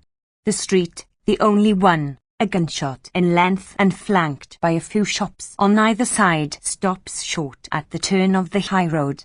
If it is left on the right hand and the foot of the St. Jean Hills followed, the cemetery is soon reached.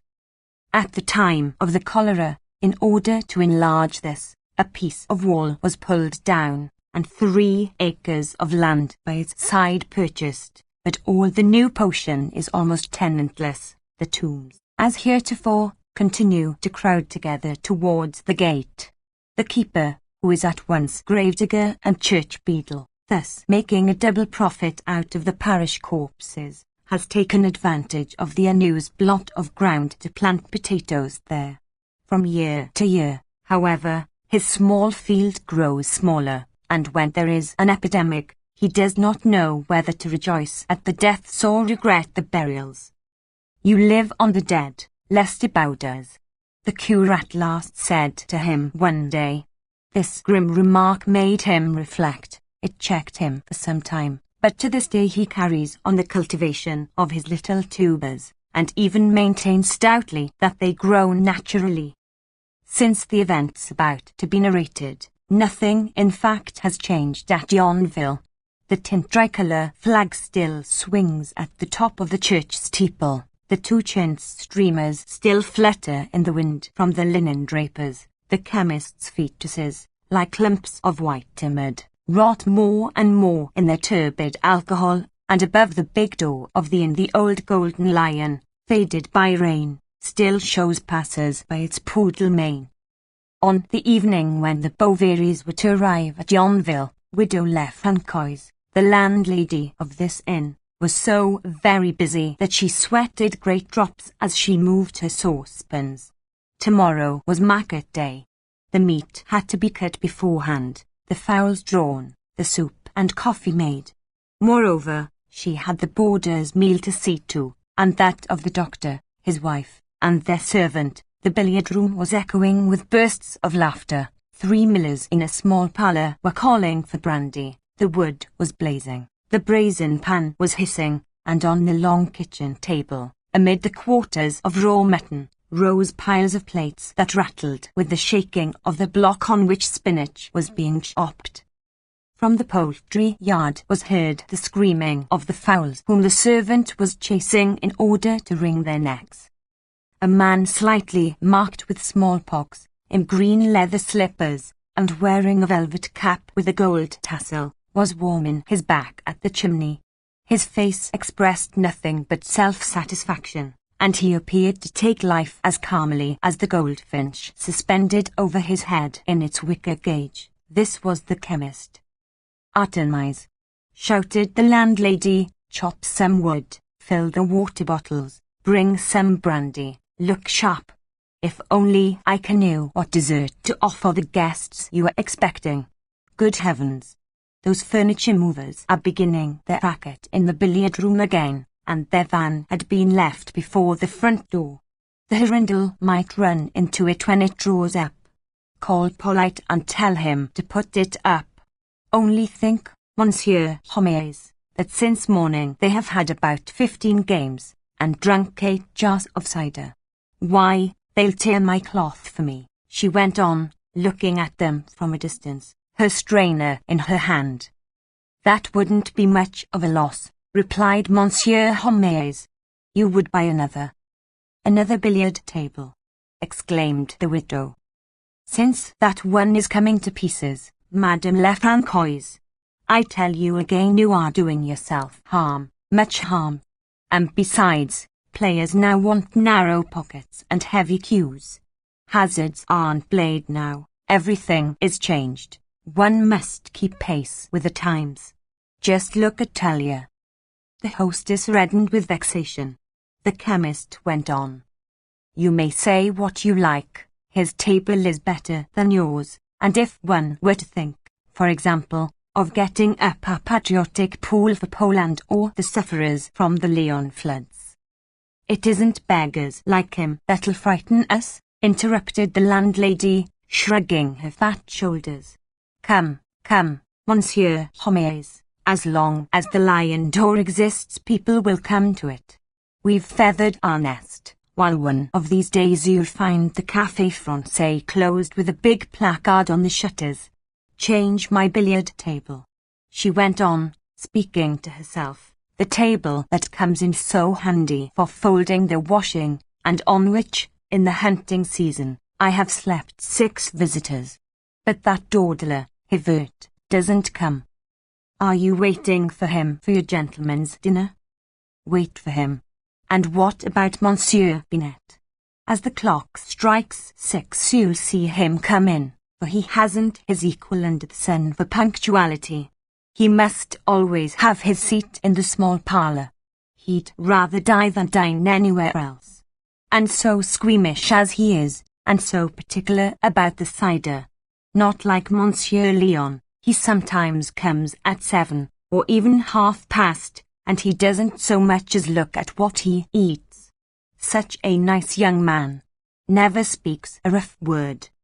Well, you see, there's a great difference between an educated man and an old carabineer who is now a tax collector."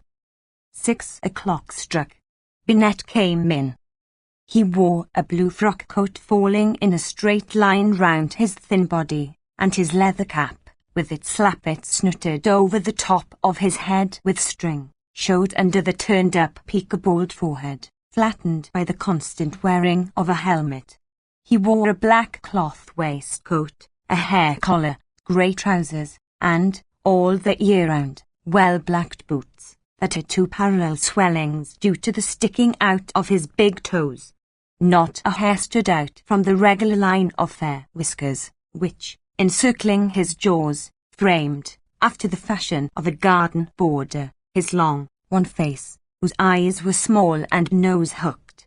Clever at all games of cards, a good hunter, and writing a fine hand, he had at home a lathe, and amused himself by turning napkin rings, with which he filled up his house, with the jealousy of an artist and the egotism of a bourgeois.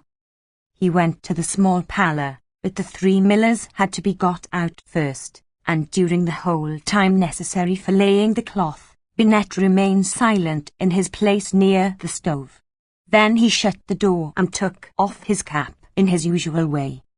"It isn't with saying civil things that he'll wear out his tongue," said the chemist, as soon as he was along with the landlady.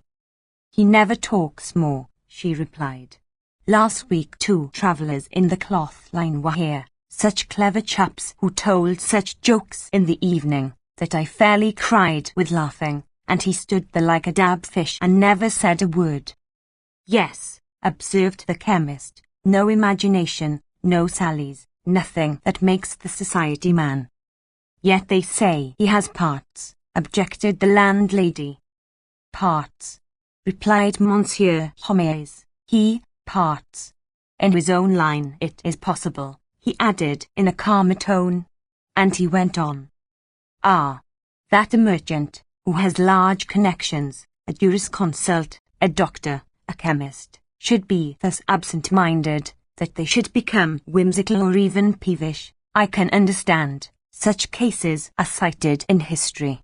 But at least it is because they are thinking of something. Myself, for example, how often has it happened to me to look on the bureau for my pen to write a label, and to find, after all, that I had put it behind my ear. Madame Lefrancois just then went to the door to see if the Hirondelle were not coming. She started. A man dressed in black suddenly came into the kitchen. By the last gleam of the twilight one could see that his face was rubicund and his form athletic. "What can I do for you, Monsieur le Curé?" asked the landlady, as she reached down from the chimney one of the copper candlesticks placed with their candles in a row. "Will you take something? A thimbleful of cassis? 10. A glass of wine? 10. Blackcurrant liqueur." The priest declined very politely. He had come for his umbrella, that he had forgotten the other day at the Ernemont convent, and after asking Madame Lefrancois to have it sent to him at the presbytery in the evening, he left for the church, from which the Angelus was ringing. When the chemist no longer heard the noise of his boots along the square, he thought the priest's behaviour just now very unbecoming.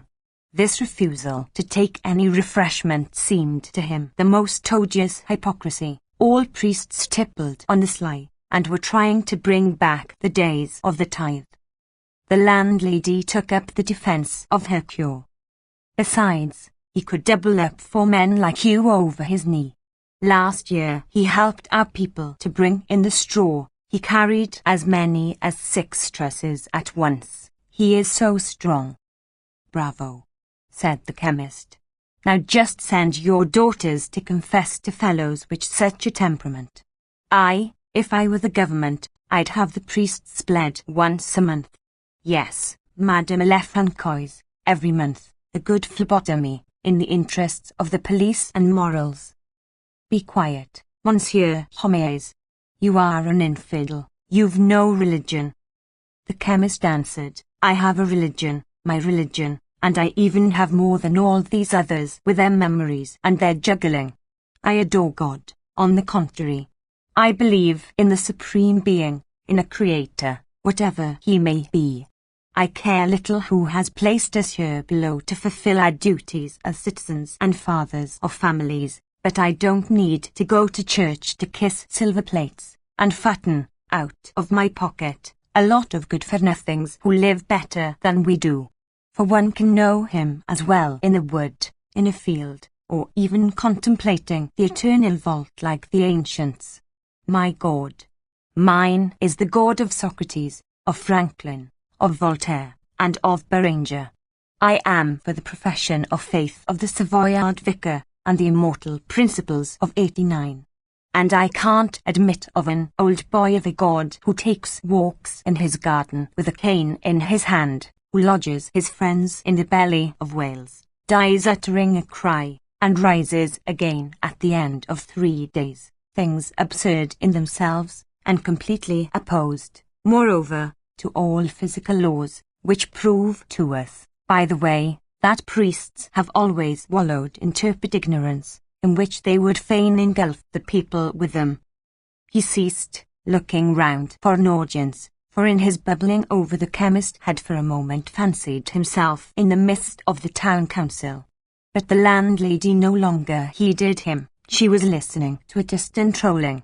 One could distinguish the noise of a carriage mingled with the clattering of loose horseshoes that beat against the ground, and at last the hirundle stopped at the door. It was a yellow box on 2 large wheels that, reaching to the tilt, prevented travellers from seeing the road and dirtied their shoulders. The small panes of the narrow windows rattled in their sashes when the coach was closed, and retained here and the patches of mud amid the old layers of dust that not even storms of rain had altogether washed away. It was drawn by 3 horses, the first a leader, and when it came downhill its bottom jolted against the ground.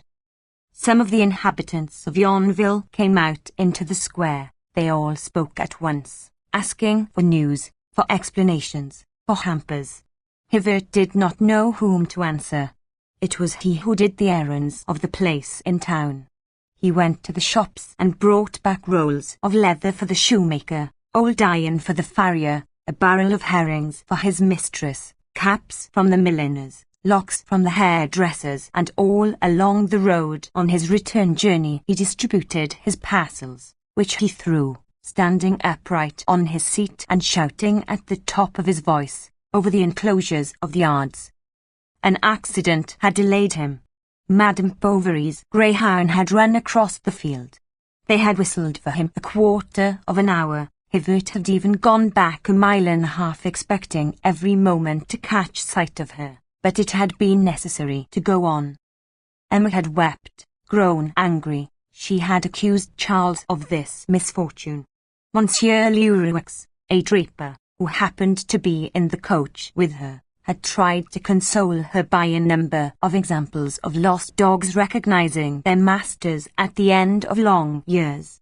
One, he said, had been told of, who had come back to Paris from Constantinople. Another had gone 150 miles in a straight line, and swam 4 rivers, and his own father had possessed a poodle, which, after 12 years of absence, had all of a sudden jumped on his back in the street as he was going to dine in town. Chapter 2. Emma got out first, then Felicite, Monsieur Leroux, and a nurse, and they had to wake up Charles in his corner, where he had slept soundly since night set in. Homais introduced himself. He offered his homages to Madame and his respects to Monsieur, said he was charmed to have been able to render them some slight service, and added with a cordial air that he had ventured to invite himself, his wife being away. When Madame Bovary was in the kitchen, she went up to the chimney. With the tips of her fingers she caught her dress at the knee, and having thus pulled it up to her ankle, held out her foot in its black boot to the fire above the revolving leg of mutton.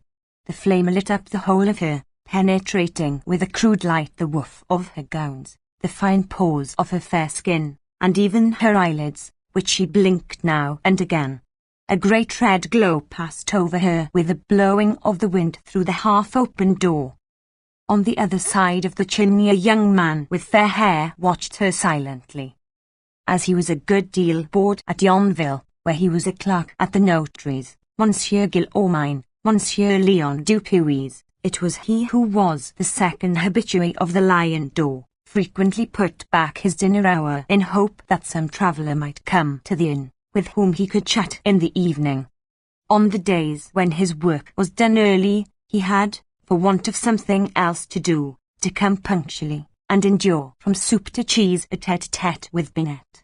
It was therefore with delight that he accepted the landlady's suggestion that he should dine in company with the newcomers, and they passed into the large parlour where Madame Lefrancois, for the purpose of showing off, had had the table laid for four. Homais asked to be allowed to keep on his skull-cap, for fear of coryza. Then, turning to his neighbour, "Madame is no doubt a little fatigued. One gets jolted so abominably in a hirondelle." "That is true," replied Emma, "but moving about always amuses me. I like change of place." "It is so tedious," sighed the clerk, "to be always riveted to the same places." "If you were like me," said Charles, "constantly obliged to be in the saddle."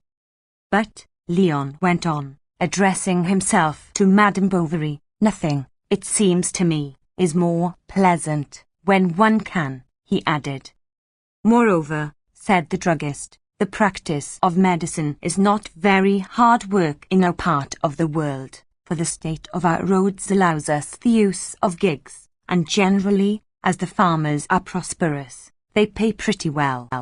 We have, medically speaking, besides the ordinary cases of enteritis, bronchitis, bilious affections, etc., now and then a few intermittent fevers at harvest time, but on the whole, little of a serious nature, nothing special to note, unless it be a great deal of scrofula, due, no doubt, to the deplorable hygienic conditions of our peasant dwellings. Ah, you will find many prejudices to combat, Monsieur Bovary, much obstinacy of routine, with which all the efforts of your science will daily come into collision, for people still have recourse to novenas, to relics, to the priest, rather than come straight to the doctor or the chemist. The climate, however, is not, truth to tell, bad, and we even have a few nonagenarians in our parish. The thermometer, I have made some observations, falls in winter to 4 degrees centigrade at the outside, which gives us 24 degrees Reaumur as the maximum, or otherwise 54 degrees Fahrenheit, English scale, not more. And, as a matter of fact, we are sheltered from the north winds by the forest of Arguel on the one side, from the west winds by the Street Jean range on the other, and this heat, moreover, which, on account of the aqueous vapours given off by the river and the considerable number of cattle in the fields, which, as you know, exhale much ammonia, that is to say, nitrogen, hydrogen and oxygen, no, nitrogen and hydrogen alone, and which sucking up into itself the humus from the ground, mixing together all those different emanations, unites them into a stack, so to say, and combining with the electricity diffused through the atmosphere, when there is any, might in the long run, as in tropical countries, engender insalubrious miasmata. This heat, I say, finds itself perfectly tempered on the side whence it comes, or rather whence it should come, that is to say, the southern side, by the southeastern winds, which, having cooled themselves passing over the Seine, reach us sometimes all at once like breezes from Russia. At any rate, you have some walks in the neighbourhood? Continued Madame Bovary, speaking to the young man. Oh, very few, he answered. There is a place they call La Pacha, on the top of the hill, on the edge of the forest. Sometimes, on Sundays, I go and stay there with a book, watching the sunset. I think there is nothing so admirable as sunsets, she resumed, but especially by the side of the sea. Oh, I adore the sea, said Monsieur Léon. And then, does it not seem to you, continued Madame Bovary, that the mind travels more freely on this limitless expanse, the contemplation of which elevates the soul, gives ideas of the infinite, the ideal? It is the same with mountainous landscapes, continued Leon. A cousin of mine who travelled in Switzerland last year told me that one could not picture to oneself the poetry of the lakes, the charm of the waterfalls, the gigantic effect of the glaciers. One sees pines of incredible size across torrents, cottages suspended over precipices, and, 1,000 feet below one, whole valleys when the clouds open. Such spectacles must stir to enthusiasm, incline to prayer, to ecstasy, and I no longer marvel at that celebrated musician who, the better to inspire his imagination, was in the habit of playing the piano before some imposing sight. "You play?" she asked. "No, but I am very fond of music," he replied. "Ah, don't you listen to him, Madame Bovary," interrupted Homais, bending over his plate. "That's sheer modesty. Why, my dear fellow, the other day in your room you were singing L'Ange Gardien ravishingly. I heard you from the laboratory. You gave it like an actor."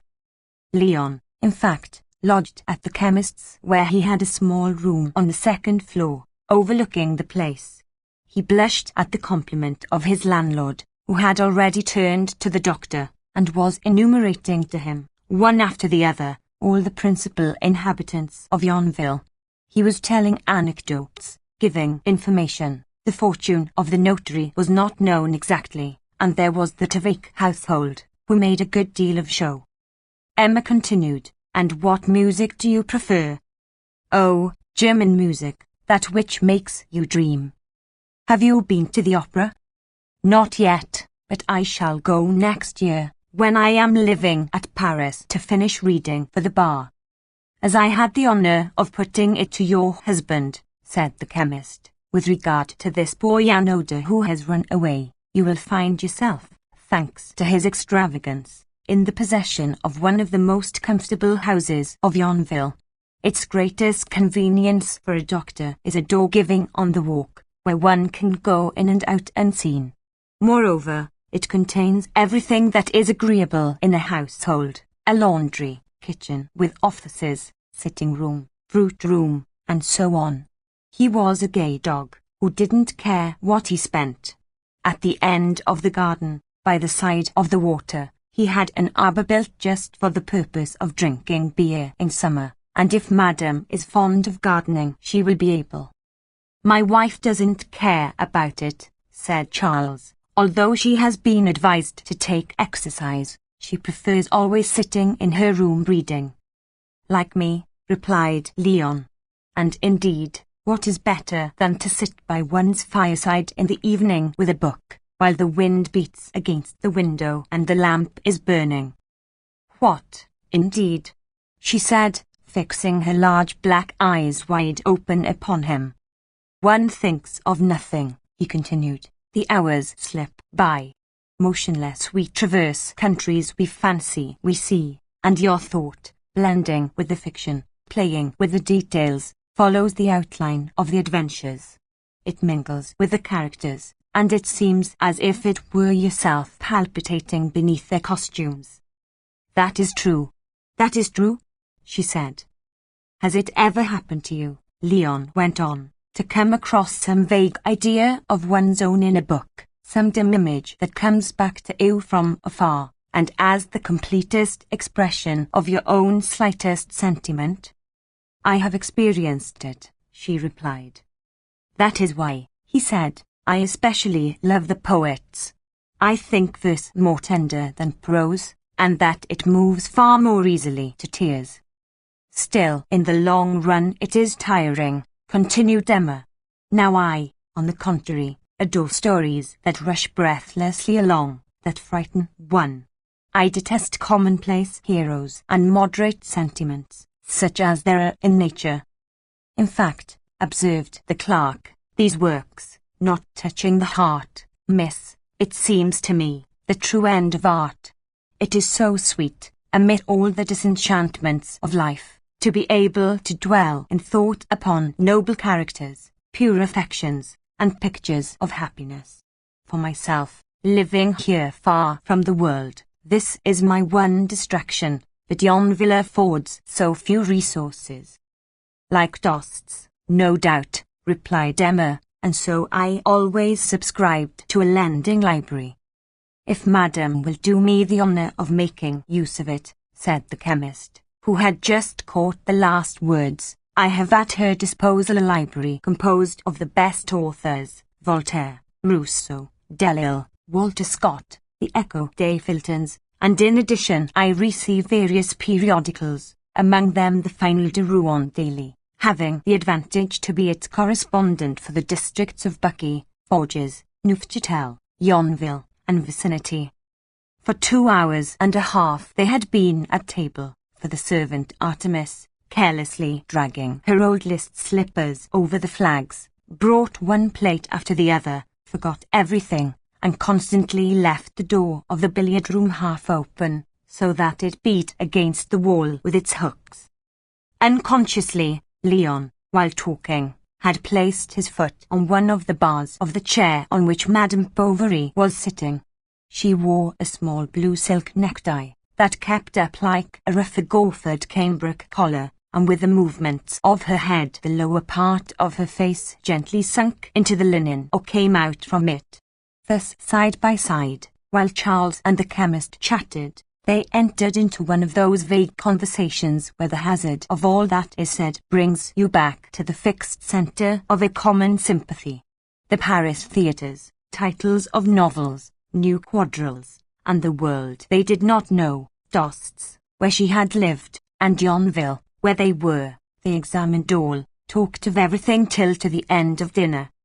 When coffee was served, Felicite went away to get ready the room in the new house, and the guests soon raised the siege. Madame Lefrancois was asleep near the cinders, while the stable boy, lantern in hand, was waiting to show Monsieur and Madame Bovary the way home.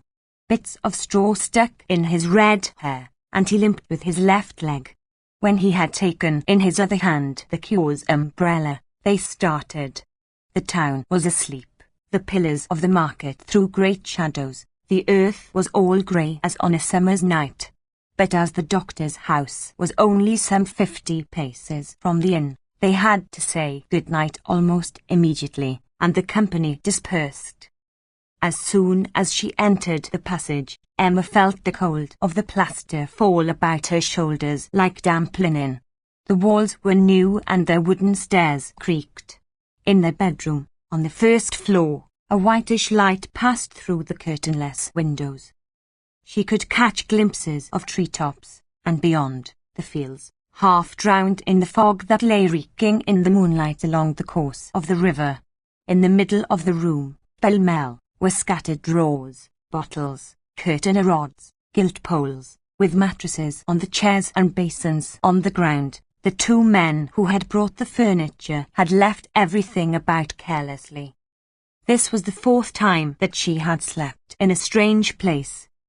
The first was the day of her going to the convent, the second, of her arrival at Dost's, the third, at Vaux-by-Assad, and this was the 4th.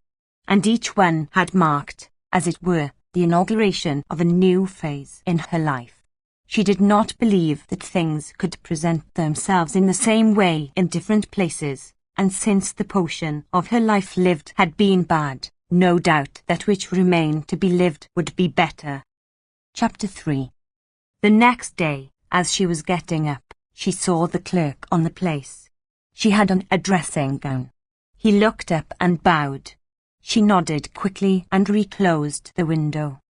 Leon waited all day for 6 o'clock in the evening to come, but on going to the inn, he found no one but Monsieur Binet, already at table.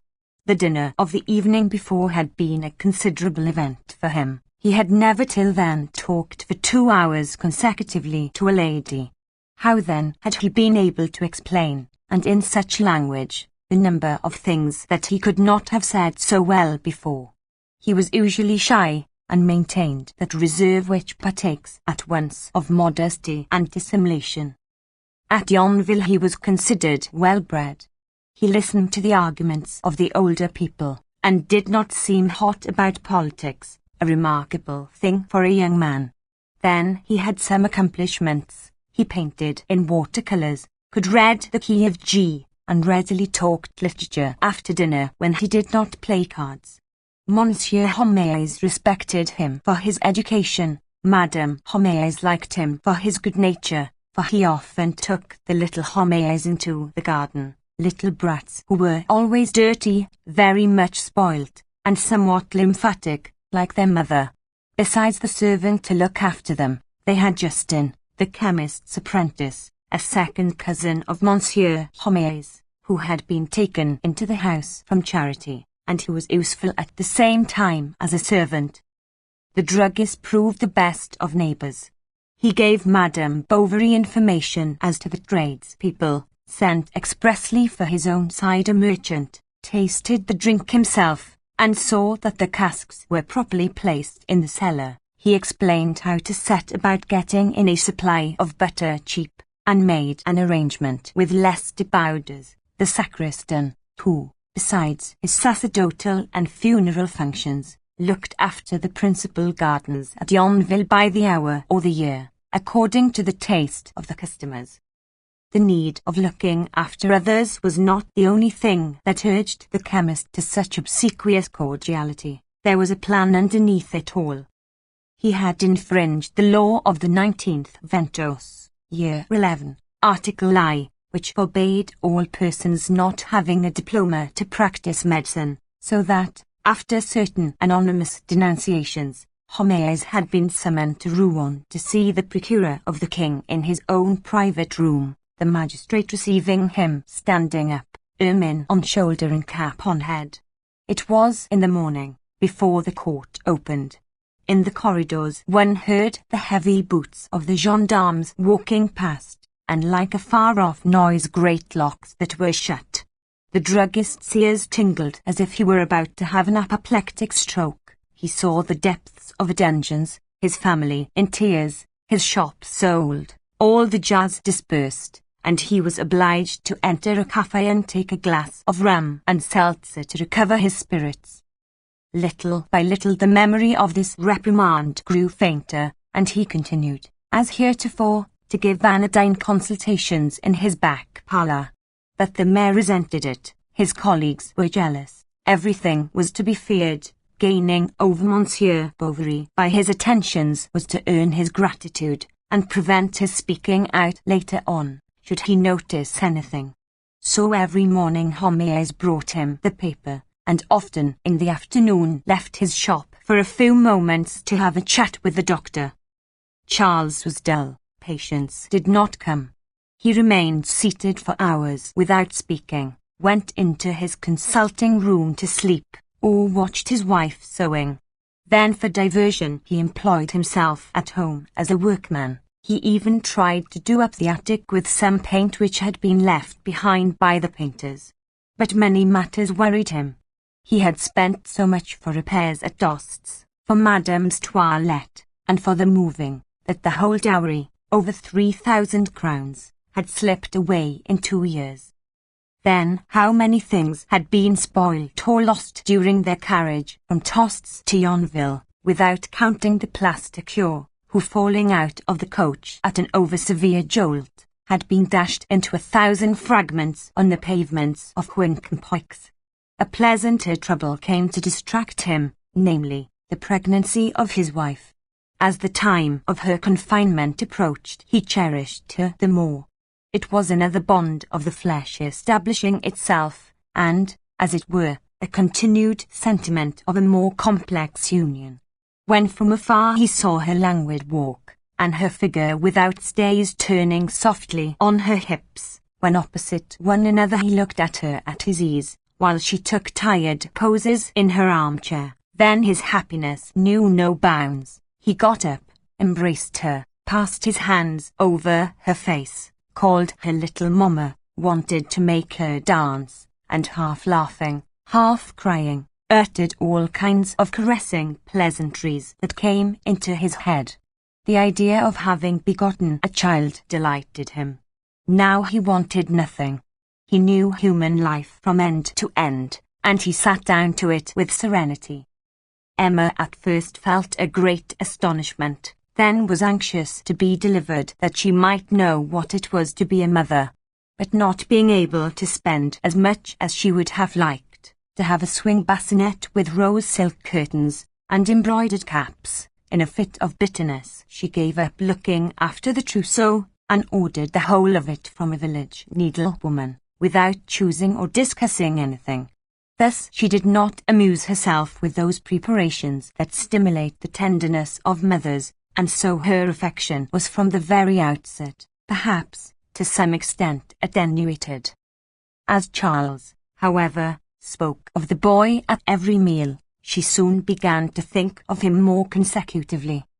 She hoped for a son. He would be strong and dark. She would call him George, and this idea of having a male child was like an expected revenge for all her impotence in the past. A man, at least, is free. He may travel over passions and over countries, overcome obstacles, taste of the most far-away pleasures. But a woman is always hampered. At once inert and flexible, she has against her the weakness of the flesh and legal dependence.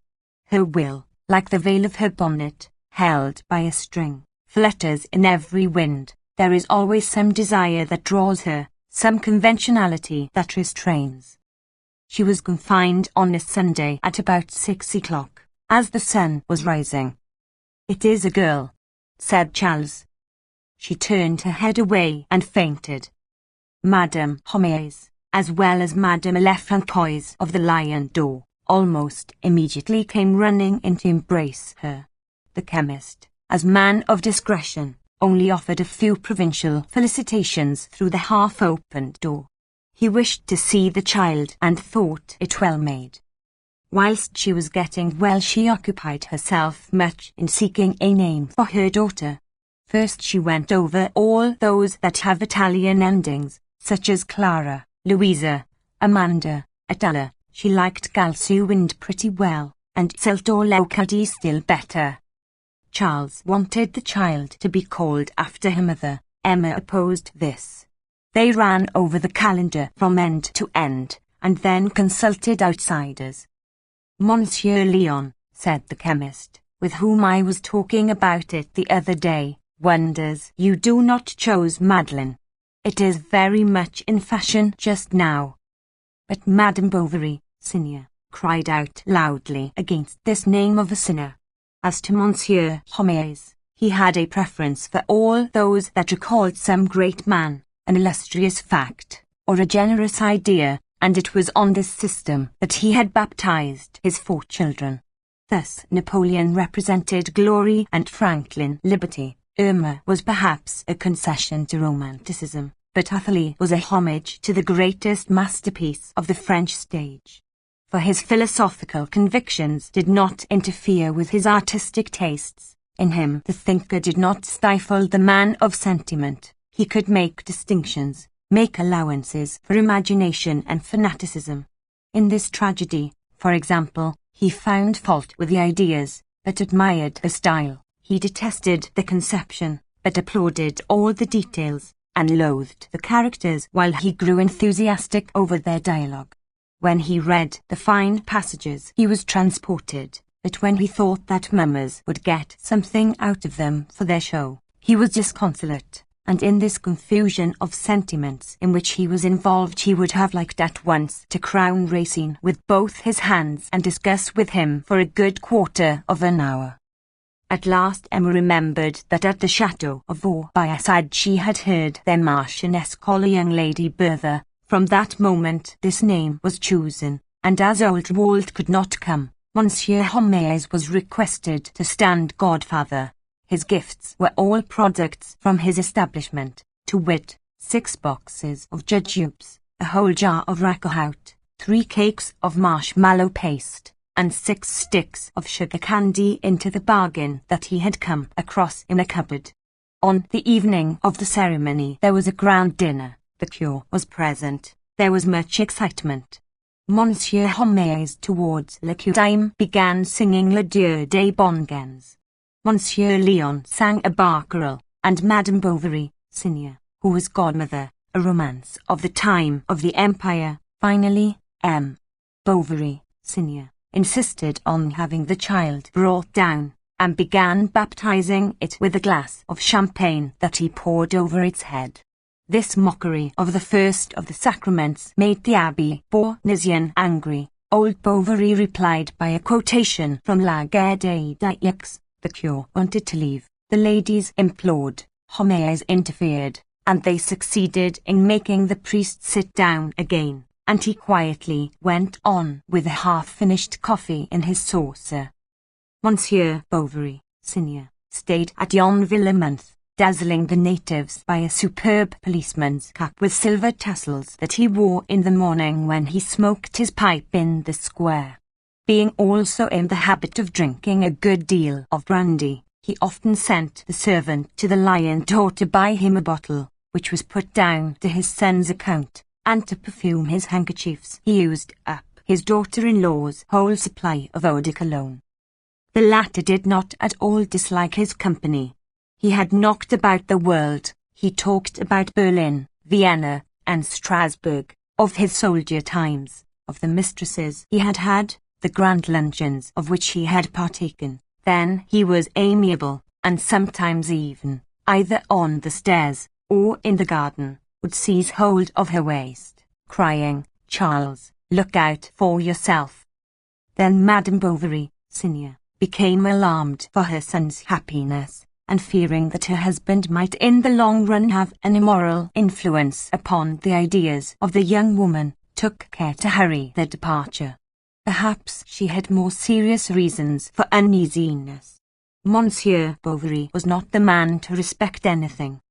One day Emma was suddenly seized with a desire to see her little girl, who had been put to nurse with the carpenter's wife, and, without looking at the calendar to see whether the 6 weeks of the Virgin were yet past, she set out for the Rowletts' house, situated at the extreme end of the village, between the high road and the fields. It was midday, the shutters of the houses were closed, and the slate roofs that glittered beneath the fierce light of the blue sky seemed to strike sparks from the crest of the gables. A heavy wind was blowing. Emma felt weak as she walked. The stones of the pavement hurt her. She was doubtful whether she would not go home again, or go in somewhere to rest. At this moment Monsieur Léon came out from a neighbouring door with a bundle of papers under his arm. He came to greet her, and stood in the shade in front of the Leroux's shop under the projecting grey awning. Madame Bovary said she was going to see her baby, but that she was beginning to grow tired. "If," said Léon, not daring to go on. "Have you any business to attend to?" she asked. And on the clerk's answer, she begged him to accompany her. That same evening this was known in Yonville, and Madame Tavik, the mayor's wife, declared in the presence of her servant that Madame Bovary was compromising herself. To get to the nurse's it was necessary to turn to the left on leaving the street, as if making for the cemetery, and to follow between little houses and yards a small path bordered with privet hedges. They were in bloom, and so were the speedwells, eglantines, thistles, and the sweetbriar that sprang up from the thickets. Through openings in the hedges one could see into the huts, some pigs on the dung heap, or tethered cows rubbing their horns against the trunk of trees. The two, side by side, walked slowly, she leaning upon him, and he restraining his pace, which he regulated by hers. In front of them a swarm of midges fluttered, buzzing in the warm air. They recognized the house by an old walnut tree which shaded it. Low and covered with brown tiles, there hung outside it, beneath the dormer window of the garret, a string of onions. Faggots upright against a thorn fence surrounded a bed of lettuce, a few square feet of lavender, and sweet peas strung on the sticks. Dirty water was running here and there on the grass, and all round were several indefinite rags, knitted stockings, a red calico jacket, and a large sheet of coarse linen spread over the hedge. At the noise of the gate the nurse appeared with a baby she was suckling on one arm. With her other hand she was pulling along a poor puny little fellow, his face covered with scrofula, the son of a Rouen hosier, whom his parents, too taken up with their business, left in the country. "Go in," she said, "your little one is there asleep." The room on the ground floor, the only one in the dwelling, had at its farther end, against the wall, a large bed without curtains, while a kneading trough took up the side by the window, one pane of which was mended with a piece of blue paper. In the corner behind the door, shining hobnailed shoes stood in a row under the slab of the washstand. Near a bottle of oil with a feather stuck in its mouth, a Mathilensburg lay on the dusty mantelpiece amid gunflints, candle ends, and bits of mud.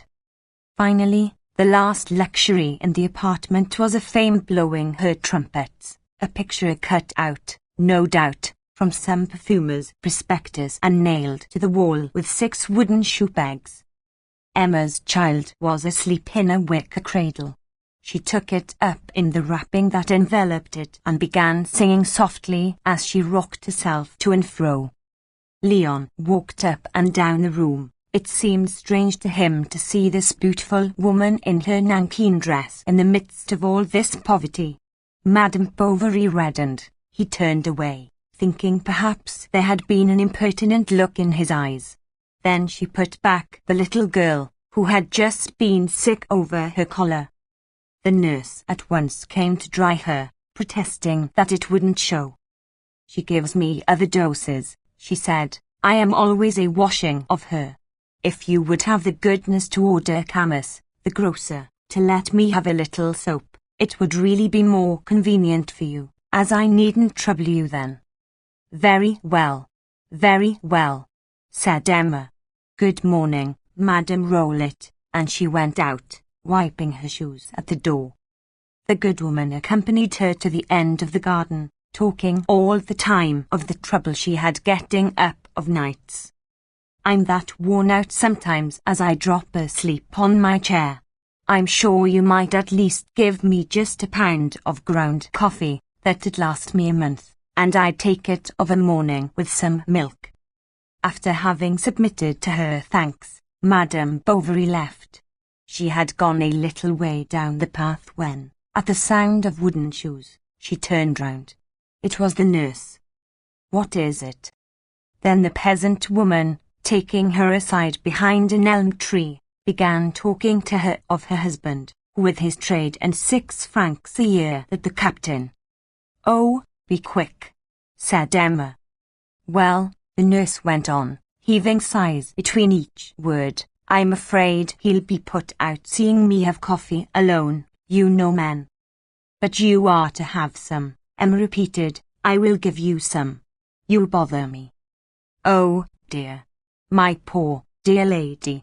You see, in consequence of his wounds he has terrible cramps in the chest. He even says that cider weakens him. Do make haste, me Rowlett." "Well," the latter continued, making a curtsy, "if it weren't asking too much," and she curtsied once more, "if you would," and her eyes begged, "a jar of brandy," she said at last, "and I'd rub your little one's feet with it. They're as tender as one's tongue." Once rid of the nurse, Emma again took Monsieur Leon's arm. She walked fast for some time, then more slowly, and looking straight in front of her, her eyes rested on the shoulder of the young man, whose frock coat had a black velvety collar. His brown hair fell over it, straight and carefully arranged. She noticed his nails, which were longer than one wore them at Yonville. It was one of the clerk's chief occupations to trim them, and for this purpose he kept a special knife in his writing desk. They returned to Yonville by the waterside. In the warm season the bank, wider than at other times, showed to their foot the garden walls whence a few steps led to the river. It flowed noiselessly, swift, and cold to the eye. Long, thin grasses huddled together in it as the current drove them, and spread themselves upon the limpid water like streaming hair. Sometimes at the tip of the reeds or on the leaf of a water lily an insect with fine legs crawled or rested. The sun pierced with a ray the small blue bubbles of the waves that, breaking, followed each other. Branchless old willows mirrored their grey backs in the water. Beyond, all around, the meadows seemed empty. It was the dinner hour at the farms, and the young woman and her companion heard nothing as they walked but the fall of their steps on the earth of the path, the words they spoke, and the sound of Emma's dress rustling round her. The walls of the gardens with pieces of bottle on their coping were hot as the glass windows of a conservatory. Wallflowers had sprung up between the bricks, and with the tip of her open sunshade Madame Bovary, as she passed, made some of their faded flowers crumble into a yellow dust, or a spray of overhanging honeysuckle and clematis caught in its fringe and dangled for a moment over the silk. They were talking of a troupe of Spanish dancers who were expected shortly at the Rouen Theatre. "Are you going?" she asked. "If I can," he answered. Had they nothing else to say to one another? Yet their eyes were full of more serious speech, and while they forced themselves to find trivial phrases, they felt the same languor stealing over them both. It was the whisper of the soul, deep, continuous, dominating that of their voices. Surprised with wonder at this strange sweetness, they did not think of speaking of the sensation or of seeking its cause. Coming joys, like tropical shores, throw over the immensity before them their inborn softness, an odorous wind, and we are lulled by this intoxication without a thought of the horizon that we do not even know. In one place the ground had been trodden down by the cattle. They had to step on large green stones put here and there in the mud. She often stopped a moment to look where to place her foot, and tottering on a stone that shook, her arms outspread, her form bent forward with a look of indecision, she would laugh, afraid of falling into the puddles of water. When they arrived in front of her garden, Madame Bovary opened the little gate, ran up the steps and disappeared. Leon returned to his office. His chief was away. He just glanced at the briefs, then cut himself a pen, and at last took up his hat and went out. He went to La Patcha at the top of the Argyle Hills at the beginning of the forest. He threw himself upon the ground under the pines and watched the sky through his fingers.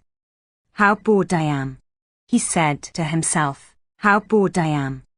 He thought he was to be pitied for living in this village, with Homais for a friend and Monsieur Guillaumin for master. The latter, entirely absorbed by his business, wearing gold-rimmed spectacles and red whiskers over a white cravat, understood nothing of mental refinements, although he affected a stiff English manner, which in the beginning had impressed the clerk. As to the chemist's spouse, she was the best wife in Normandy, gentle as a sheep, loving her children, her father, her mother, her cousins, weeping for others' woes, letting everything go in her household, and detesting corsets, but so slow of movement, such a bore to listen to, so common in appearance, and of such restricted conversation, that although she was 30, he only 20, although they slept in rooms next each other and he spoke to her daily, he never thought that she might be a woman for another, or that she possessed anything else of her sex than the gown. And what else was there? Binet, a few shopkeepers, 2 or 3 publicans, the cure, and finally, Monsieur Tavic, the mayor, with his 2 sons, rich, crabbed, obtuse persons, who farmed their own lands and had feasts among themselves, bigoted to boot, and quite unbearable companions. But from the general background of all these human faces Emma's stood out isolated and yet farthest off, for between her and him he seemed to see a vague abyss. In the beginning he had called on her several times along with the druggist. Charles had not appeared particularly anxious to see him again, and Leon did not know what to do between his fear of being indiscreet and the desire for an intimacy that seemed almost impossible. Chapter 4. When the first cold days set in, Emma left her bedroom for the sitting room, a long apartment with a low ceiling, in which there was on the mantelpiece a large bench of coral spread out against the looking-glass. Seated in her armchair near the window, she could see the villagers pass along the pavement. Twice a day Leon went from his office to the lion door.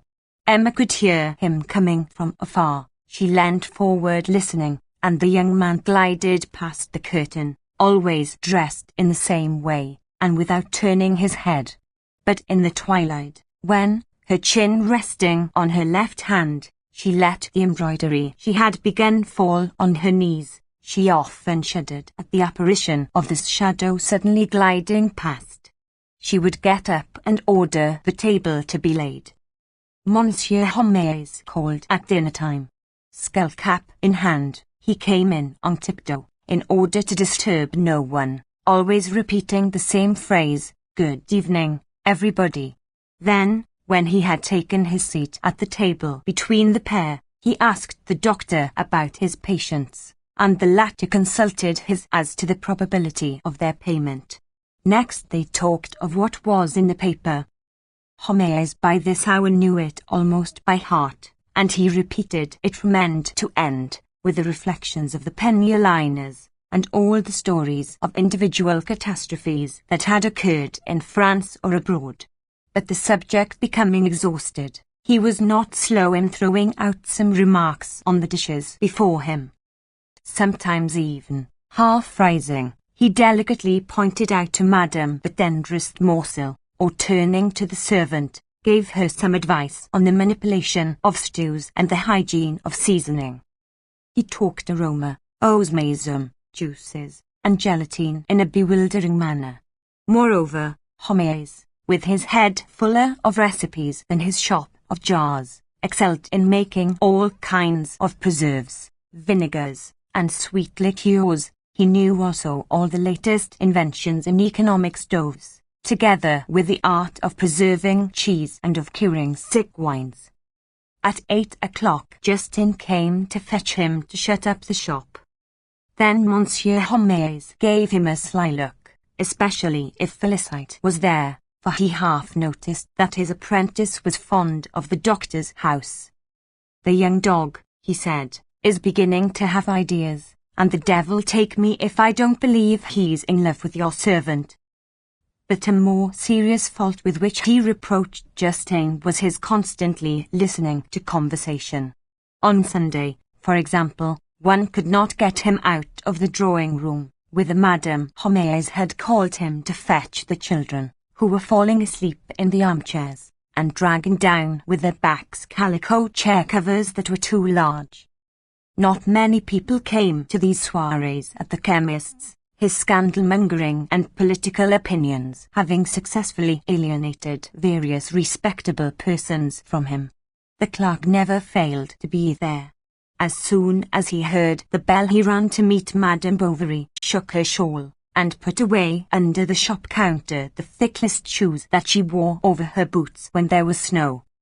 First they played some hands at Trentiat, and next Monsieur Homais played écarté with Emma. Leon behind her gave her advice. Standing up with his hands on the back of her chair, he saw the teeth of her comb that bit into her chignon. With every movement that she made to throw her cards, the right side of her dress was drawn up.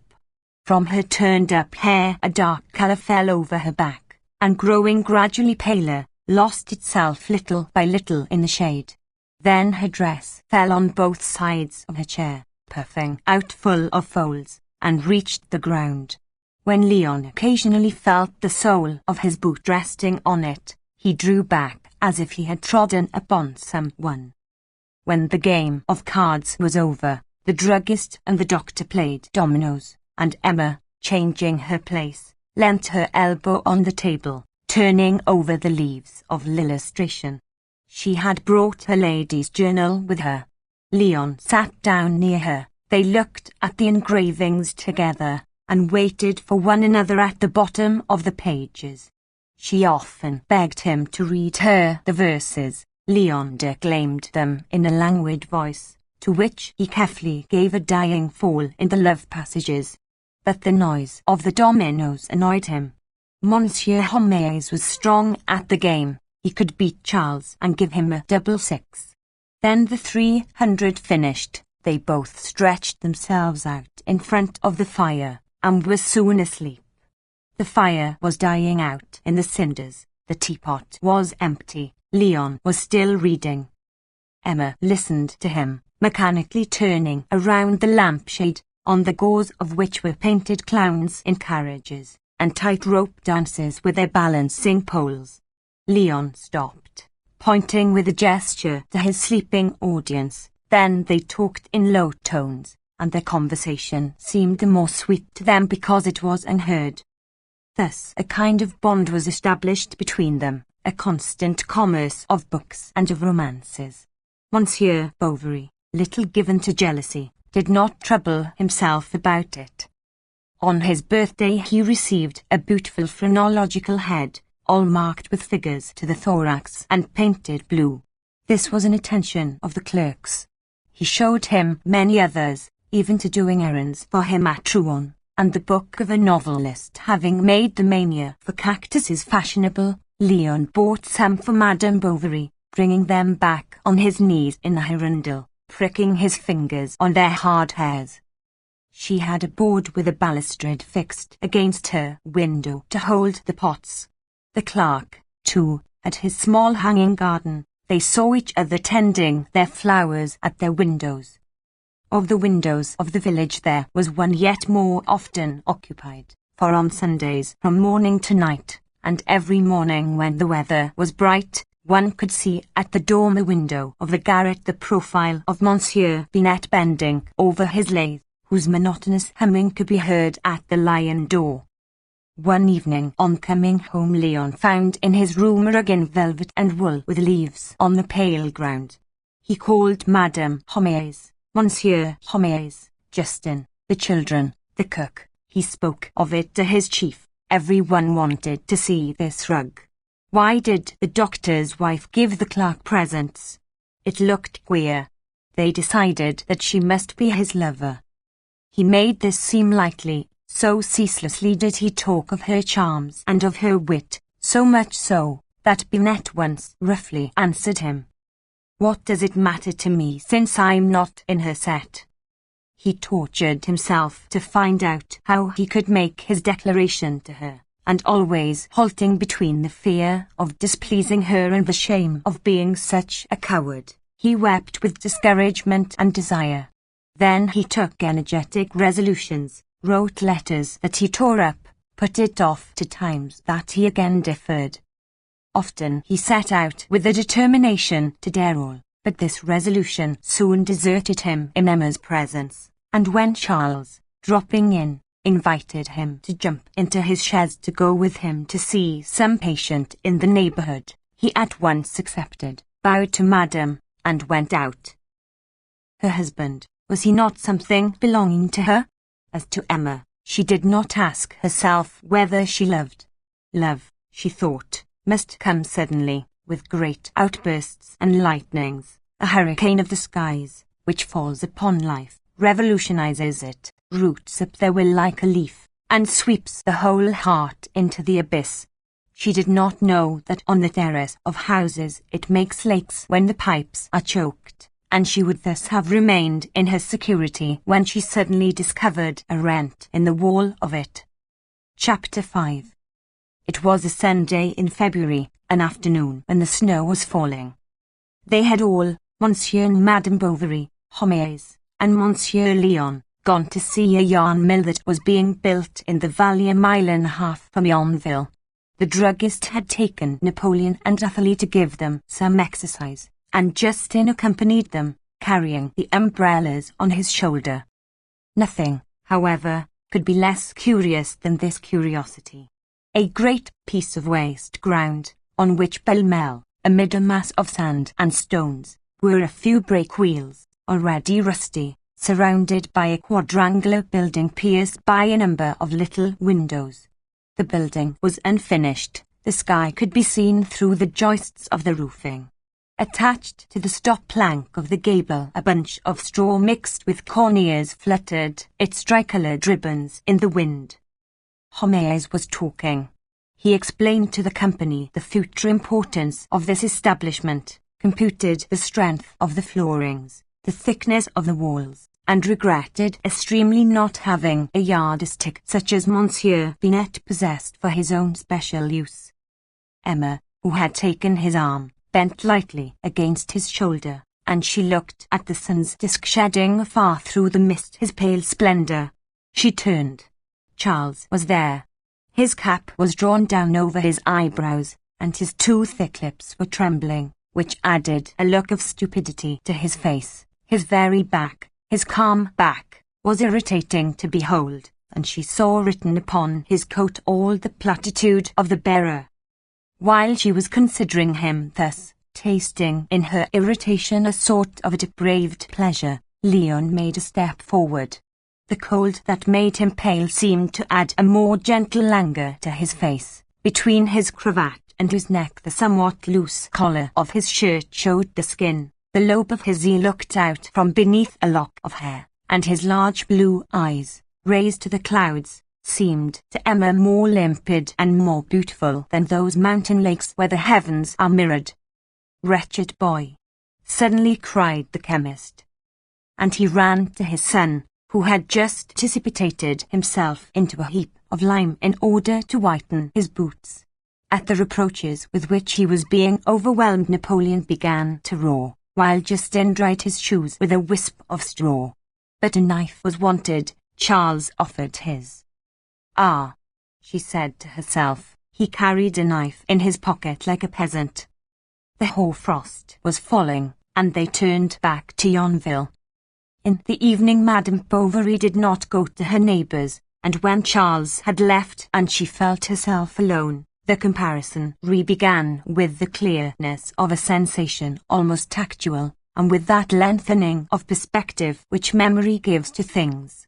Looking from her bed at the clean fire that was burning, she still saw, as she had down there, Leon standing up with one hand behind his cane, and with the other holding Athalie, who was quietly sucking a piece of ice.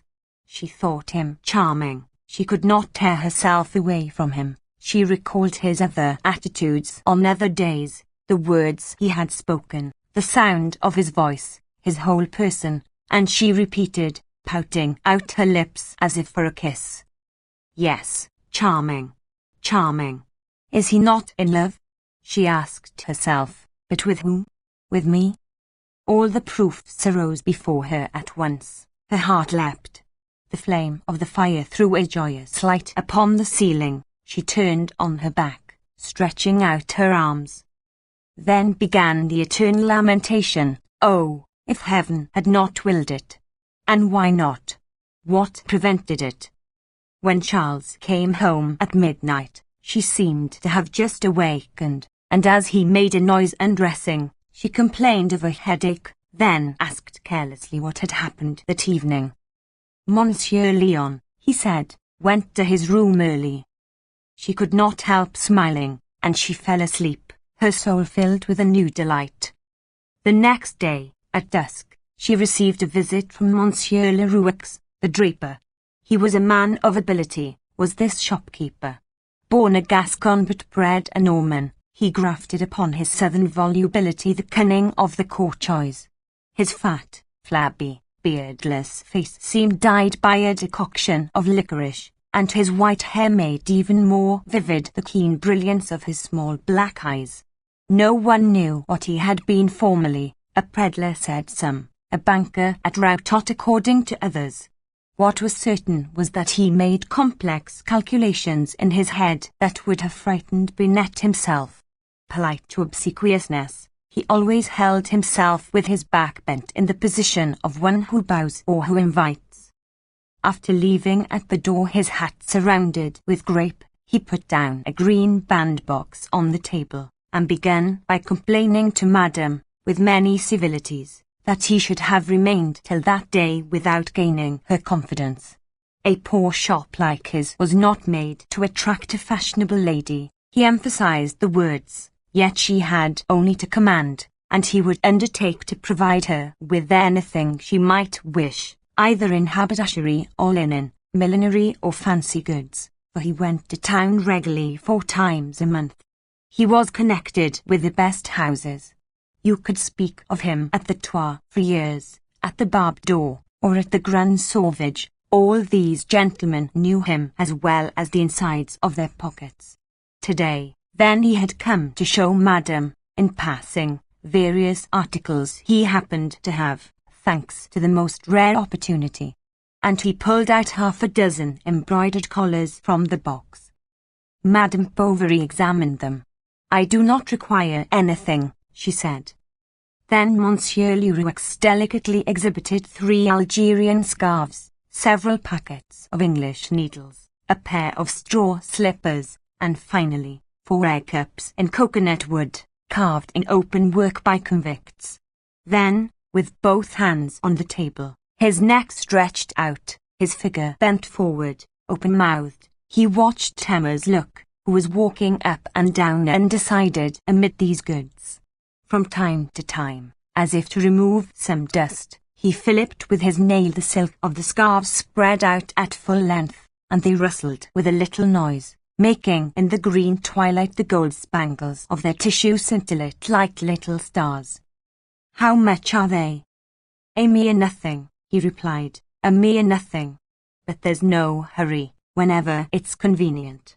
We are not Jews." She reflected for a few moments, and ended by again declining Monsieur Leroux's offer. He replied quite unconcernedly, "Very well. We shall understand one another by and by. I have always got on with ladies, if I didn't with my own." Emma smiled. "I wanted to tell you," he went on good-naturedly, after his joke, "that it isn't the money I should trouble about. Why, I could give you some, if need be." She made a gesture of surprise. "Ah," said he quickly and in a low voice, "I shouldn't have to go far to find you some, rely on that." And he began asking after Père Tellier, the proprietor of the Café Français, whom Monsieur Bovary was then attending. "What's the matter with Père Tellier? He coughs so that he shakes his whole house, and I'm afraid he'll soon want to deal covering rather than a flannel vest. He was such a rake as a young man. Those sort of people, madam, have not the least regularity. He's burnt up with brandy. Still, it's sad, all the same, to see an acquaintance go off." And while he fastened up his box he discoursed about the doctor's patients. "It's the weather, no doubt," he said, looking frowningly at the floor, "that causes these illnesses. I, too, don't feel the thing. One of these days I shall even have to consult the doctor for a pain I have in my back. Well, goodbye, Madame Bovary. At your service, your very humble servant." And he closed the door gently. Emma had her dinner served in her bedroom on a tray by the fireside. She was a long time over it. Everything was well with her. "How good I was," she said to herself, thinking of the scarves. She heard some steps on the stairs. It was Leon. She got up and took from the chest of drawers the first pile of dusters to be hemmed. When he came in she seemed very busy. The conversation languished. Madame Bovary gave it up every few minutes, whilst he himself seemed quite embarrassed. Seated on a low chair near the fire, he turned round in his fingers the ivory thimble case. She stitched on, or from time to time turned down the hem of the cloth with her nail. She did not speak. He was silent, captivated by her silence, as he would have been by her speech. "Poor fellow," she thought. "How have I displeased her?" he asked himself. At last, however, Leon said that he should have, one of these days, to go to Rouen on some office business. "Your music subscription is out. Am I to renew it?" "No," she replied. "Why?" "Because." And pursing her lips, she slowly drew a long stitch of grey thread. This work irritated Leon. It seemed to roughen the ends of her fingers. A gallant phrase came into his head, but he did not risk it. "Then you are giving it up?" he went on. "What?" she asked hurriedly. "Music." "Ah, yes. Have I not my house to look after, my husband to attend to, 1,000 things, in fact, many duties that must be considered first?" She looked at the clock. Charles was late. Then she affected anxiety. 2 or 3 times she even repeated, "He is so good." The clerk was fond of Monsieur Bovary, but this tenderness on his behalf astonished him unpleasantly. Nevertheless he took up on his praises, which he said everyone was singing, especially the chemist. "Ah, he is a good fellow," continued Emma. "Certainly," replied the clerk. And he began talking of Madame Homais, whose very untidy appearance generally made them laugh. "What does it matter?" interrupted Emma. "A good housewife does not trouble about her appearance." Then she relapsed into silence. It was the same on the following days. Her talks, her manners, everything changed. She took interest in the housework, went to church regularly, and looked after her servants with more severity. She took Bertha from nurse. When visitors called, Felicite brought her in, and Madame Bovary undressed her to show off her limbs. She declared she adored children. This was her consolation, her joy, her passion, and she accompanied her caresses with lyrical outbursts which would have reminded anyone but the Yonville people of Sachet in Notre Dame de Paris. When Charles came home, he found his slippers put to warm near the fire. His waistcoat now never wanted lining, nor his shirt buttons, and it was quite a pleasure to see in the cupboard the nightcaps arranged in piles of the same height. She no longer grumbled as formerly at taking a turn in the garden. What he proposed was always done, although she did not understand the wishes to which she submitted without a murmur, and when Leon saw him by his fireside after dinner, his 2 hands on his stomach, his 2 feet on the fender, his 2 cheeks red with feeding, his eyes moist with happiness, the child crawling along the carpet, and this woman with the slender waist who came behind his armchair to kiss his forehead, what madness, he said to himself, and how to reach her. And thus she seemed so virtuous and inaccessible to him that he lost all hope, even the faintest. But by this renunciation he placed her on an extraordinary pinnacle. To him she stood outside those fleshly attributes from which he had nothing to obtain, and in his heart she rose ever, and became farther removed from him after the magnificent manner of an apotheosis that is taking wing. It is one of those pure feelings that do not interfere with life, that are cultivated because they are rare, and whose loss would afflict more than their passion rejoices. Emma grew thinner, her cheeks paler, her face longer. With her black hair, her large eyes, her aquiline nose, her bird-like walk, and always silent now, did she not seem to be passing through life scarcely touching it, and to bear on her brow the vague impress of some divine destiny? She was so sad and so calm, at once so gentle and so reserved, that near her one felt oneself seized by an icy charm, as we shudder in churches at the perfume of the flowers mingling with the cold of the marble. The others even did not escape from this seduction. The chemist said, "She is a woman of great parts, who wouldn't be misplaced in a sub-prefecture." The housewives admired her economy, the patients her politeness, the poor her charity. But she was eaten up with desires, with rage, with hate. That dress with the narrow folds hid a distracted fear, of whose torment those chaste lips said nothing. She was in love with Leon, and sought solitude that she might with the more ease delight in his image. The sight of his form troubled the voluptuousness of this mediation. Emma thrilled at the sound of his step, then in his presence the emotion subsided, and afterwards there remained to her only an immense astonishment that ended in sorrow. Leon did not know that when he left her in despair she rose after he had gone to see him in the street. She concerned herself about his comings and goings. She watched his face. She invented quite a history to find an excuse for going to his room. The chemist's wife seemed happy to her to sleep under the same roof, and her thoughts constantly centered upon this house, like the lion-d'or pigeons, who came to dip their red feet and white wings in its gutters.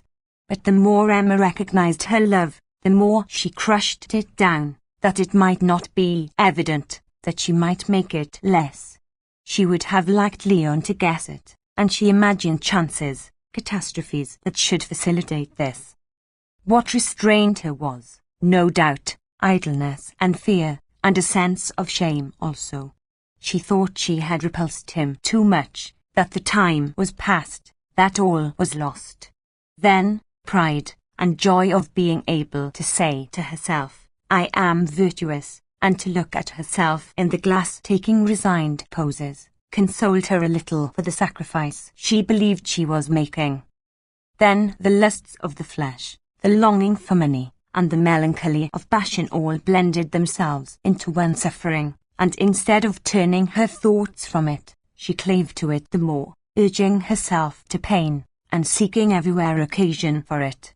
She was irritated by an ill-served dish or by a half-open door, bewailed the velvets she had not, the happiness she had missed, her too exalted dreams, her narrow home. What exasperated her was that Charles did not seem to notice her anguish. His conviction that he was making her happy seemed to her an imbecile insult, and his sureness on this point ingratitude. For whose sake, then, was she virtuous? Was it not for him, the obstacle to all felicity, the cause of all misery, and, as it were, the sharp clasp of that complex strap that backed her in on all sides? On him alone, then, she concentrated all the various hatreds that resulted from her boredom, and every effort to diminish only augmented it, for this useless trouble was added to the other reasons for despair, and contributed still more to the separation between them. Her own gentleness to herself made her rebel against him. Domestic mediocrity drove her to lewd fancies, marriage tenderness to adulterous desires. She would have liked Charles to beat her, that she might have a better right to hate him, to revenge herself upon him.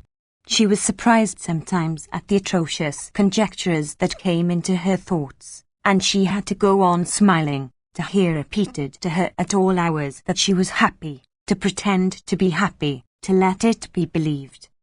Yet she had loathing of this hypocrisy. She was seized with the temptation to flee somewhere with Leon to try a new life, but at once a vague chasm full of darkness opened within her soul. Besides, he no longer loves me, she thought. What is to become of me? What help is to be hoped for? What consolation? What solace? She was left broken, breathless, inert, sobbing in a low voice, with flowing tears. "Why don't you tell master?" the servant asked her when she came in during these crises. "It is the nerves," said Emma. "Do not speak to him of it, it would worry him." "Ah, yes," Felicite went on. "You are just like Clagarine, Peregrine's daughter, the fisherman at Polet, that I used to know at Dieppe before I came to you." She was so sad, to see her standing upright on the threshold of her house. She seemed to you like the winding sheet spread out before the door. Her illness, it appears, was a kind of fog that she had in her head, and the doctors could not do anything, nor the priest either. When she was taken too bad she went off quite alone to the seashore, so that the customs officer, going his rounds, often found her lying flat on her face, crying on the shingle.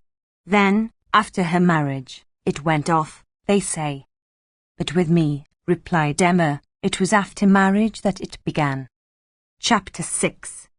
One evening when the window was open, and she, sitting by it, had been watching Lester Bowders, the beadle, trimming the box, she suddenly heard the Angelus ringing.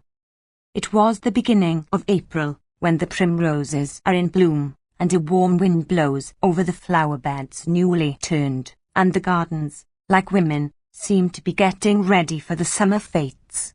Through the bars of the arbour and away beyond the river seen in the fields, meandering through the grass in wandering curves, the evening vapours rose between the leafless poplars, touching their outlines with a violet tint, paler and more transparent than a subtle gauze caught athwart their branches.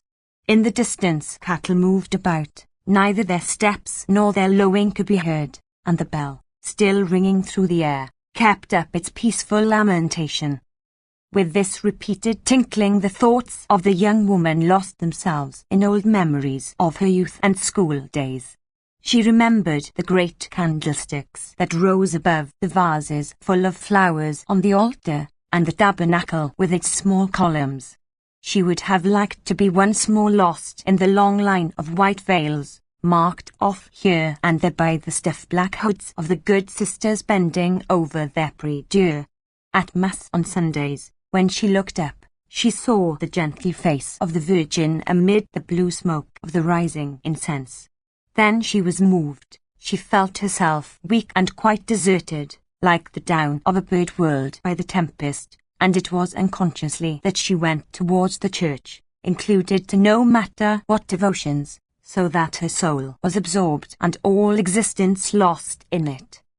On the place she met less devouters on his way back, for, in order not to shorten his day's labour, he preferred interrupting his work, then beginning it again, so that he rang the Angelus to suit his own convenience. Besides, the ringing over a little earlier warned the lads of catechism hour. Already a few who had arrived were playing marbles on the stones of the cemetery. Others, astride the wall, swung their legs, kicking with their clogs the large nettles growing between the little enclosure and the newest graves. This was the only green spot. All the rest was but stones, always covered with a fine powder, despite the vestry broom. The children in list shoes ran about there as if it were an enclosure made for them. The shouts of their voices could be heard through the humming of the bell. This grew less and less with the swinging of the great rope that, hanging from the top of the belfry, dragged its end on the ground. Swallows flitted to and fro uttering little cries, cut the air with the edge of their wings, and swiftly returned to their yellow nests under the tiles of the coping. At the end of the church a lamp was burning, the wick of a nightlight in a glass hung up. Its light from a distance looked like a white stain trembling in the oil. A long ray of the sun fell across the nave and seemed to darken the lower sides and the corners. "Where is the cure?" asked Madame Bovary of one of the lads, who was amusing himself by shaking a swivel in a hole too large for it. "He is just coming," he answered. And in fact the door of the presbytery grated, Abbe Bournisien appeared, the children, pell-mell, fled into the church. "These young scamps," murmured the priest, always the same. Then, picking up a catechism all in rags that he had struck with his foot, "They respect nothing." But as soon as he caught sight of Madame Bovary, "Excuse me," he said, "I did not recognize you." He thrust the catechism into his pocket, and stopped short, balancing the heavy vestry key between his two fingers. The light of the setting sun that fell full upon his face paled the lasting of his cassock, shiny at the elbows, unravelled at the hem. Grease and tobacco stains followed along his broad chest the lines of the buttons, and grew more numerous the farther they were from his neckcloth, in which the massive folds of his red chin rested. This was dotted with yellow spots that disappeared beneath the coarse hair of his greyish beard. He had just dined and was breathing noisily. "How are you?" he added. "Not well," replied Emma. "I am ill." "Well, and so am I," answered the priest. "These first warm days weaken one most remarkably, don't they? But, after all, we are born to suffer, as St. Paul says. But what does Monsieur Bovary think of it?" She said with a gesture of contempt. "What?" replied the good fellow, quite astonished. "Doesn't he prescribe something for you?" "Ah," said Emma, "it is no earthly remedy I need." But the cure from time to time looked into the church, where the kneeling boys were shouldering one another, and tumbling over like packs of cards. "I should like to know," she went on. "You look out, Rebaud," cried the priest in an angry voice. "I'll warm your ears, you imp." Then turning to Emma, "He's bowed the carpenter's son. His parents are well off, and let him do just as he pleases. Yet he could learn quickly if he would, for he is very sharp. And so sometimes for a joke I call him Rebaud. like the road one takes to go to Marom, and I even Simon rebowed it. Ha! Ha! Montana rebowed it. The other day I repeated that just to Monsignor, and he laughed at it, he condescended to laugh at it. And how is Monsieur Bovary? She seemed not to hear him, and he went on. Always very busy, no doubt, for he and I are certainly the busiest people in the parish. But he is doctor of the body, he added with a thick laugh, an eye of the soul. She fixed her pleading eyes upon the priest. Yes, she said, you solace all sorrows. Ah, don't talk to me of it, Madame Bovary.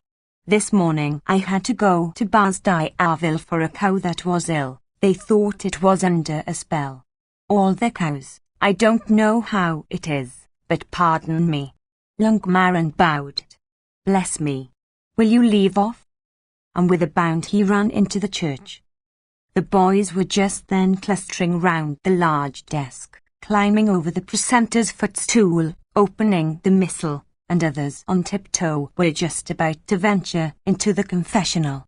But the priest suddenly distributed a shower of cuffs among them. Seizing them by the collars of their coats, he lifted them from the ground, and deposited them on their knees on the stones of the choir, firmly, as if he meant planting them there. Yes, said he, when he returned to Emma, unfolding his large cotton handkerchief, one corner of which he put between his teeth. Farmers are much to be pitied. Others, too, she replied. Assuredly. Town labourers, for example. It is not a pardon. I've known poor mothers of families, virtuous women, I assure you, real saints, who wanted even bread. But those, replied Emma, and the corners of her mouth twitched as she spoke, those, Monsieur le Curé, who have bread and have no fire in the winter, said the priest. Oh, what does it matter? What does it matter? It seems to me that when one has firing and food, for, after all. My God, she sighed. It is indigestion, no doubt. You must get home, Madame Bovary, drink a little tea, that will strengthen you, or else a glass of fresh water with a little moist sugar. Why? And she looked like one awaking from a dream. Well, you see, you were putting your hand to your forehead. I thought you felt faint. Then, bethinking himself, that you were asking me something? What was it? I really don't remember. Nothing, repeated Emma. And the glance she cast round her slowly fell upon the old man in the cassock. They looked at one another face to face without speaking.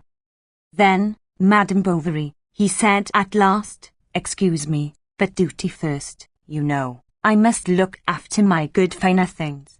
The first communion will soon be upon us, and I fear we shall be behind after all. So after Ascension Day I keep them rec to 11, an extra hour every Wednesday. Poor children. One cannot lead them too soon into the path of the Lord, as, moreover, he has himself recommended us to do by the mouth of his divine Son. Good health to you, Madam, my respects to your husband. 11. On the straight and narrow path. And he went into the church making a genuflection as soon as he reached the door. Emma saw him disappear between the double row of forms, walking with a heavy tread, his head a little bent over his shoulder, and with his two hands half open behind him. Then she turned on her heel all of one piece, like a statue on a pivot, and went homewards. But the loud voice of the priest, the clear voices of the boys still reached her ears, and went on behind her. Are you a Christian? Yes, I am a Christian. What is a Christian? He who, being baptized. She went up the steps of the staircase, holding on to the banisters, and when she was in her room threw herself into the armchair. The whitish light of the window panes fell with soft undulations. The furniture in its place seemed to have become more immobile, and to lose itself in the shadow as in an ocean of darkness. The fire was out, the clock went on ticking, and Emma vaguely marvelled at this calm of all things while within herself was such tumult. But little Bertha was there, between the window and the work-table, tottering on her knitted shoes, and trying to come to her mother to catch hold of the ends of her apron strings. "Leave me alone," said the latter, putting her from her with her hand. The little girl soon came up closer against her knees, and leaning on them with her arms, she looked up with her large blue eyes, while a small thread of pure saliva dribbled from her lips onto the silk apron. "Leave me alone," repeated the young woman quite irritably. Her face frightened the child, who began to scream. "Will you leave me alone?" she said, pushing her with her elbow. Bertha fell at the foot of the drawers against the brass handle, cutting her cheek, which began to bleed, against it. Madame Bovary sprang to lift her up, broke the bell rope, called for the servant with all her might, and she was just going to curse herself when Charles appeared. It was the dinner hour. He had come home. "Look, dear," said Emma, in a calm voice, "the little one fell down while she was playing, and has hurt herself." Charles reassured her the case was not a serious one, and he went for some sticking plaster. Madame Bovary did not go downstairs to the dining room. She wished to remain alone to look after the child. Then, watching her sleep, the little anxiety she felt gradually wore off, and she seemed very stupid to herself, and very good to have been so worried just now at so little. Bertha, in fact, no longer sobbed. Her breathing now imperceptibly raised the cotton covering. Big tears lay in the corner of the half-closed eyelids, through whose lashes one could see two pale sunken pupils. The plaster stuck on her cheek drew the skin obliquely. "It is very strange," thought Emma, "how ugly this child is." When at 11 o'clock Charles came back from the chemist's shop, whither he had gone after dinner to return the remainder of the sticking plaster, he found his wife standing by the cradle. "I assure you it's nothing," he said, kissing her on the forehead. "Don't worry, my poor darling, you will make yourself ill." He had stayed a long time at the chemist's. Although he had not seemed much moved, Homais, nevertheless, had exerted himself to buoy him up, to keep up his spirits. Then they had talked of the various dangers that threatened childhood, of the carelessness of servants. Madame Homais knew something of it, having still upon her chest the marks left by a basin full of soup that a cook had formerly dropped on her pinafore, and her good parents took no end of trouble for her. The knives were not sharpened, nor the floors waxed. There were iron gratings to the windows and strong bars across the fireplace. The little Homais, in spite of their spirit, could not stir without someone watching them. At the slightest cold their father stuffed them with becquerels, and until they were turned 4 they all, without pity, had to wear wadded head protectors. This, it is true, was a fancy of Madame Homais. Her husband was inwardly afflicted at it, fearing the possible consequences of such compression to the intellectual organs. He even went so far as to say to her, "Do you want to make Caribs or Botocudos of them?" Charles, however, had several times tried to interrupt the conversation. "I should like to speak to you," he had whispered in the clerk's ear, who went upstairs in front of him. "Can he suspect anything?" Leon asked himself. His heart beat, and he racked his brain with surmises. At last, Charles, having shut the door, asked him to see himself what would be the price at Rouen of a fine daguerreotypes. It was a sentimental surprise he intended for his wife, a delicate attention, his portrait in a frock coat. But he wanted first to know how much it would be. The inquiries would not put Monsieur Leon out, since he went to town almost every week. Why? Monsieur Homais suspected some young man's affair at the bottom of it, an intrigue. But he was mistaken. Leon was after no love-making. He was sadder than ever, as Madame Lefrancois saw from the amount of food he left on his plate. To find out more about it, she questioned the tax collector. Annette answered roughly that he wasn't paid by the police. All the same, his companion seemed very strange to him, for Leon often threw himself back in his chair, and stretching out his arms, complained vaguely of life. "It's because you don't take enough recreation," said the collector. "What recreation?" "If I were you, I'd have a lathe." "But I don't know how to turn," answered the clerk. "Ah, that's true," said the other, rubbing his chin with an air of mingled contempt and satisfaction. Leon was weary of living without any result. Moreover, he was beginning to feel that depression caused by the repetition of the same kind of life, when no interest inspires and no hope sustains it. He was so bored with Yonville and its inhabitants, that the sight of certain persons, of certain houses, irritated him beyond endurance, and the chemist, good fellow though he was becoming absolutely unbearable to him.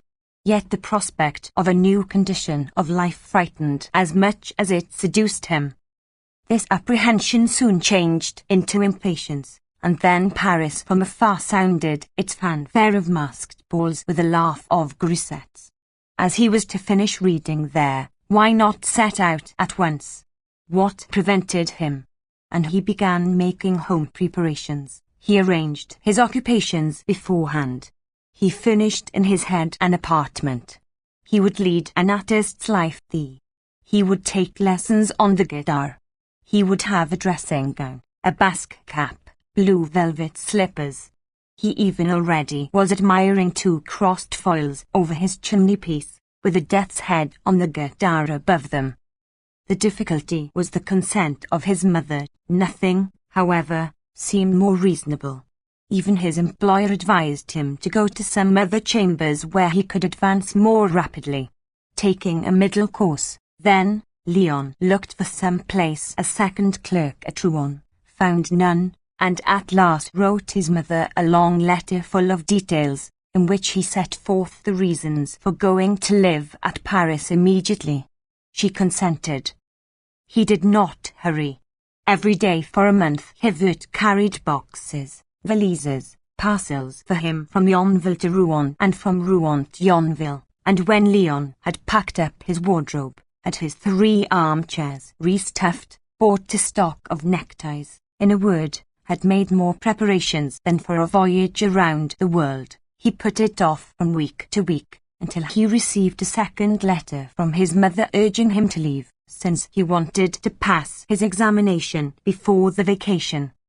When the moment for the farewells had come, Madame Homais wept. Justin sobbed. Homais, as a man of nerve, concealed his emotion. He wished to carry his friend's overcoat himself as far as the gate of the notary, who was taking Leon to Rouen in his carriage.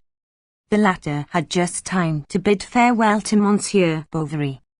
When he reached the head of the stairs, he stopped. He was so out of breath. As he came in, Madame Bovary arose hurriedly. "It is I again," said Leon. "I was sure of it."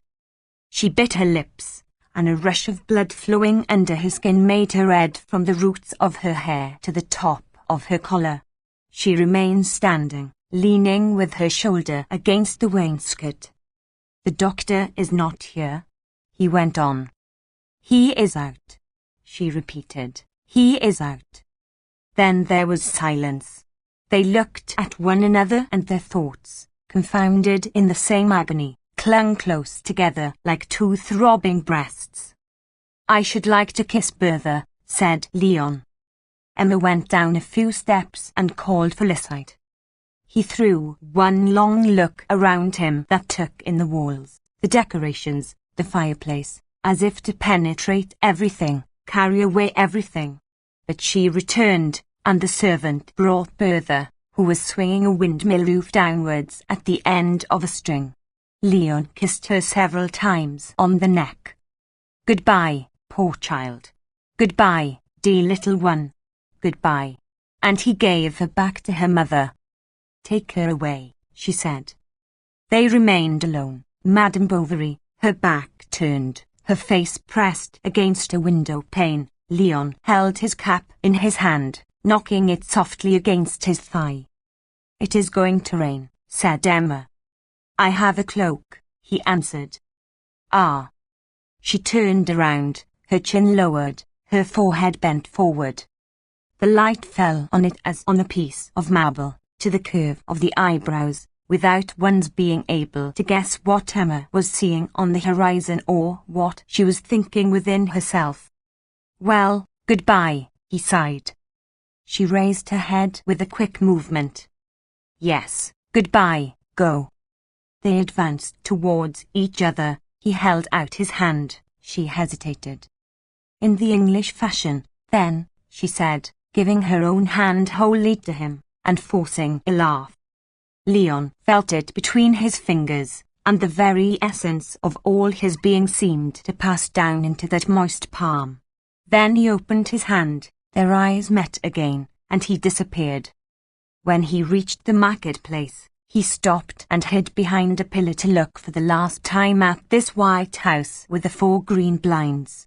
He thought he saw a shadow behind the window in the room, but the curtain, sliding along the pole as though no one were touching it, slowly opened its long oblique folds that spread out with a single movement, and thus hung straight and motionless as a plaster wall. Leon set off running. From afar he saw his employer's gig in the road, and by it a man in a coarse apron holding the horse. Homais and Monsieur Guillaumin were talking. They were waiting for him. Embrace me, said the druggist with tears in his eyes. Here is your coat, my good friend. Mind the cold, take care of yourself, look after yourself. Come, Leon, jump in, said the notary.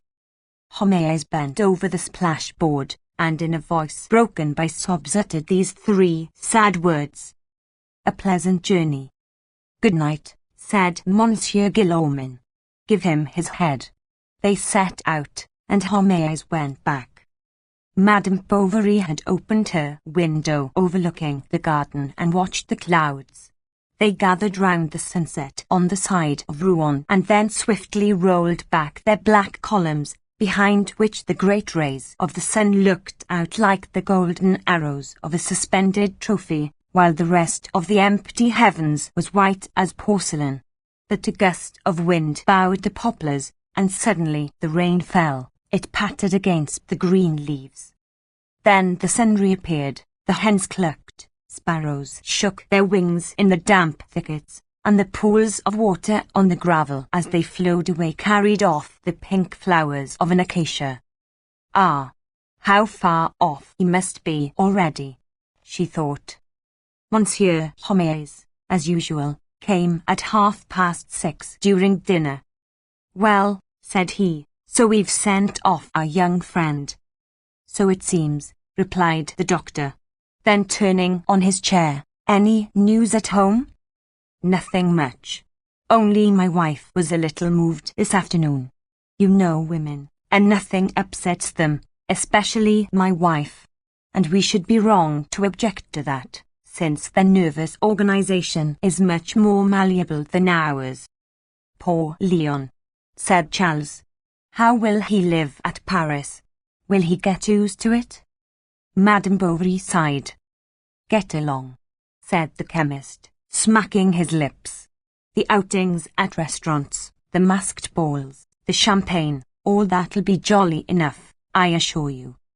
I don't think he'll go wrong, objected Bovary. Nor do I, said Monsieur Homais quickly, although he'll have to do like the rest for fear of passing for a Jesuit. And you don't know what a life those dogs lead in the Latin Quarter with actresses. Besides, students are thought a great deal of in Paris. Provided they have a few accomplishments, they are received in the best society. There are even ladies of the Faubourg Saint-Germain who fall in love with them, which subsequently furnishes them opportunities for making very good matches. But, said the doctor, I fear for him that down there. You are right, interrupted the chemist. That is the reverse of a medal. And one is constantly obliged to keep one's hand in one's pocket there. Thus, we will suppose you are in a public garden. An individual presents himself, well dressed, even wearing an order, and whom one would take for a diplomatist. He approaches you, he insinuates himself, offers you a pinch of snuff, or picks up your hat. Then you become more intimate. He takes you to a cafe, invites you to his country house, introduces you, between two drinks, to all sorts of people, and 3/4 of the time it's only to plunder your watch or lead you into some pernicious step. That is true, said Charles, but I was thinking especially of illnesses, of typhoid fever, for example, that attacks students from the provinces. M shuddered. Because of the change of regimen, continued the chemist, and of the perturbation that results therefrom in the whole system. And then the water at Paris, don't you know? The dishes at restaurants, all the spiced food, end by heating the blood, and are not worth, whatever people may say of them, a good soup. For my own part, I have always preferred plain living. It is more healthy. So when I was studying pharmacy at Rouen, I boarded in a boarding house. I dined with the professors. And thus he went on, expounding his opinions generally and his personal likings, until Justin came to fetch him for a mulled egg that was wanted. Not a moment's peace. He cried, always at it. I can't go out for a minute. Like a plough horse, I have always to be moiling and toiling. What drudgery. Then, when he was at the door, by the way, do you know the news? What news? That it is very likely, Homais went on, raising his eyebrows and assuming one of his most serious expression, that the agricultural meeting of the Seine-Inferiore will be held this year at Yonville Abbey. The rumour, at all events, is going the round. This morning the paper alluded to it. It would be of the utmost importance for our district. But we'll talk it over later on. I can see, thank you, Justine has the lantern. Chapter 7. The next day was a dreary one for Emma. Everything seemed to her enveloped in a black atmosphere floating confusedly over the exterior of things, and sorrow was engulfed within her soul with soft shrieks such as the winter wind makes in ruined castles. It was that reverie which we give to things that will not return, the lassitude that seizes you after everything was done, that pain, in fine, that the interruption of every wonted movement, the sudden cessation of any prolonged vibration, brings on. As on the return from Vauby-Essard, when the quadrilles were running in her head, she was full of a gloomy melancholy, of a numb despair. Leon reappeared, taller, handsomer, more charming, more vague. Though separated from her, he had not left her, he was there, and the walls of the house seemed to hold his shadow. She could not detach her eyes from the carpet where he had walked, from those empty chairs where he had sat. The river still flowed on, and slowly drove its ripples along the slippery banks. They had often walked to the murmur of the waves over the moss-covered pebbles. How bright the sun had been! What happy afternoons they had seen alone in the shade at the end of the garden. He read aloud, bareheaded, sitting on a footstool of dry sticks, the fresh wind of the meadow set trembling the leaves of the book and the nasturtiums of the arbour. Ah! He was gone, the only charm of her life, the only possible hope of joy. Why had she not seized this happiness when it came to her? Why not have kept hold of it with both hands, with both knees, when it was about to flee from her? And she cursed herself for not having loved Leon. She thirsted for his lips. The wish took possession of her to run after and rejoin him, throw herself into his arms and say to him, "It is I am yours." But Emma recoiled beforehand at the difficulties of the enterprise, and her desires, increased by regret, became only the more acute. Henceforth the memory of Leon was the centre of her boredom. It burnt the more brightly than the fire travellers have left on the snow of a Russian steppe. She sprang towards him, she pressed against him, she stirred carefully the dying embers, sought all round her anything that could revive it, and the most distant reminiscences, like the most immediate occasions, what she experienced as well as what she imagined, her voluptuous desires that were unsatisfied, her projects of happiness that crackled in the wind like dead boughs, her sterile virtue, the lost hopes, the domestic tete-a-tete. She gathered it all up, took everything, and made it all serve as fuel for her melancholy. The flames, however, subsided, either because the supply had exhausted itself, or because it had been piled up too much. Love, little by little, was quelled by absence, regret stifled beneath habit, and this incendiary light that had empurpled her pale sky was overspread and faded by degrees. In the supineness of her conscience she even took her repugnance towards her husband for aspirations towards her lover, the burning of hate for the warmth of tenderness. But as the tempest still raged, and as passion burnt itself down to the very cinders, and no help came, no sun rose, there was night on all sides, and she was lost in the terrible cold that pierced her. Then the evil days of Tostes began again. She thought herself now far more unhappy, for she had the experience of grief, with the certainty that it would not end. A woman who had laid on herself such sacrifices could well allow herself certain whims. She bought a Gothic brazier, and in a month spent 14 francs on lemons for polishing her nails. She wrote to Rouen for a blue cashmere gown. She chose one of Leroux's finest scarves, and wore it knotted around her waist over her dressing gown, and, with closed blinds and a book in her hand, she lay stretched out on a couch in this garb. She often changed her coiffure. She did her hair à la chinoise, in flowing curls, in plaited coils. She parted it on one side and rolled it under like a man's. She wanted to learn Italian. She bought dictionaries, a grammar, and a supply of white paper. She tried serious reading, history, and philosophy. Sometimes in the night Charles woke up with a start, thinking he was being called to a patient. "I'm coming," he stammered, and it was the noise of a match Emma had struck to relight the lamp. But her reading fared like a piece of embroidery, all of which, only just begun, filled her cupboard. She took it up, left it, passed on to other books.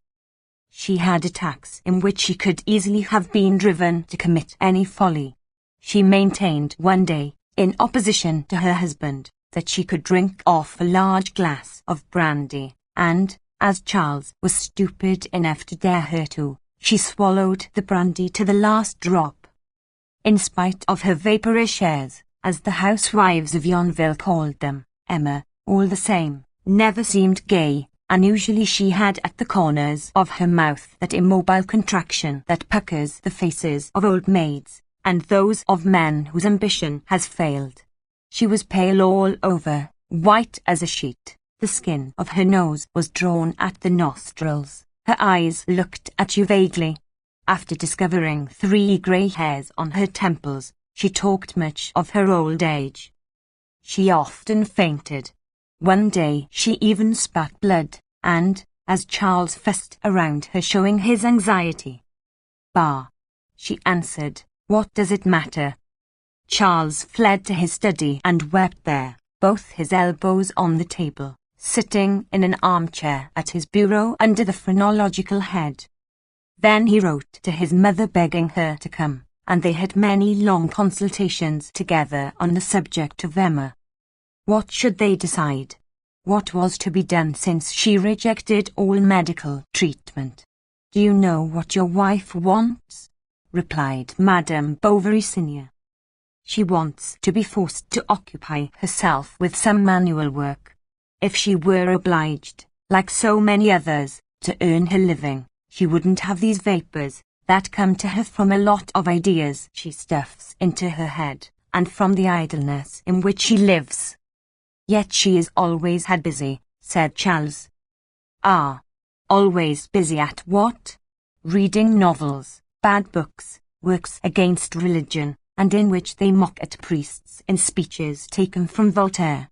But all that leads you far astray, my poor child. Anyone who has no religion always ends by turning out badly.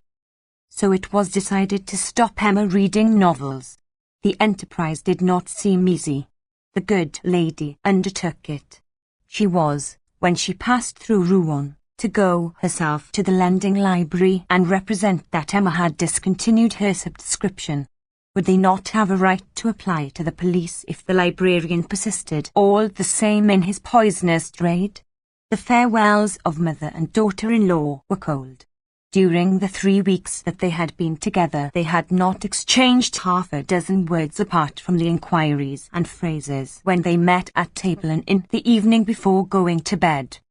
Madame Bovary left on a Wednesday, the market day at Yonville. The place since morning had been blocked by a row of carts, which, on end and their shafts in the air, spread all along the line of houses from the church to the inn. On the other side there were canvas booths, where cotton checks, blankets, and woolen stockings were sold, together with harness for horses, and packets of blue ribbon, whose ends fluttered in the wind. The coarse hardware was spread out on the ground between pyramids of eggs and hampers of cheeses, from which sticky straw stuck out. Near the corn machines clucking hens passed their necks through the bars of flat gauges. The people, crowding in the same place and unwilling to move thence, sometimes threatened to smash the shop front of the chemist. On Wednesdays his shop was never empty, and the people pushed in less to buy drugs than for consultations. So great was Homais' reputation in the neighbouring villages. His robust aplomb had fascinated the rustics. They considered him a greater doctor than all the doctors. Emma was leaning out at the window. She was often there. The window in the provinces replaces the theatre and the promenade. She was amusing herself with watching the crowd of beaux when she saw a gentleman in a green velvet coat. He had on yellow gloves. Although he wore heavy gaiters, he was coming towards the doctor's house, followed by a peasant walking with a bent head and quite a thoughtful air. "Can I see the doctor?" he asked Justin, who was talking on the doorsteps with Felicite, and, taking him for a servant of the house, "Tell him that Monsieur Rodolphe Boulanger of La Huchette is here." It was not from territorial vanity that the new arrival added of La Huchette to his name, but to make himself the better known. La Huchette, in fact, was an estate near Yonville, where he had just bought the chateau and 2 farms that he cultivated himself, without, however, troubling very much about them. He lived as a bachelor, and was supposed to have at least 15,000 francs a year. Charles came into the room. Monsieur Boulanger introduced his man, who wanted to be bled because he felt a tingling all over. "That'll purge me," he urged as an objection to all reasoning. So Bovary ordered a bandage and a basin, and asked Justin to hold it. Then addressing the peasant, who was already pale, "Don't be afraid, my lad." "No, no, sir," said the other, "get on." And with an air of bravado he held out his great arm. At the prick of the lancet the blood spurted out, splashing against the looking-glass. "Hold the basin nearer," exclaimed Charles. "Law," said the peasant, "one would swear it was a little fountain flowing. How red my blood is! That's a good sign, isn't it?" "Sometimes," answered the doctor, "one feels nothing at first, and then syncope sets in, and more especially with people of strong constitution like this man." At these words the rustic let go the lancet case he was twisting between his fingers. A shudder of his shoulders made the chair-back creak. His hat fell off. "I thought as much," said Bovary, pressing his finger on the vein. The basin was beginning to tremble in Justin's hands. His knees shook, He turned pale. "Emma, Emma," called Charles. With one bound she came down the staircase. "Some vinegar," he cried. "Oh dear!" Two at once. And in his emotion he could hardly put on the compress. "It is nothing," said Monsieur Boulanger quietly, taking Justin in his arms.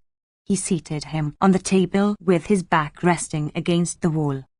Madame Bovary began taking off his cravat. The strings of his shirt had got into a knot, and she was for some minutes moving her light fingers about the young fellow's neck. Then she poured some vinegar on her cambric handkerchief. She moistened his temples with little dabs, and then blew upon them softly. The ploughman revived, but Justin's syncope still lasted, and his eyeballs disappeared in the pale sclerotics like blue flowers in milk. "We must hide this from him," said Charles. Madame Bovary took the basin to put it under the table.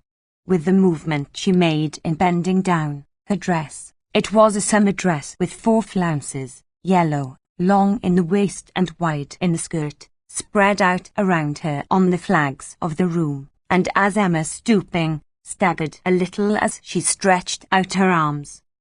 The stuff here and there gave way the inflections of her bust. Then she went to fetch a bottle of water, and she was melting some pieces of sugar when the chemist arrived. The servant had been to fetch him in the tumult. Seeing his pupil's eyes staring, he drew a long breath, then going around him he looked at him from head to foot. "Fool," he said, "really a little fool. A fool in 4 letters. A phlebotomy's a big affair, isn't it? And a fellow who isn't afraid of anything, a kind of squirrel, just as he is who climbs to vertiginous heights to shake down nuts. Oh, yes. You just talk to me, boast about yourself. Here's a fine fitness for practicing pharmacy later on, for under serious circumstances you may be called before the tribunals in order to enlighten the minds of the magistrates, and you would have to keep your head then, to reason, show yourself a man, or else pass for an imbecile." Justin did not answer. The chemist went on. "Who asked you to come? You are always pestering the doctor and madam. On Wednesday, moreover, your presence is indispensable to me. There are now 20 people in the shop. I left everything because of the interest I take in you. Come, get along. Sharp. Wait for me, and keep an eye on the jars." When Justin, who was rearranging his dress, had gone, they talked for a little while about fainting fits. Madame Bovary had never fainted. "That is extraordinary for a lady," said Monsieur Boulanger, "but some people are very susceptible. Thus, in a duel, I have seen a second lose consciousness at the mere sound of the loading of pistols." "For my part," said the chemist, "the sight of other people's blood doesn't affect me at all, but the mere thought of my own flowing would make me faint if I reflected upon it too much." Monsieur Boulanger, however, dismissed his servant, advising him to calm himself, since his fancy was over. "It procured me the advantage of making your acquaintance," he added, and he looked at Emma as he said this. Then he put 3 francs on the corner of the table, bowed negligently, and went out. He was soon on the other side of the river. This was his way back to La Huchette, and Emma saw him in the meadow, walking under the poplars, slackening his pace now and then as one who reflects. "She is very pretty," he said to himself. "She is very pretty, this doctor's wife. Fine teeth, black eyes, a dainty foot, a figure like a Parisienne's. Where the devil does she come from? Wherever did that fat fellow pick her up?" Monsieur Rodolphe Boulanger was 34. He was of brutal temperament and intelligent perspicacity, having, moreover, had much to do with women, and knowing them well. This one had seemed pretty to him, so he was thinking about her and her husband. "I think he is very stupid. She is tired of him, no doubt. He has dirty nails, and hasn't shaved for 3 days. While he is trotting after his patients, she sits the botching socks. And she gets bored. She would like to live in town and dance polkas every evening. Poor little woman. She is gaping after love like a carp after water on the kitchen table. With 3 words of gallantry she'd adore one, I'm sure of it. She'd be tender, charming. Yes, but how to get rid of her afterwards? Then the difficulties of love-making seen in the distance made him by contrast think of his mistress. She was an actress at Rouen, whom he kept, and when he had pondered over this image, with which, even in remembrance, he was satiated. Ah, Madame Bovary, he thought, is much prettier, especially fresher. Virginie is decidedly beginning to grow fat. She is so finky about her pleasures, and, besides, she has a mania for prawns. The fields were empty, and around him Rodolphe only heard the regular beating of the grass striking against his boots, with the cry of the grasshopper hidden at a distance among the oats. He again saw Emma in her room, dressed as he had seen her, and he undressed her. "Oh, I will have her," he cried, striking a blow with his stick at the clod in front of him. And he at once began to consider the political part of the enterprise.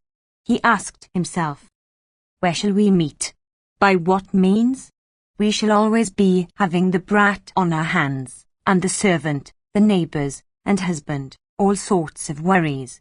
Sure, one would lose too much time over it." Then he resumed, "She really has eyes that pierce one's heart like a gimlet. And that pale complexion. I adore pale women." When he reached the top of the Arguey Ale Hills he had made up his mind. It's only finding the opportunities. Well, I will call in now and then. I'll send them venison, poultry. I'll have myself bled, if need be. We shall become friends. I'll invite them to my place. By Jove," added he, "there's the agricultural show coming on. She'll be there. I shall see her. We'll begin boldly, for that's the surest way." Chapter 8. At last it came, the famous agricultural show. On the morning of the solemnity all the inhabitants at their doors were chatting over the preparations. The pediment of the town hall had been hung with garlands of ivy, a tent had been erected in a meadow for the banquet, and in the middle of the place, in front of the church, a kind of bombard was to announce the arrival of the prefect and the names of the successful farmers who had obtained prizes. The National Guard of Bucky, there was none at Yonville, had come to join the corps of firemen, of whom Binet was captain. On that day he wore a collar even higher than usual, and, tightly buttoned in his tunic, his figure was so stiff and motionless that the whole vital portion of his person seemed to have descended into his legs, which rose in a cadence of set steps with a single movement. As there was some rivalry between the tax collector and the colonel, both, to show off their talents, drilled their men separately. One saw the red epaulets and the black breastplates pass and repass alternately. There was no end to it, and it constantly began again. There had never been such a display of pomp. Several citizens had scoured the houses the evening before. Dry-coloured flags hung from half-open windows. All the public houses were full, and in the lovely weather the starched caps, the golden crosses, and the coloured neckerchiefs seemed whiter than snow, shone in the sun, and relieved with the motley colours the sombre monotony of the frock-coats and blue smocks. The neighbouring farmers' wives, when they got off their horses, pulled out the long pins that fastened around them their dresses, turned up for fear of mud, and the husbands, for their part, in order to save their hats, kept their handkerchiefs around them, holding one corner between their teeth. The crowd came into the main street from both ends of the village. People poured in from the lanes, the alleys, the houses, and from time to time one heard knockers banging against doors closing behind women with their gloves, who were going out to see the fete. What was most admired were 2 long lampstands covered with lanterns, that flanked a platform on which the authorities were to sit. Besides this, there were against the 4 columns of the town hall 4 kinds of poles, each bearing a small standard of greenish cloth, embellished with inscriptions in gold letters. On one was written, to commerce, on the other, to agriculture, on the third, to industry, and on the fourth, to the fine arts. But the jubilation that brightened all faces seemed to darken that of Madame Lefrancois, the innkeeper. Standing on her kitchen steps, she muttered to herself, "What rubbish! What rubbish! With their canvas booth. Do they think the prefect will be glad to dine down there under a tent like a gypsy? They call all this fussing doing good to the place. Then it wasn't worthwhile sending to Neufchâtel for the keeper of the cook shop. And for whom? For cowherds. Datted millions." The druggist was passing. He had on a frock coat, nankeen trousers, beaver shoes, and, for a wonder, a hat with a low crown. "Your servant. Excuse me, I am in a hurry." And as the fat widow asked where he was going, "It seems odd to you, doesn't it, I who am always more cooped up in my laboratory than the man's rat in his cheese." "What cheese?" asked the landlady. "Oh, nothing. Nothing," Homais continued. "I merely wished to convey to you, Madame Lefrancois, that I usually live at home like a recluse. Today, however, considering the circumstances, it is necessary." "Oh, you're going down there," she said contemptuously. "Yes, I am going," replied the druggist, astonished. "Am I not a member of the consulting commission?" Mere Lefrancois looked at him for a few moments, and ended by saying with a smile, "That's another pair of shoes. But what does agriculture matter to you? Do you understand anything about it?" "Certainly I understand it, since I am a druggist, that is to say, a chemist. And the object of chemistry, Madame Lefrancois, being the knowledge of the reciprocal and molecular action of all natural bodies, it follows that agriculture is comprised within its domain. And, in fact, the composition of the manure, the fermentation of liquids, the analyses of gases, and the influence of miasmata. What, I ask you, is all this, if it isn't chemistry, pure and simple?" The landlady did not answer. Homais went on. "Do you think that to be an agriculturist it is necessary to have tilled the earth or fattened fowls oneself? It is necessary rather to know the composition of the substances in question, the geological strata, the atmospheric actions, the quality of the soil, the minerals, the waters, the density of the different bodies, their capillarity, and what not. And one must be master of all the principles of hygiene in order to direct, criticize the construction of buildings, the feeding of animals, the diet of domestics.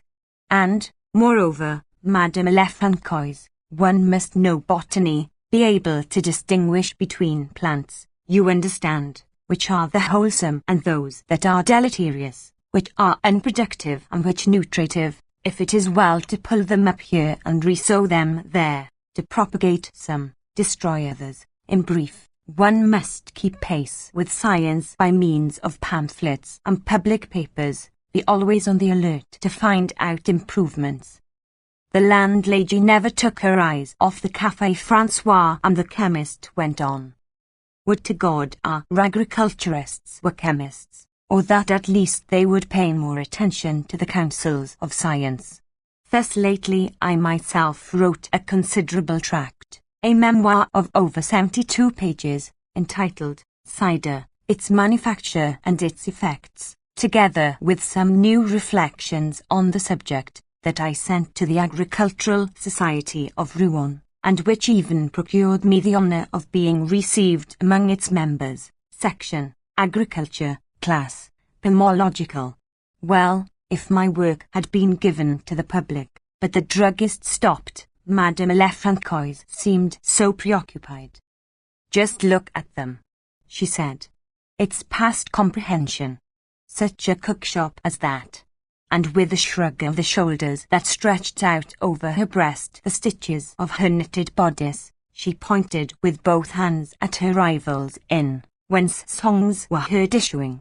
"Well, it won't last long," she added. "It'll be over before a week." Homais drew back with stupefaction. She came down 3 steps and whispered in his ear. "What? You didn't know it? There is to be an execution in next week. It's Leroux who is selling him out. He has killed him with bills." "What a terrible catastrophe!" cried the druggist, who always found expressions in harmony with all imaginable circumstances. Then the landlady began telling him the story that she had heard from Theodore, Monsieur Guillaume's servant, and although she detested Talia, she blamed Leroux. He was a wheedler, a sneak. "There," she said. "Look at him. He is in the market. He is bowing to Madame Bovary, who's got on a green bonnet. Why, she's taking Monsieur Boulaner's arm." "Madame Bovary!" exclaimed Homais. "I must go at once and pay her my respects. Perhaps she'll be very glad to have a seat in the enclosure under the peristyle." And, without heeding Madame Elefancois, who was calling him back to tell him more about it, the druggist walked off rapidly with a smile on his lips, with straight knees, bowing copiously to right and left, and taking up much room with the large tails of his frock-coat that fluttered behind him in the wind.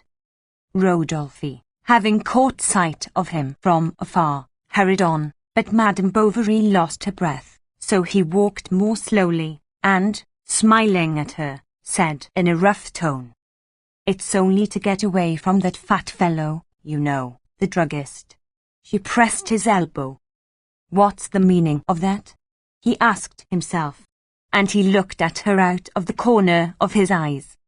Her profile was so calm that one could guess nothing from it. It stood out in the light from the oval of her bonnet, with pale ribbons on it like the leaves of weeds.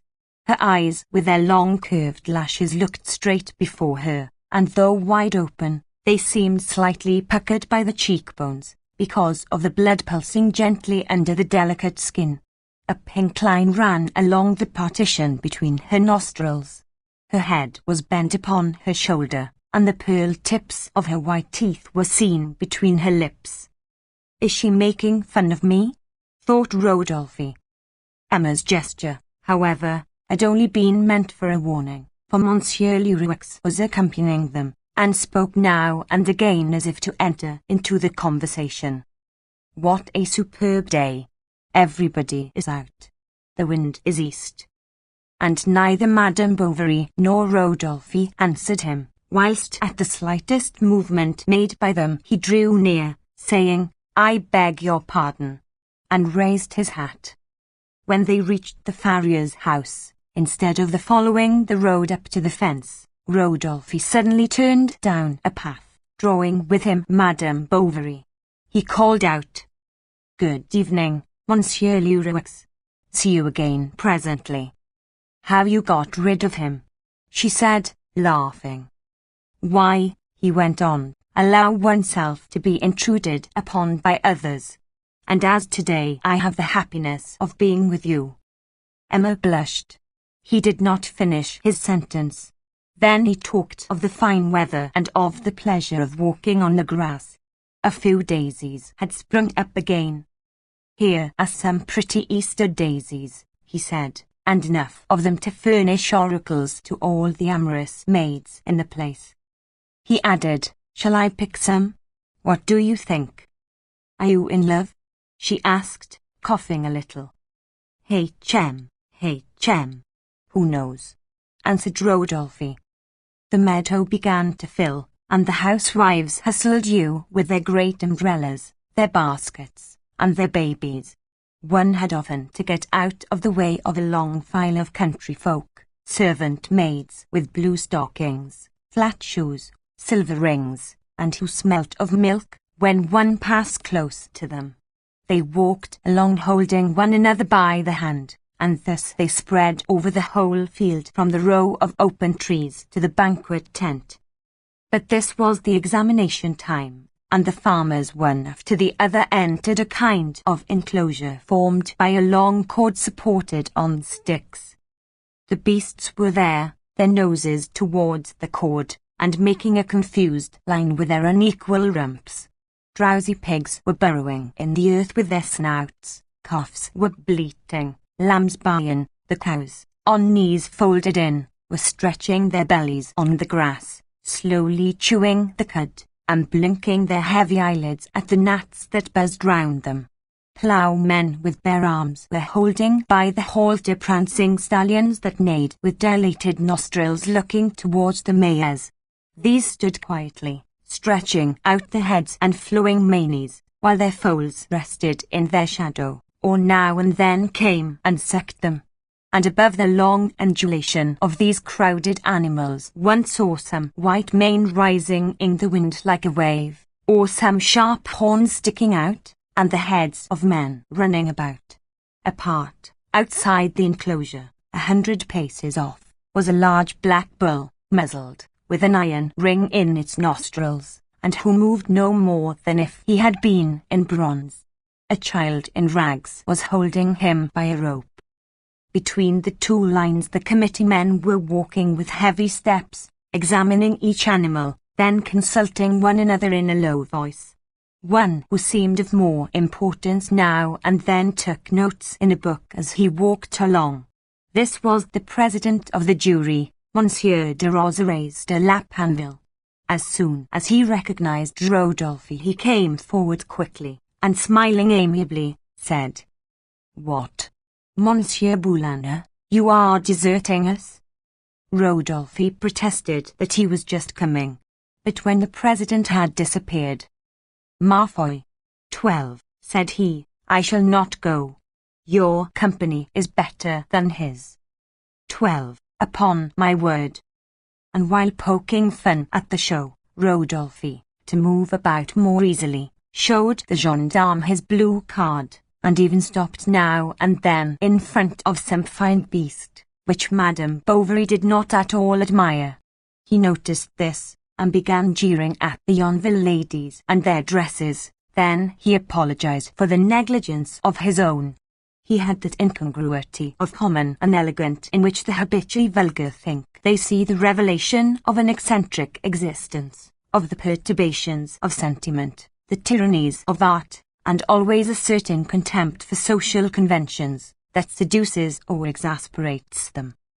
Thus his cambric shirt with plaited cuffs was blown out by the wind in the opening of his waistcoat of grey ticking, and his broad striped trousers disclosed at the ankle nankeen boots with patent leather gaiters. These were so polished that they reflected the grass. He trampled on horses' dung with them, one hand in the pocket of his jacket as his straw hat on one side. "Besides," added he, "when one lives in the country, it's waste of time," said Emma. "That is true," replied Rodolphe. "To think that not one of these people is capable of understanding even the cut of a coat." Then they talked about provincial mediocrity, of the lives it crushed, the illusions lost there. "And I too," said Rodolphe, "am drifting into depression." "You," she said in astonishment, "I thought you very light-hearted." "Ah, yes, I seem so, because in the midst of the world I know how to wear the mask of a scoffer upon my face, and yet, how many a time at the sight of a cemetery by moonlight have I not asked myself whether it were not better to join those sleeping there." "Oh, and your friends?" she said. "You do not think of them." "My friends? What friends? Have I any? Who cares for me?" And he accompanied the last words with a kind of whistling of the lips. But they were obliged to separate from each other because of a great pile of chairs that a man was carrying behind them. He was so overladen with them that one could only see the tips of his wooden shoes and the ends of his two outstretched arms. It was Lester Bowders, the grave digger, who was carrying the church chairs about amongst the people. Alive to all that concerned his interests, He had hit upon this means of turning the show to account, and his idea was succeeding, for he no longer knew which way to turn. In fact, the villagers, who were hot, quarrelled for these seats, whose straw smelt of incense, and they leant against the thick backs, stained with the wax of candles, with a certain veneration. Madame Bovary again took Rodolphe's arm. He went on as if speaking to himself. Yes, I have missed so many things. Always alone. Ah, if I had some aim in life, if I had met some love, if I had found someone. Oh, how I would have spent all the energy of which I am capable, surmounted everything, overcome everything. Yet it seems to me, said Emma, that you are not to be pitied. Ah, you think so? Said Rodolphe. For, after all, she went on, you are free. She hesitated. Rich. Do not mock me, he replied. And she protested that she was not mocking him, when the report of a cannon resounded. Immediately all began hustling one another pell-mell towards the village. It was a false alarm. The prefect seemed not to be coming, and the members of the jury felt much embarrassed, not knowing if they ought to begin the meeting or still wait. At last, at the end of the place, a large hired landau appeared, drawn by two thin horses, which a coachman in a white hat was whipping lustily. Binet had only just time to shout, "Present arms!" and the colonel to imitate him. All ran towards the enclosure, everyone pushed forward. A few even forgot their collars, but the equipage of the prefect seemed to anticipate the crowd, and the two yoked jades, trapping in their harness, came up at a little trot in front of the peristyle of the town hall at the very moment when the National Guard and firemen deployed, beating drums and marking time. Present, shouted Binet. Hold, shouted the colonel. Left about, march. And after presenting arms, during which the clang of the band, letting loose, rang out like a brass kettle rolling downstairs, all the guns were lowered. Then was seen stepping down from the carriage a gentleman in a short coat with silver braiding, with bald brow, and wearing a tuft of hair at the back of his head, of a sallow complexion and the most benign appearance. His eyes, very large and covered by heavy lids, were half closed to look at the crowd, while at the same time he raised his sharp nose, and forced a smile upon his sunken mouth. He recognized the mayor by his scarf, and explained to him that the prefect was not able to come. He himself was a councillor at the prefecture. Then he added a few apologies. Monsieur Tavik answered them with compliments. The other confessed himself nervous, and they remained thus, face to face, their foreheads almost touching, with the members of the jury all round, the municipal council, the notable personages, the National Guard and the crowd. The councillor, pressing his little cocked hat to his breast, repeated his bows, while Tavik, bent like a bow, also smiled, stammered, tried to say something, protested his devotion to the monarchy and the honour that was being done to Yonville. Hippolyte, the groom from the inn, took the head of the horses from the coachman, and, limping along with his clubfoot, led them to the door of the lion door, where a number of peasants collected to look at the carriage. The drum beat, the howitzer thundered, and the gentlemen one by one mounted the platform, where they sat down in red Utrecht velvet armchairs that had been lent by Madame Tavik. All these people looked alike. Their fair flabby faces, somewhat tanned by the sun, were the colour of sweet cider, and their puffy whiskers emerged from stiff collars, kept up by white cravats with broad bows. All the waistcoats were of velvet, double-breasted. All the watches had, at the end of a long ribbon, an oval cornelian seal. Everyone rested his two hands on his thighs, carefully stretching the stride of their trousers, whose unsponged glossy cloth shone more brilliantly than the leather of their heavy boots. The ladies of the company stood at the back under the vestibule between the pillars, while the common herd was opposite, standing up or sitting on chairs. as a matter of fact, Lestiboudes had brought thither all those that he had moved from the field, and he even kept running back every minute to fetch others from the church. He caused such confusion with this piece of business that one had great difficulty in getting to the small steps of the platform. "I think," said Monsieur Leroux to the chemist, who was passing to his place, "that they ought to have put up 2 Venetian masts with something rather severe and rich for ornaments. It would have been a very pretty effect." "To be sure," replied Homais, "but what can you expect? The mayor took everything on his own shoulders. He hasn't much taste. Porte-Vic. And he is even completely destitute of what is called the genius of art." Rodolphe, meanwhile, with Madame Bovary, had gone up to the first floor of the town hall, to the council room, and, as it was empty, he declared that they could enjoy the sight the more comfortably. He fetched 3 stools from the round table under the bust of the monarch, and having carried them to one of the windows, they sat down by each other. There was commotion on the platform, long whisperings, much parleying. At last the councillor got up. They knew now that his name was Louvain, and in the crowd the name was passed from one to the other. After he had collated a few pages, and bent over them to see better, he began.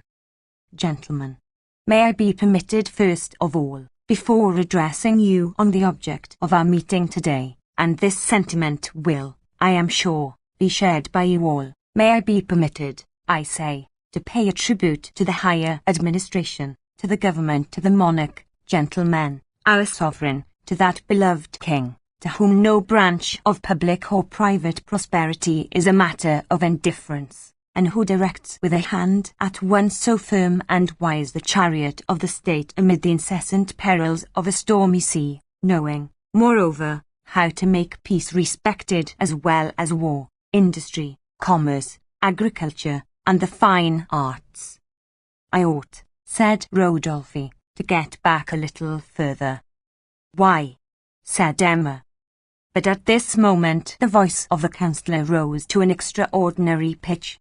He declaimed, "This is no longer the time, gentlemen, when civil discord ensanguined our public places, when the landlord, the businessman, the working man himself, falling asleep at night, lying down to peaceful sleep, trembled lest he should be awakened suddenly by the noise of incendiary doctrines, when the most subversive doctrines audaciously sapped foundations." "Well, someone down there might see me," Rodolphe resumed, "then I should have to invent excuses for a fortnight, and with my bad reputation." "Oh, you are slandering yourself," said Emma. "No, it is dreadful, I assure you. But, gentlemen," continued the councillor, "if, banishing from my memory the remembrance of these sad pictures, I carry my eyes back to the actual situation of our dear country, what do I see there? Everywhere commerce and the arts are flourishing, everywhere new means of communication, like so many new arteries in the body of the state, establish within it new relations. Our great industrial centres have recovered all their activity, religion, more consolidated, smiles in all hearts, our ports are full, confidence is born again, and France breathes once more. Besides," added Rodolphe, "perhaps from the world's point of view they are right." "How so?" she asked. "What?" said he. "Do you not know that there are souls constantly tormented? They need by turns to dream and to act, the purest passions and the most turbulent joys, and thus they fling themselves into all sorts of fantasies, of follies." Then she looked at him as one looks at a traveller who has voyaged over strange lands, and went on. "We have not even this distraction, we poor women. A sad distraction, for happiness isn't found in it." "But is it ever found?" she asked. "Yes, one day it comes," he answered. "And this is what you have understood," said the councillor. "You, farmers, agricultural labourers, You Pacific pioneers of a work that belongs wholly to civilization. You, men of progress and morality, you have understood, I say, that political storms are even more redoubtable than atmospheric disturbances. It comes one day, repeated Rodolphe, one day suddenly, and when one is despairing of it. Then the horizon expands. It is as if a voice cried, "It is here." You feel the need of confiding the whole of your life, of giving everything, sacrificing everything to this being. There is no need for explanations. They understand one another. They have seen each other in dreams. And he looked at her. In fine, here it is, this treasure so sought after, here before you. It glitters, it flashes, yet one still doubts. One does not believe it. One remains dazzled, as if one went out from darkness into light. And as he ended, Rodolphe suited the action to the word. He passed his hand over his face, like a man seized with giddiness. Then he let it fall on Emma's. She took hers away. And who would be surprised at it, gentlemen? He only who is so blind, so plunged, I do not fear to say it, so plunged in the prejudices of another age as still to misunderstand the spirit of agricultural populations, where, indeed, is to be found more patriotism than in the country, greater devotion to the public welfare, more intelligence, in a word. And, gentlemen, I do not mean that superficial intelligence, vain ornament of idle minds, but rather that profound and balanced intelligence that applies itself above all else to useful objects, thus contributing to the good of all, to the common amelioration and to the support of the state, born of respect for law and the practice of duty. Ah, again, said Rodolphe. Always duty. I am sick of the word. They are a lot of old blockheads in flannel vests and of old women with foot-warmers and rosaries who constantly drone into our ears duty, duty. Ah, by Jove.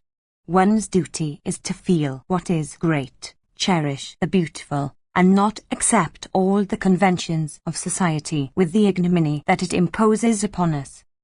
Yet, objected Madame Bovary. No, no. Why cry out against the passions? Are they not the one beautiful thing on the earth, the source of heroism, of enthusiasm, of poetry, music, the arts, of everything, in a word? But one must, said Emma, to some extent bow to the opinion of the world and accept its moral code. Ah, but there are two, he replied. The small, the conventional, that of men, that which constantly changes, that prays out so loudly, that makes such a commotion here below, of the earth earthly, like the mass of imbeciles you see down there. But the other, the eternal, that is about us and above, like the landscape that surrounds us, and the blue heavens that give us light. Monsieur Louvain had just wiped his mouth with a pocket handkerchief. He continued. And what should I do here, gentlemen, pointing out to you uses of agriculture? Who supplies our wants? Who provides our means of subsistence? Is it not the agriculturist? The agriculturist, gentlemen, who, sowing with laborious hand the fertile furrows of the country, brings forth the corn, which, being ground, is made into a powder by means of ingenious machinery, comes out thence under the name of flour, and from there, transported to our cities, is soon delivered at the baker's, who makes it into food for poor and rich alike. Again, is it not the agriculturist who fattens, for our clothes, his abundant flocks in the pastures? For how should we clothe ourselves, how nourish ourselves, without the agriculturist? And, gentlemen, is it even necessary to go so far for examples?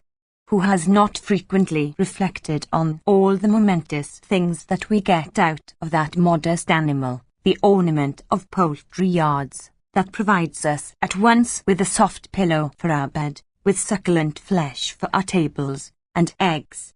But I should never end if I were to enumerate one after the other all the different products which the earth, well cultivated, like a generous mother, lavishes upon her children. Here it is the vine, elsewhere the apple tree, the cider, the colza, farther on cheeses and flax.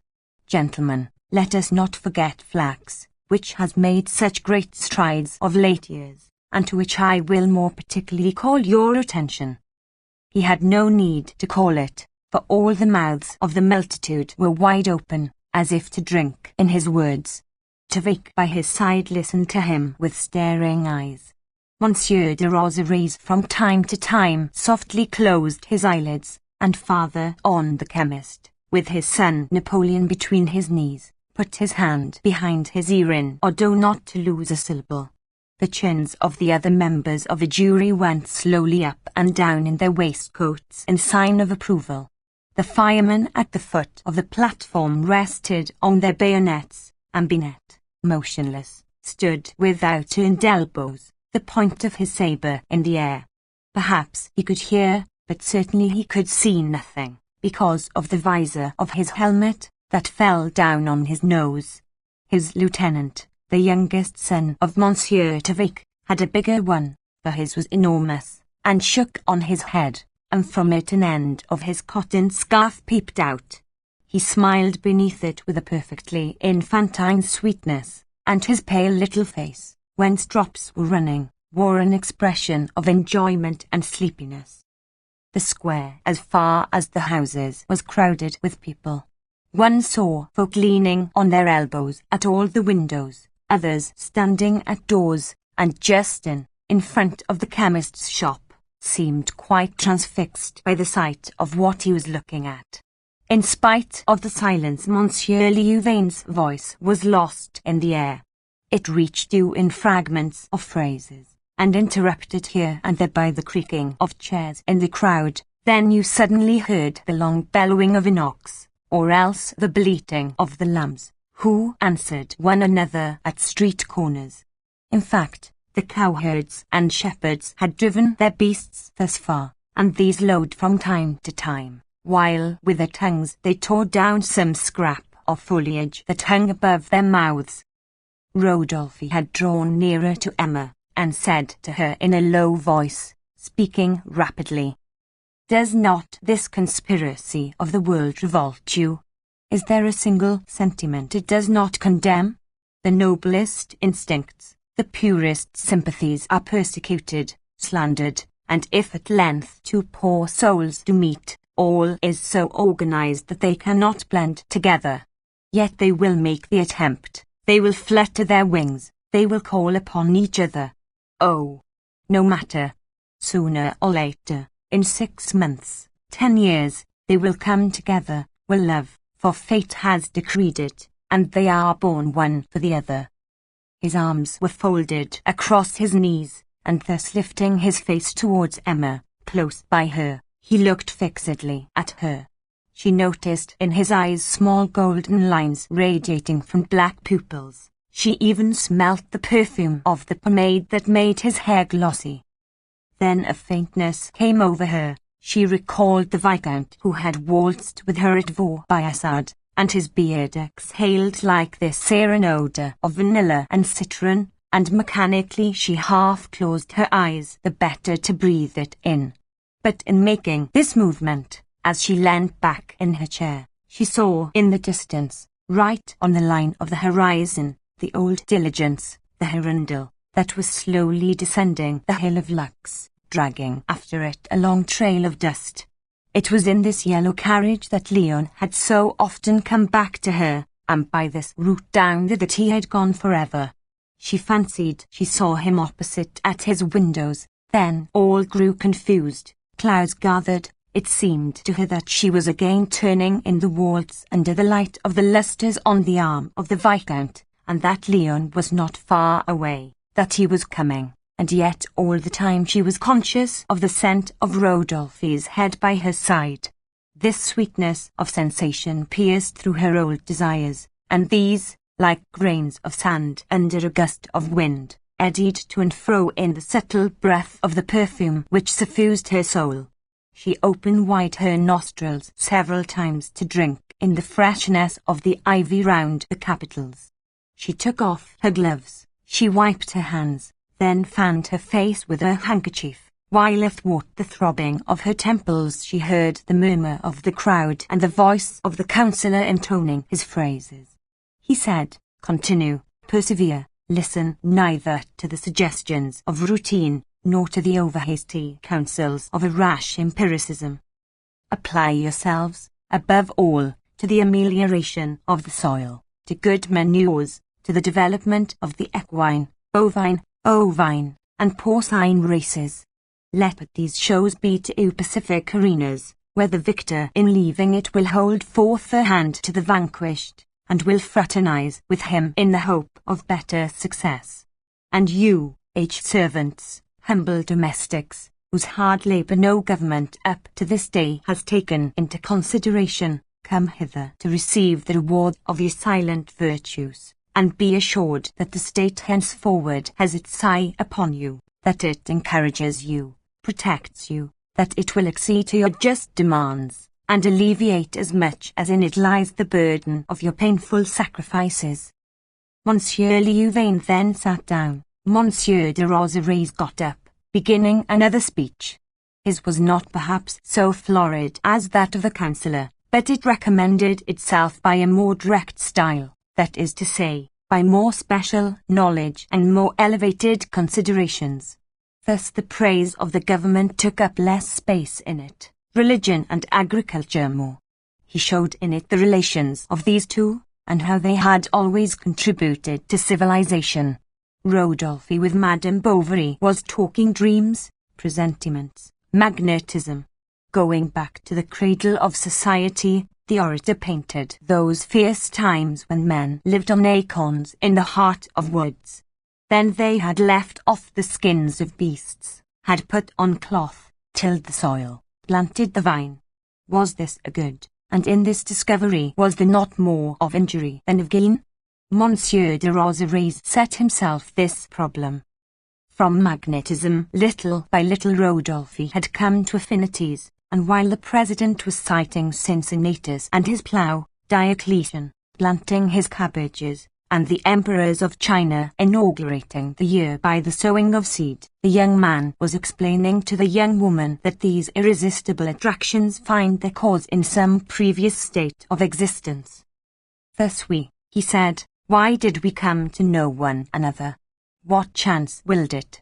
It was because across the infinite, like two streams that flow but unite, our special bents of mind had driven us towards each other."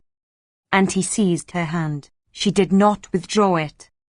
"For good farming generally," cried the president. "Just now, for example, when I went to your house, to Monsieur Bizat of Quincampoix, did I know I should accompany you? 70 francs. 100 times I wished to go, and I followed you, I remained. Manures. And I shall remain tonight, tomorrow, all other days, all my life. To Monsieur Corin of Arguel, a gold medal. For I have never, in the society of any other person, found so complete a charm. To Monsieur Bain of Givry Saint Martin. And I shall carry away with me the remembrance of you. For a merino ram. But you will forget me, I shall pass away like a shadow. To Monsieur Belot of Notre Dame. Oh, no. I shall be something in your thought, in your life, shall I not? Porcine race, prizes, equal to Messrs. Leris and Calembe, 60 francs. Rodolphe was pressing her hand, and he felt it all warm and quivering like a captive dove that wants to fly away, but, whether she was trying to take it away or whether she was answering his pressure, she made a movement with her fingers. He exclaimed, "Oh, I thank you. You do not repulse me. You are good. You understand that I am yours. Let me look at you, let me contemplate you." A gust of wind that blew in at the window ruffled the cloth on the table, and in the square below all the great caps of the peasant women were uplifted by it like the wings of white butterflies fluttering. "You Savoy cakes," continued the president. He was hurrying on, Flemish manure, flax-growing drainage, long leases, domestic service. Rodolphe was no longer speaking. They looked at one another. A supreme desire made their dry lips tremble, and wearily, without an effort, their fingers intertwined. Catherine Nicaise Elizabeth Leroux, of Sassetot-Laguerre, for 54 years of service at the same farm, a silver medal, value 25 francs. "Where is Catherine Leroux?" repeated the councillor. She did not present herself, and one could hear voices whispering. "Go up. Don't be afraid. Oh, how stupid she is." "Well, is she there?" cried Tavik. "Yes, here she is." "Then let her come up." Then there came forward on the platform a little old woman with timid bearing, who seemed to shrink within her poor clothes. On her feet she wore heavy wooden clogs, and from her hips hung a large blue apron. Her pale face, framed in a borderless cap, was more wrinkled than a withered russet apple, and from the sleeves of her red jacket looked out 2 large hands with knotty joints. The dust of barns, the potash of washing, the grease of wools had so encrusted, roughened, hardened these that they seemed dirty, although they had been rinsed in clear water, and by dint of long service they remained half open, as if to bear humble witness for themselves of so much suffering endured. Something of monastic rigidity dignified her face. Nothing of sadness or of emotion weakened that pale look. In her constant living with animals, she had caught their dumbness and their calm. It was the first time that she found herself in the midst of so large a company, and inwardly scared by the flags, the drums, the gentlemen in frock coats, and the order of the councillor. She stood motionless, not knowing whether to advance or run away, nor why the crowd was pushing her and the jury were smiling at her. Thus stood before these radiant bourgeois this half-century of servitude. "Approach, venerable Catherine Nicaise Elizabeth Leroux," said the councillor, who had taken the list of prize winners from the president, and, looking at the piece of paper and the old woman by turns, he repeated in a fatherly tone, "Approach, approach." "Are you deaf?" said Tavik, fidgeting in his armchair, and he began shouting in her ear, 54 years of service. A silver medal. 25 francs. For you. Then, when she had her medal, she looked at it, and a smile of beatitude spread over her face, and as she walked away they could hear her muttering, "I'll give it to our curate home, to say some masses for me." "What fanaticism!" exclaimed the chemist, leaning across to the notary. The meeting was over, the crowd dispersed, and now that the speeches had been read, each one fell back into his place again, and everything into the old grooves. The masters bullied the servants, and these struck the animals, indolent victors, going back to the stalls, a green crown on their horns. The National Guards, however, had gone up to the first floor of the town hall with buns spitted on their bayonets, and the drummer of the battalion carried a basket with bottles. Madame Bovary took Rodolphe's arm. He saw her home. They separated at her door. Then he walked about alone in the meadow while he waited for the time of the banquet. The feast was long, noisy, ill-served. The guests were so crowded that they could hardly move their elbows, and the narrow planks used for forms almost broke down under their weight. They ate hugely. Each one stuffed himself on his own account. Sweat stood on every brow, and a whitish steam, like the vapour of a stream on an autumn morning, floated above the table between the hanging lamps. Rodolphe, leaning against the calico of the tent, was thinking so earnestly of Emma that he heard nothing. Behind him, on the grass, the servants were piling up the dirty plates. His neighbours were talking. He did not answer them. They filled his glass, and there was silence in his thoughts in spite of the growing noise.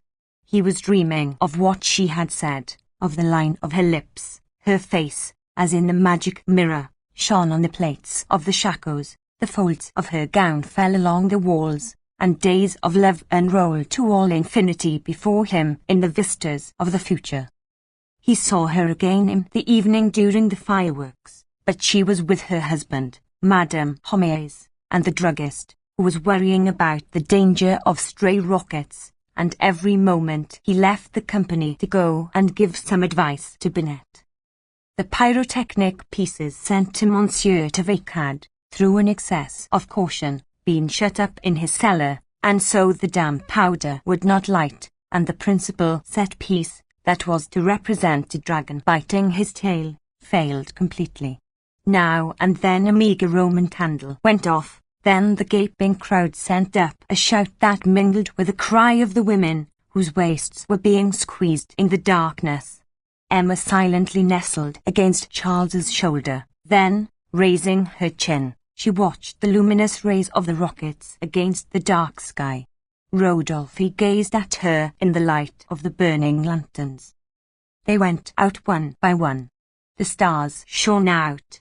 A few drops of rain began to fall.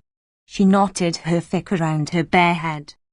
At this moment the councillor's carriage came out from the inn. His coachman, who was drunk, suddenly dozed off, and one could see from the distance, above the hood, between the two lanterns, the mass of his body, that swayed from right to left with the giving of the traces. Truly, said the druggist, one ought to proceed most rigorously against drunkenness. I should like to see written up weekly at the door of the town hall on the board ad hoc 13, the names of all those who during the week got intoxicated in alcohol.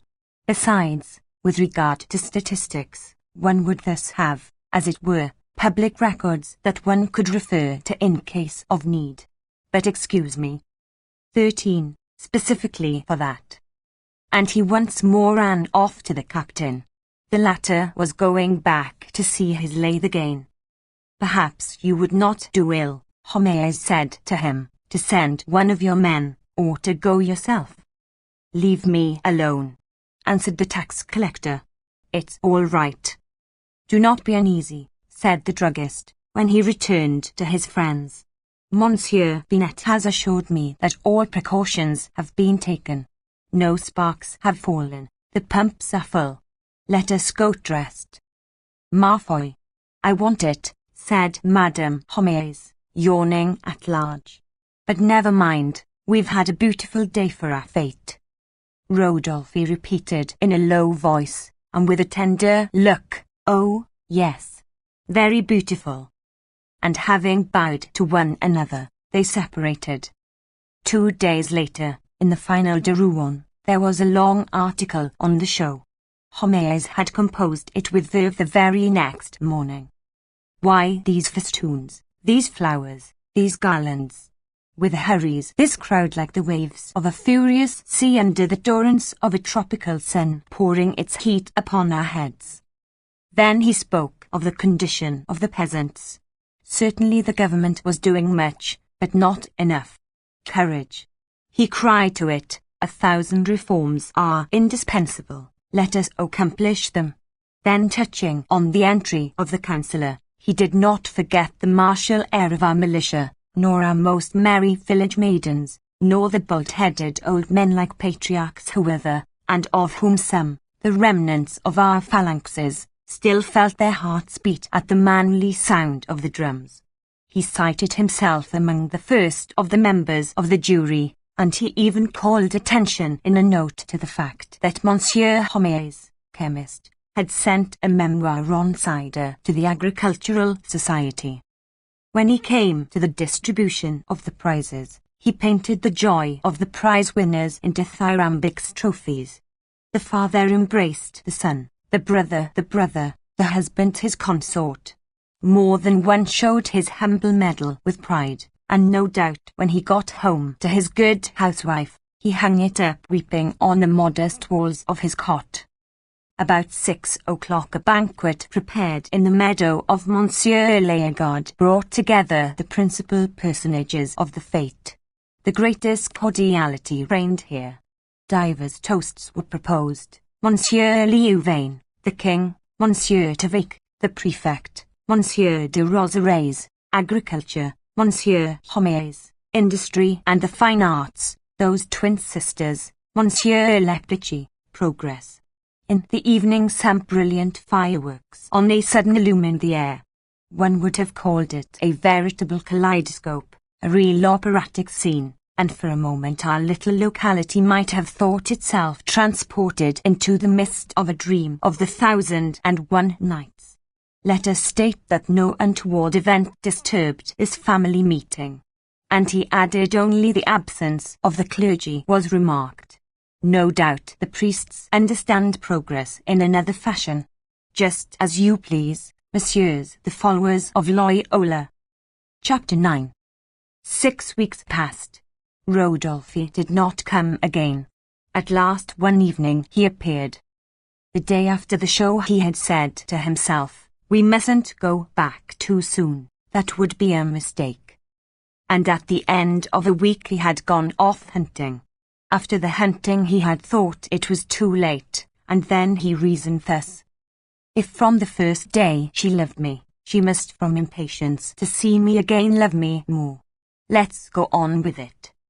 And he knew that his calculation had been right when, on entering the room, he saw Emma turn pale. She was alone. The day was drawing in. The small muslin curtain along the windows deepened the twilight, and the gilding of the barometer, on which the rays of the sun fell, shone in the looking-glass between the meshes of the coral. Rodolphe remained standing, and Emma hardly answered his first conventional phrases. "I," he said, "have been busy. I have been ill." "Seriously?" she cried. "Well," said Rodolphe, sitting down at her side on a footstool, "no, it was because I did not want to come back." "Why? Can you not guess?" He looked at her again, but so hard that she lowered her head, blushing. He went on. "Emma." "Sir," she said, drawing back a little. "Ah, you see," replied he in a melancholy voice, "that I was right not to come back, for this name that fills my whole soul, and that escaped me, you forbid me to use. Madame Bovary. Why, all the world calls you thus. Besides, it is not your name, it is the name of another." He repeated, "of another," and he hid his face in his hands. "Yes, I think of you constantly. The memory of you drives me to despair. Ah, forgive me. I will leave you. Farewell. I will go far away, so far that you will never hear of me again, and yet, today, I know not what force impelled me towards you. For one does not struggle against heaven, one cannot resist the smile of angels, one is carried away by that which is beautiful, charming, adorable." It was the first time that Emma had heard such words spoken to herself, and her pride, like one who reposes bathed in warmth, expanded softly and fully at this glowing language. "But if I did not come," he continued, "if I could not see you, at least I have gazed long on all that surrounds you. At night, every night I arose, I came hither, I watched your house, its glimmering in the moon, the trees in the garden swaying before your window, and the little lamp, a gleam shining through the window panes in the darkness. Ah, you never knew that there, so near you, so far from you, was a poor wretch." She turned towards him with a sob. "Oh, you are good," she said. "No, I love you, that is all. You do not doubt that. Tell me one word, only one word." And Rodolphe imperceptibly glided from the footstool to the ground, but a sound of wooden shoes was heard in the kitchen, and he noticed the door of the room was not closed. "How kind it would be of you," he went on, rising, "if you would humour a whim of mine." It was to go over her house. He wanted to know it, and Madame Bovary, seeing no objection to this, they both rose, when Charles came in. "Good morning, Doctor," Rodolphe said to him. The doctor, flattered at this unexpected title, launched out into obsequious phrases. Of this the other took advantage to pull himself together a little. Madam was speaking to me, he then said, about her health. Charles interrupted him. He had indeed 1,000 anxieties. His wife's palpitations of the heart were beginning again. Then Rodolphe asked if riding would not be good. Certainly. Excellent. Just the thing. There's an idea. You ought to follow it up. And as she objected that she had no horse, Monsieur Rodolphe offered one. She refused his offer. He did not insist. Then, to explain his visit, he said that his ploughman, the man of the bloodletting, still suffered from giddiness. "I'll call around," said Bovary. "No, no. I'll send him to you. We'll come. That will be more convenient for you." "Ah, very good. I thank you." And as soon as they were alone, "Why don't you accept Monsieur Boulaner's kind offer?" She assumed a sulky air, invented 1,000 excuses, and finally declared that perhaps it would look odd. "Well, what the deuce do I care for that?" said Charles, making a pirouette. "Health before everything." "You are wrong. And how do you think I can ride when I haven't got a habit?" "You must order one," he answered. The riding habit decided her. When the habit was ready, Charles wrote to Monsieur Boulaner that his wife was at his command, and that they counted on his good nature. The next day at noon, Rodolphe appeared at Charles's door with 2 saddle horses. One had pink rosettes at his ears and a deerskin side saddle. Rodolphe had put on high soft boots, saying to himself that no doubt she had never seen anything like them. In fact, Emma was charmed with his appearance as he stood on the landing in his great velvet coat and white corduroy breeches. She was ready. She was waiting for him. Justin escaped from the chemist's to see her start, and the chemist also came out. He was giving Monsieur Boulaner a little good advice. "An accident happens so easily. Be careful. Your horses perhaps are mettlesome." She heard a noise above her. It was Felicite drumming on the window panes to amuse little Bertha. The child blew her a kiss. Her mother answered with a wave of her whip. "A pleasant ride," cried Monsieur Homais. "Prudence. Above all, prudence." And he flourished his newspaper as he saw them disappear. As soon as he felt the ground, Emma's horse set off at a gallop. Rodolphe galloped by her side. Now and then they exchanged a word. Her figure slightly bent, her hand well up, and her right arm stretched out. She gave herself up to the cadence of the movement that rocked her in her saddle. At the bottom of the hill Rodolphe gave his horse its head. They started together at a bound. Then at the top suddenly the horses stopped, and her large blue veil fell about her. It was early in October. There was fog over the land. Hazy clouds hovered on the horizon between the outlines of the hills. Others, rent asunder, floated up and disappeared. Sometimes, through a rift in the clouds, beneath a ray of sunshine, gleamed from afar the roofs of Yonville, with the gardens at the water's edge, the yards, the walls and the church steeple. Emma half closed her eyes to pick out her house, and never had this poor village where she lived appeared so small. From the height on which they were, the whole valley seemed an immense pale lake sending off its vapour into the air. Clumps of trees here and there stood out like black rocks, and the tall lines of the poplars that rose above the mist were like a beach stirred by the wind. By the side, on the turf between the pines, a brown light shimmered in the warm atmosphere. The earth, ruddy like the powder of tobacco, deadened the noise of their steps, and with the edge of their shoes the horses as they walked kicked the fallen fir cones in front of them. Rodolphe and Emma thus went along the skirt of the wood. She turned away from time to time to avoid his look, and then she saw only the pine trunks in lines, whose monotonous succession made her a little giddy. The horses were panting, the leather of the saddles creaked. Just as they were entering the forest, the sun shone out.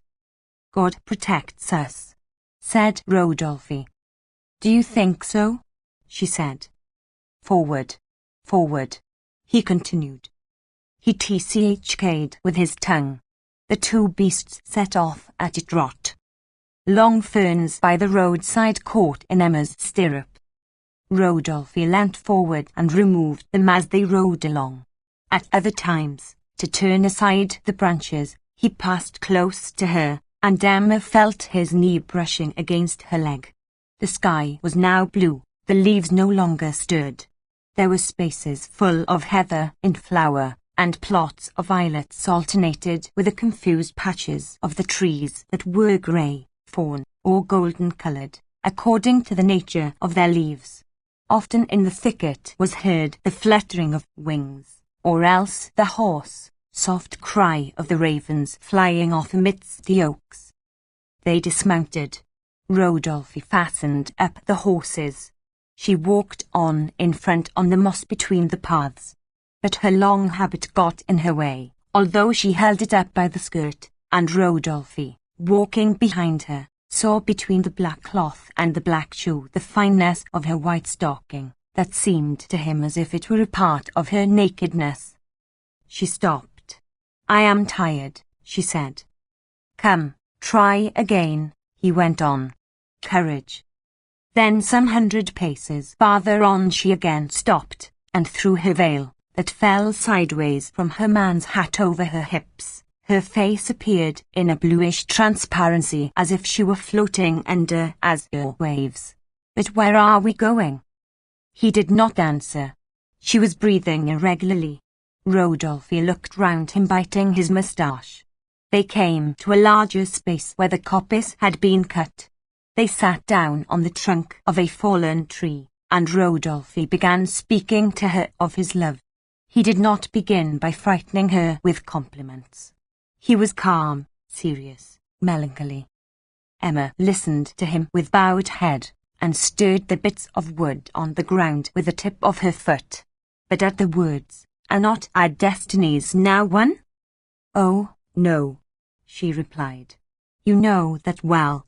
It is impossible." She rose to go. He seized her by the wrist. She stopped. Then, having gazed at him for a few moments with an amorous and humid look, she said hurriedly, "Ah, do not speak of it again. Where are the horses? Let us go back." He made a gesture of anger and annoyance. She repeated, "Where are the horses? Where are the horses?" Then, smiling a strange smile, his pupil fixed, his teeth set, he advanced with outstretched arms. She recoiled, trembling. She stammered, "Oh, you frighten me. You hurt me. Let me go." "If it must be," he went on, his face changing as he again became respectful, caressing, timid. She gave him her arm. "They went back," he said. "What was the matter with you? Why? I do not understand. You were mistaken, no doubt. In my soul you were as a Madonna on a pedestal, in a place lofty, secure, immaculate. But I need you to live. I must have your eyes, your voice, your thought. Be my friend, my sister, my angel." And he put out his arm round her waist. She feebly tried to disengage herself. He supported her thus as they walked along. But they heard the two horses browsing on the leaves. "Oh, one moment," said Rodolphe. "Do not let us go. Stay." He drew her farther on to a small pool where duckweeds made a greenness on the water. Faded water lilies lay motionless between the reeds. At the noise of their steps in the grass, frogs jumped away to hide themselves. "I am wrong. I am wrong," she said. "I am mad to listen to you." "Why, Emma, Emma?" "Oh, Rodolphe," said the young woman slowly, leaning on his shoulder. The cloth of her habit caught against the velvet of his coat. She threw back her white neck, swelling with a sigh, and faltering, in tears, with a long shudder and hiding her face, she gave herself up to him. The shades of night were falling, the horizontal sun passing between the branches dazzled the eyes. Here and there around her, in the leaves or on the ground, trembled luminous patches, as if hummingbirds flying about had scattered their feathers. Silence was everywhere. Something sweet seemed to come forth from the trees. She felt her heart, whose beating had begun again, and blood coursing through her flesh like a stream of milk. Then far away, beyond the wood, on the other hills, she heard a vague prolonged cry, a voice which lingered, and in silence she heard it mingling like music with the last pulsations of her throbbing nerves. Rodolphe, a cigar between his lips, was mending with his penknife one of the two broken bridles. They returned to Yonville by the same road. On the mud they saw again the traces of their horses side by side, the same thickets, the same stones to the grass. Nothing around them seemed changed. And yet for her something had happened more stupendous than if the mountains had moved in their places. Rodolphe now and again bent forward and took her hand to kiss it. She was charming on horseback, upright, with her slender waist, her knee bent on the mane of her horse, her face somewhat flushed by the fresh air in the red of the evening. On entering Yonville she made her horse prance in the road. People looked at her from the windows. At dinner her husband thought she looked well, but she pretended not to hear him when he inquired about her ride, and she remained sitting there with her elbow at the side of her plate between the two lighted candles. "Emma," he said. "What?" "Well, I spent the afternoon at Monsieur Alexander's. He has an old cob, still very fine, only a little broken-kneed, and that could be bought, I am sure, for 100 crowns. He added, and thinking it might please you, I have bespoken it, bought it. Have I done right? Do tell me." She nodded her head in assent, then a quarter of an hour later. "Are you going out tonight?" she asked. "Yes." "Why?" "Oh, nothing, my dear." And as soon as she had got rid of Charles, she went and shut herself up in her room. At first she felt stunned. She saw the trees, the paths, the ditches, Rodolphe, and she again felt the pressure of his arm, while the leaves rustled and the reeds whistled. But when she saw herself in the glass she wondered at her face. Never had her eyes been so large, so black, of so profound a depth. Something subtle about her being transfigured her. She repeated, "I have a lover," delighting at the idea as if a second puberty had come to her. So at last she was to know those joys of love, that fever of happiness of which she had despaired. She was entering upon marvels where all would be passion, ecstasy, delirium. An azure infinity encompassed her, the heights of sentiment sparkled under her thought, and ordinary existence appeared only afar off, down below in the shade, through the interspaces of these heights. Then she recalled the heroines of the books that she had read, and the lyric legion of these adulterous women began to sing in her memory with the voice of sisters that charmed her. She became herself, as it were, an actual part of these imaginings, and realized the love dream of her youth as she saw herself in this type of amorous women whom she had so envied. Besides, Emma felt a satisfaction of revenge. Had she not suffered enough? But now she triumphed, and the love so long pent up burst forth in full joyous bubblings. She tasted it without remorse, without anxiety, without trouble. The day following passed with a new sweetness. They made vows to one another. She told him of her sorrows. Rodolphe interrupted her with kisses, and she, looking at him through half-closed eyes, asked him to call her again by her name, to say that he loved her. They were in the forest, as yesterday, in the shed of some wooden shoemaker. The walls were of straw, and the roof so low they had to stoop. They were seated side by side on a bed of dry leaves. From that day forth they wrote to one another regularly every evening. Emma placed her letter at the end of the garden, by the river, in a fissure of the wall. Rodolphe came to fetch it, and put another there, that she always found fault with as too short. One morning, when Charles had gone out before daybreak, she was seized with the fancy to see Rodolphe at once. She would go quickly to La Huchette, stay there an hour, and be back again at Yonville while everyone was still asleep. This idea made her pant with desire, and she soon found herself in the middle of the field, walking with rapid steps, without looking behind her. Day was just breaking. Emma from afar recognized her lover's house. Its two dovetailed weathercocks stood out black against the pale dawn. Beyond the farmyard there was a detached building that she thought must be the chateau. She entered. It was as if the doors at her approach had opened wide of their own accord. A large straight staircase led up to the corridor. Emma raised the latch of a door, and suddenly at the end of the room she saw a man sleeping.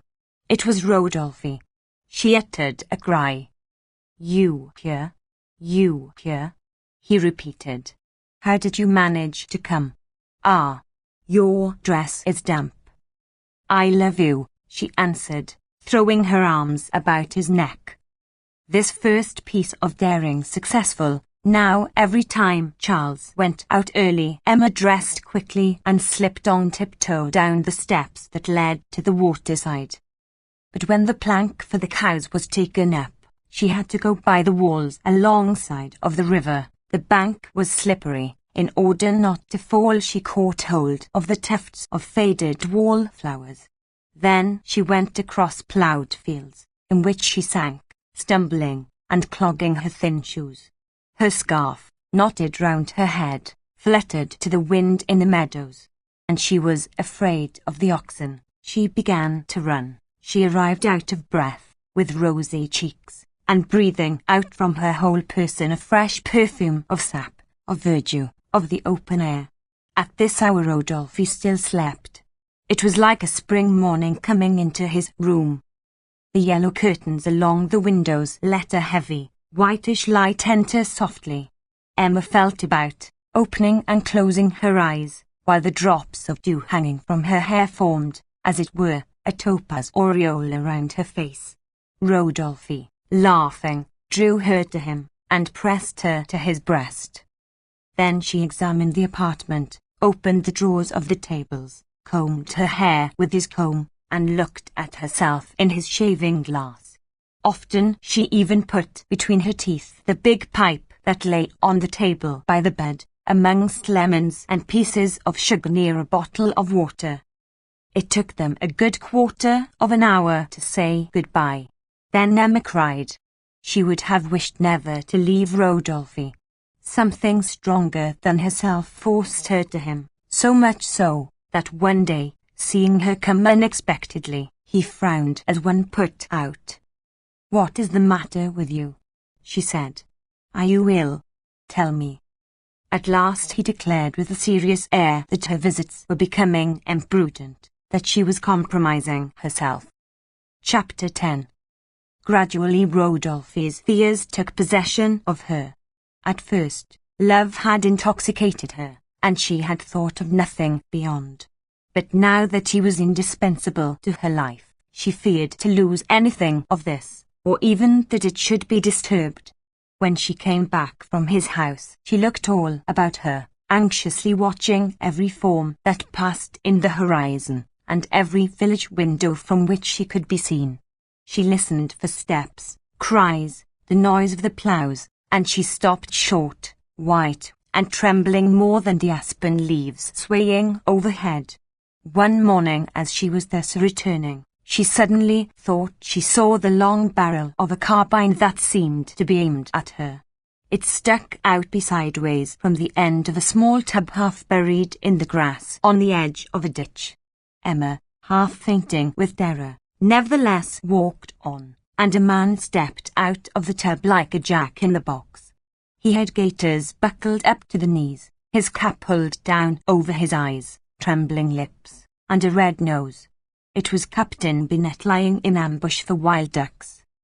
"You ought to have called out long ago," he exclaimed. "When one sees a gun, one should always give warning."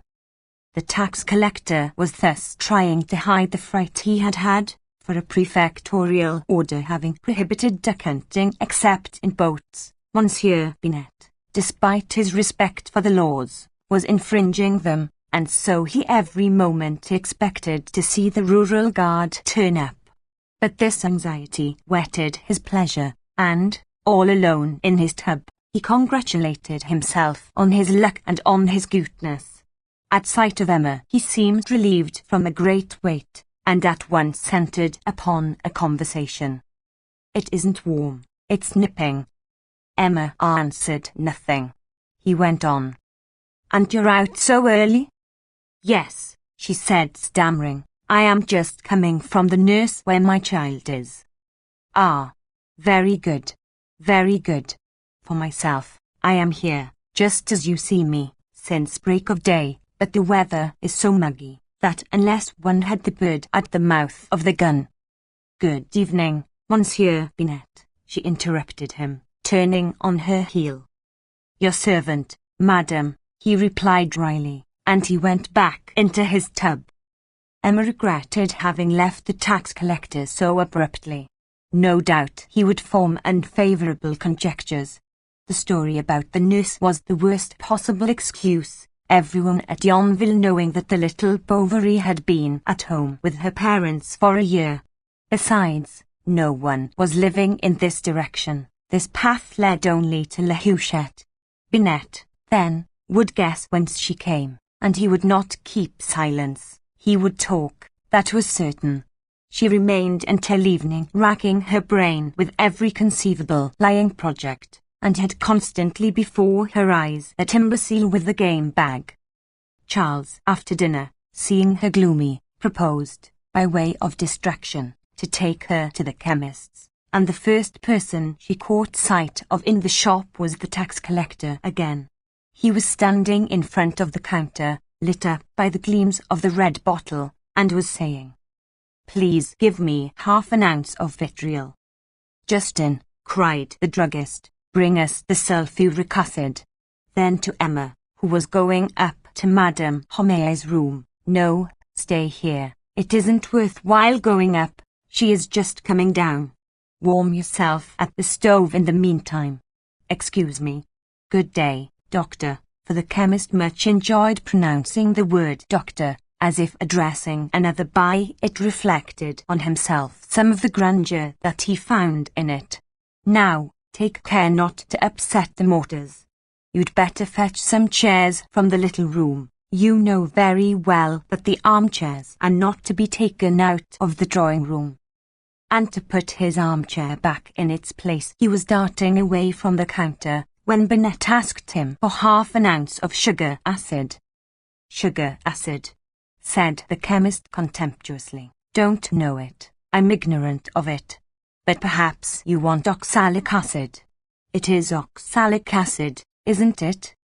Binet explained that he wanted a corrosive to make himself some copper water with which to remove rust from his hunting things. Em shuddered. The chemist began saying, "Indeed, the weather is not propitious on account of the damp." "Nevertheless," replied the tax collector, with a sly look, "there are people who like it." She was stifling. "And give me. Will he never go?" thought she.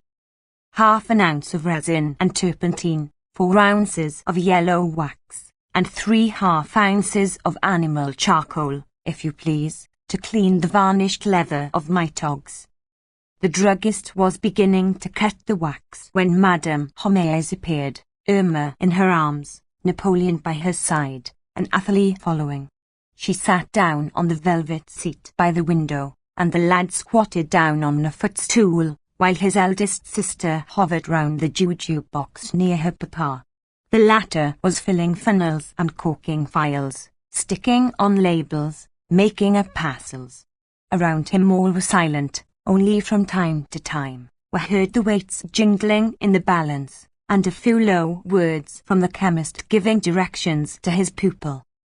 "And how's the little woman?" suddenly asked Madame Homais. Silence, exclaimed her husband, who was writing down some figures in his waste book. Why didn't you bring her? She went on in a low voice. Hush, hush, said Emma, pointing with her finger to the druggist.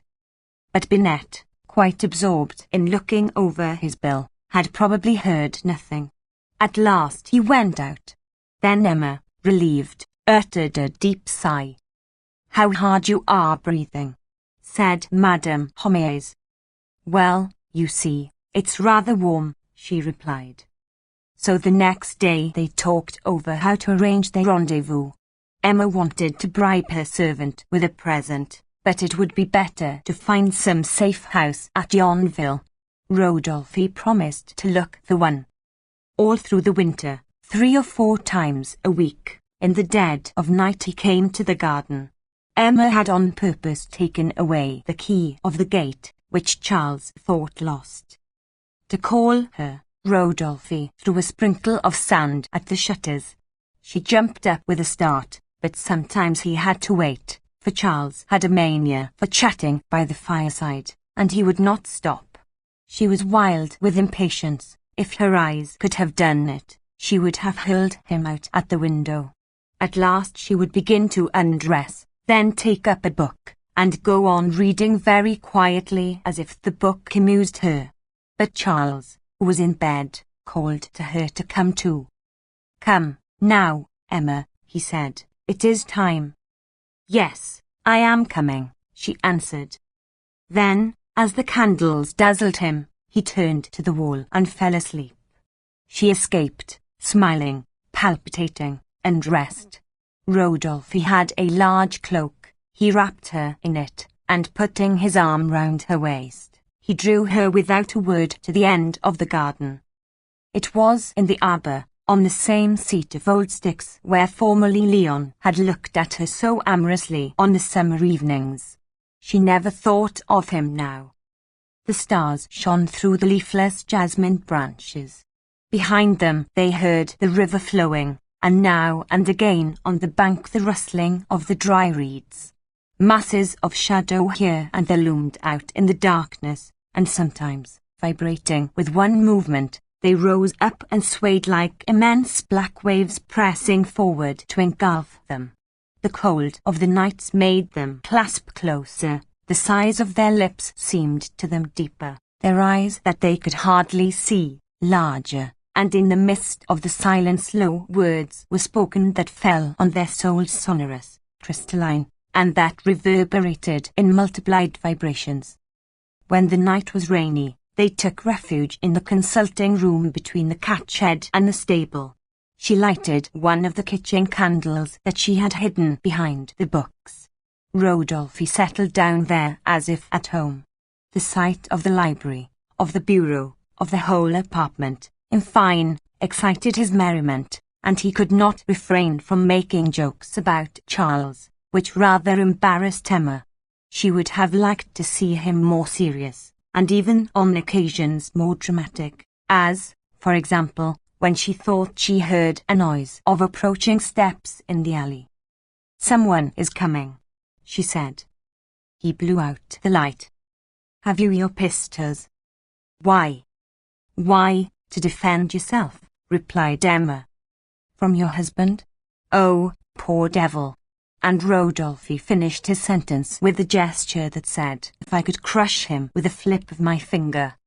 She was wonder-stricken at his bravery, although she felt in it a sort of indecency and a naive coarseness that scandalized her. Rodolphe reflected a good deal on the affair of the pistols.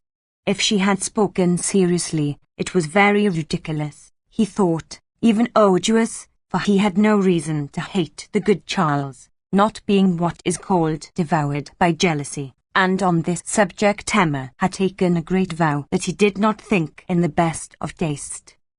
Besides, she was growing very sentimental. She had insisted on exchanging miniatures. They had cut off handfuls of hair, and now she was asking for a ring, a real wedding ring, in sign of an eternal union.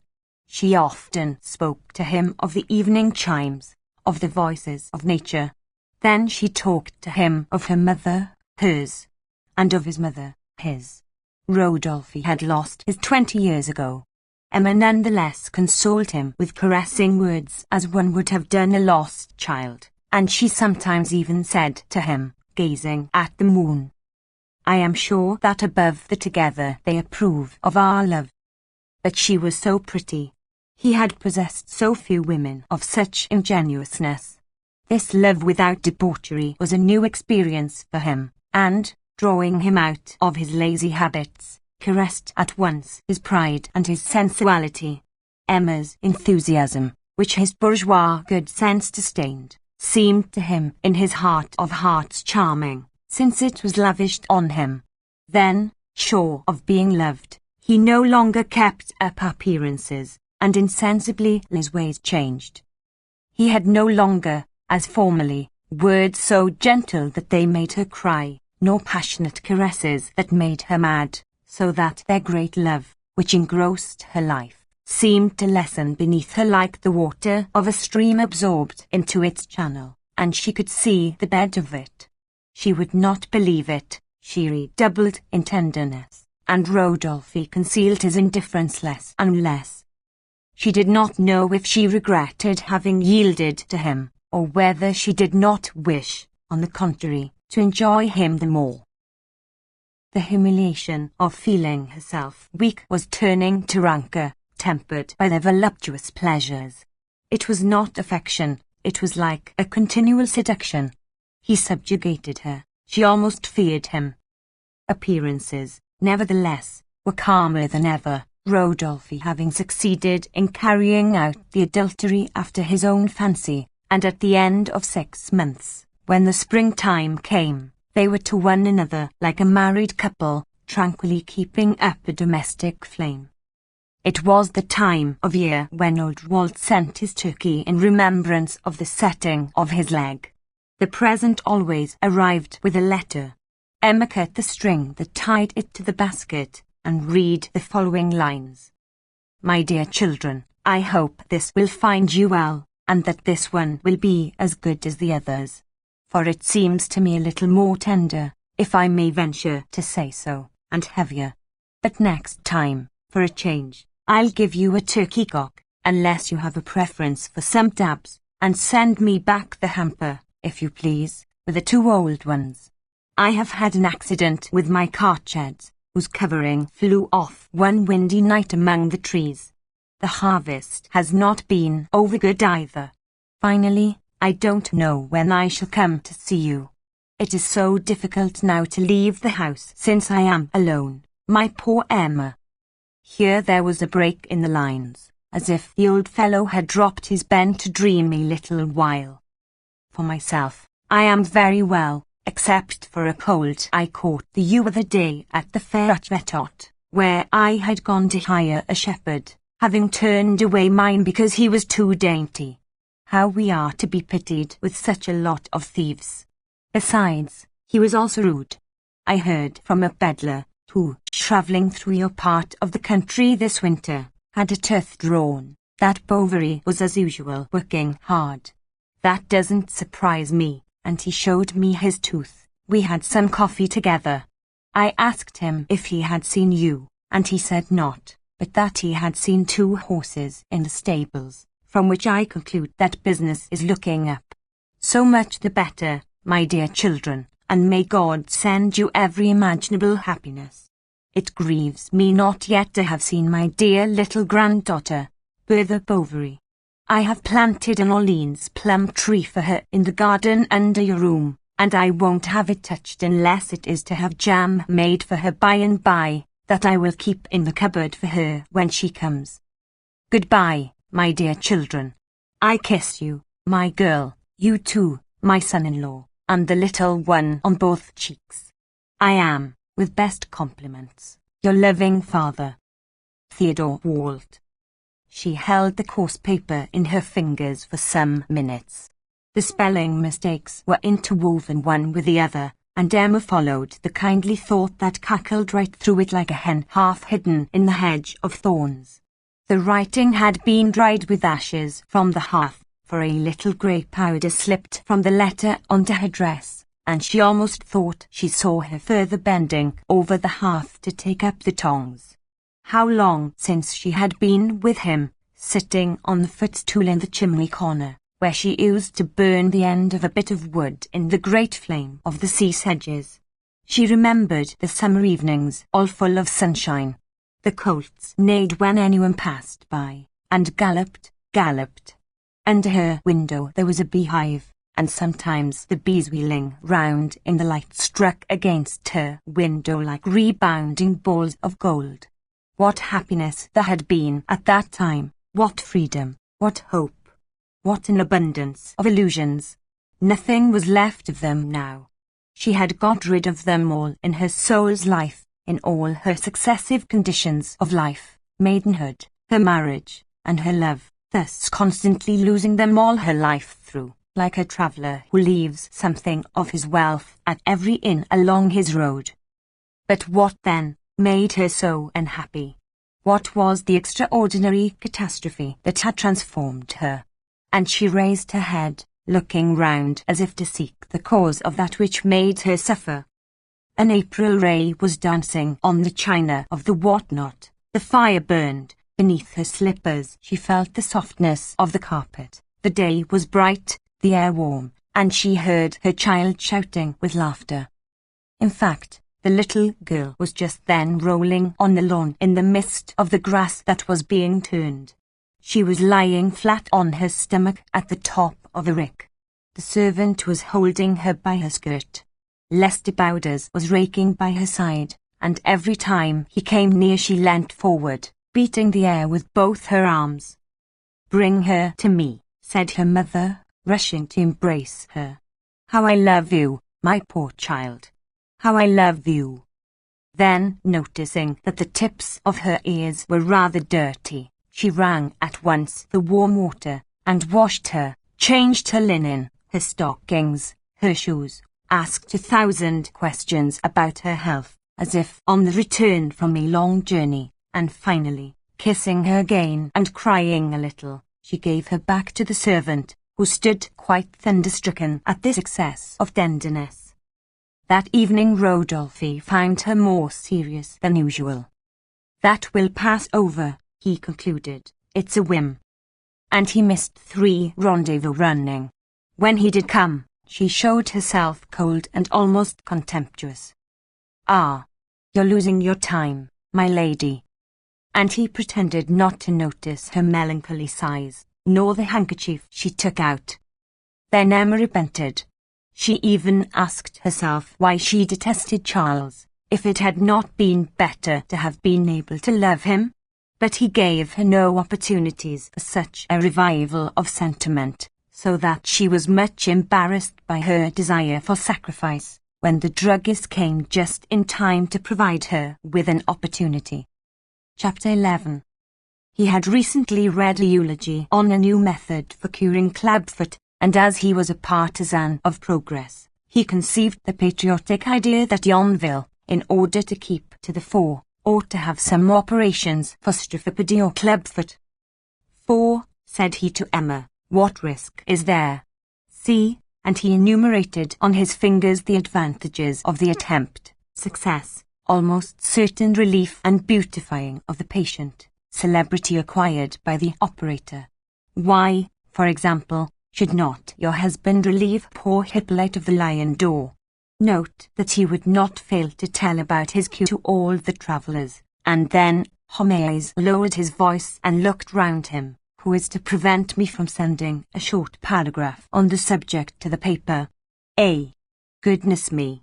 An article gets about, it is talked of, it ends by making a snowball. And who knows? In fact, Bovary might succeed. Nothing proved to Emma that he was not clever, and what a satisfaction for her to have urged him to a step by which his reputation and fortune would be increased. She only wished to lean on something more solid than love. Charles, urged by the druggist and by her, allowed himself to be persuaded. He sent to Rouen for Dr. Duval's volume, and every evening, holding his head between both hands, plunged into the reading of it. While he was studying equinus, varus, and valgus, that is to say, catastrophopody, industrophopody, and exhaustrophopody, or better, the various turnings of the foot downwards, inwards, and outwards, with a hypostrophopody and anastrophopody, otherwise torsion downwards and upwards, Monsieur Homais, with all sorts of arguments, was exhorting the lad at the inn to submit to the operation. You will scarcely feel, probably, a slight pain. It is a simple prick, like a little bloodletting, less than the extraction of certain corns. Hippolyte, reflecting, rolled his stupid eyes. However, continued the chemist, it doesn't concern me. It's for your sake, for pure humanity. I should like to see you, my friend, rid of your hideous cordication, together with that waddling of the lumbar regions which, whatever you say, must considerably interfere with you in the exercise of your calling. Then Homais represented to him how much jollier and brisker he would feel afterwards, and even gave him to understand that he would be more likely to please the women, and the stable boy began to smile heavily. Then he attacked him through his vanity. Aren't you a man? Hang it. What would you have done if you had had to go into the army, to go and fight beneath the standard? Ah, Hippolyte. And Homais retired, declaring that he could not understand this obstinacy, this blindness in refusing the benefactions of science. The poor fellow gave way, for it was like a conspiracy. Binet, who never interfered with other people's business, Madame Lefrancois, Artemise, the neighbours, even the mayor, Monsieur Tavic, everyone persuaded him, lectured him, shamed him, but what finally decided him was that it would cost him nothing. Bovary even undertook to provide the machine for the operation. This generosity was an idea of Emma's, and Charles consented to it, thinking in his heart of hearts that his wife was an angel. So by the advice of the chemist, and after 3 fresh starts, he had a kind of box made by the carpenter, with the aid of the locksmith, that weighed about 8 pounds, and in which iron, wood, shear iron, leather, screws, and nuts had not been spared.